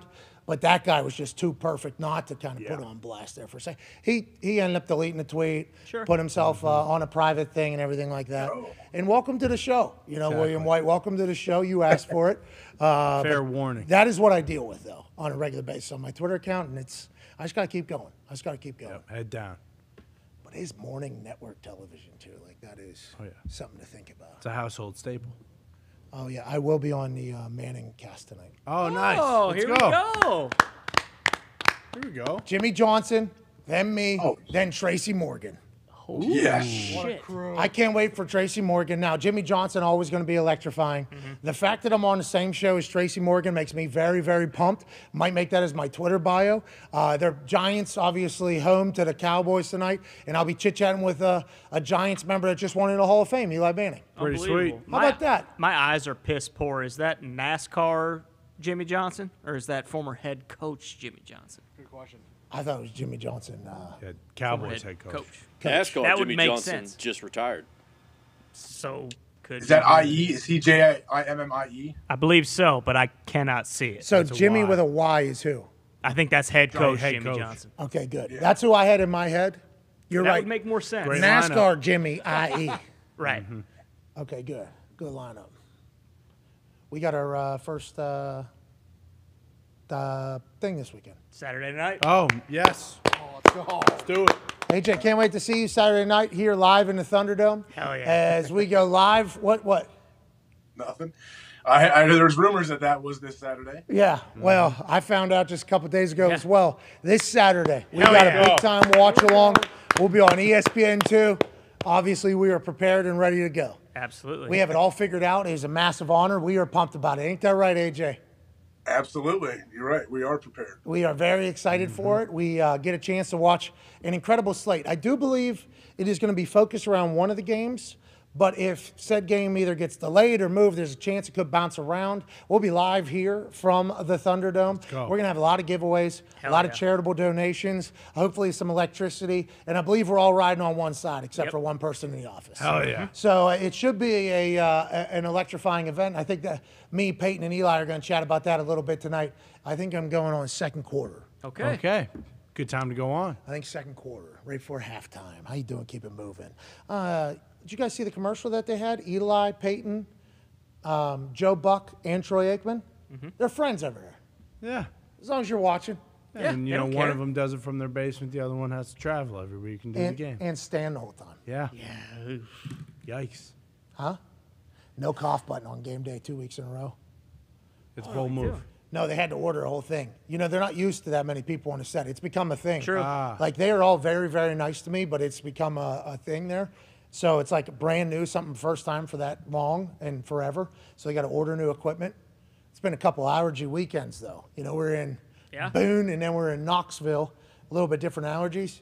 There was a couple times this past weekend where I was, like, holding the microphone like this so I could I don't know how the voice is going to sound when I start yelling into this thing. What a day. We went for 4 hours today. Hell yeah. I love it.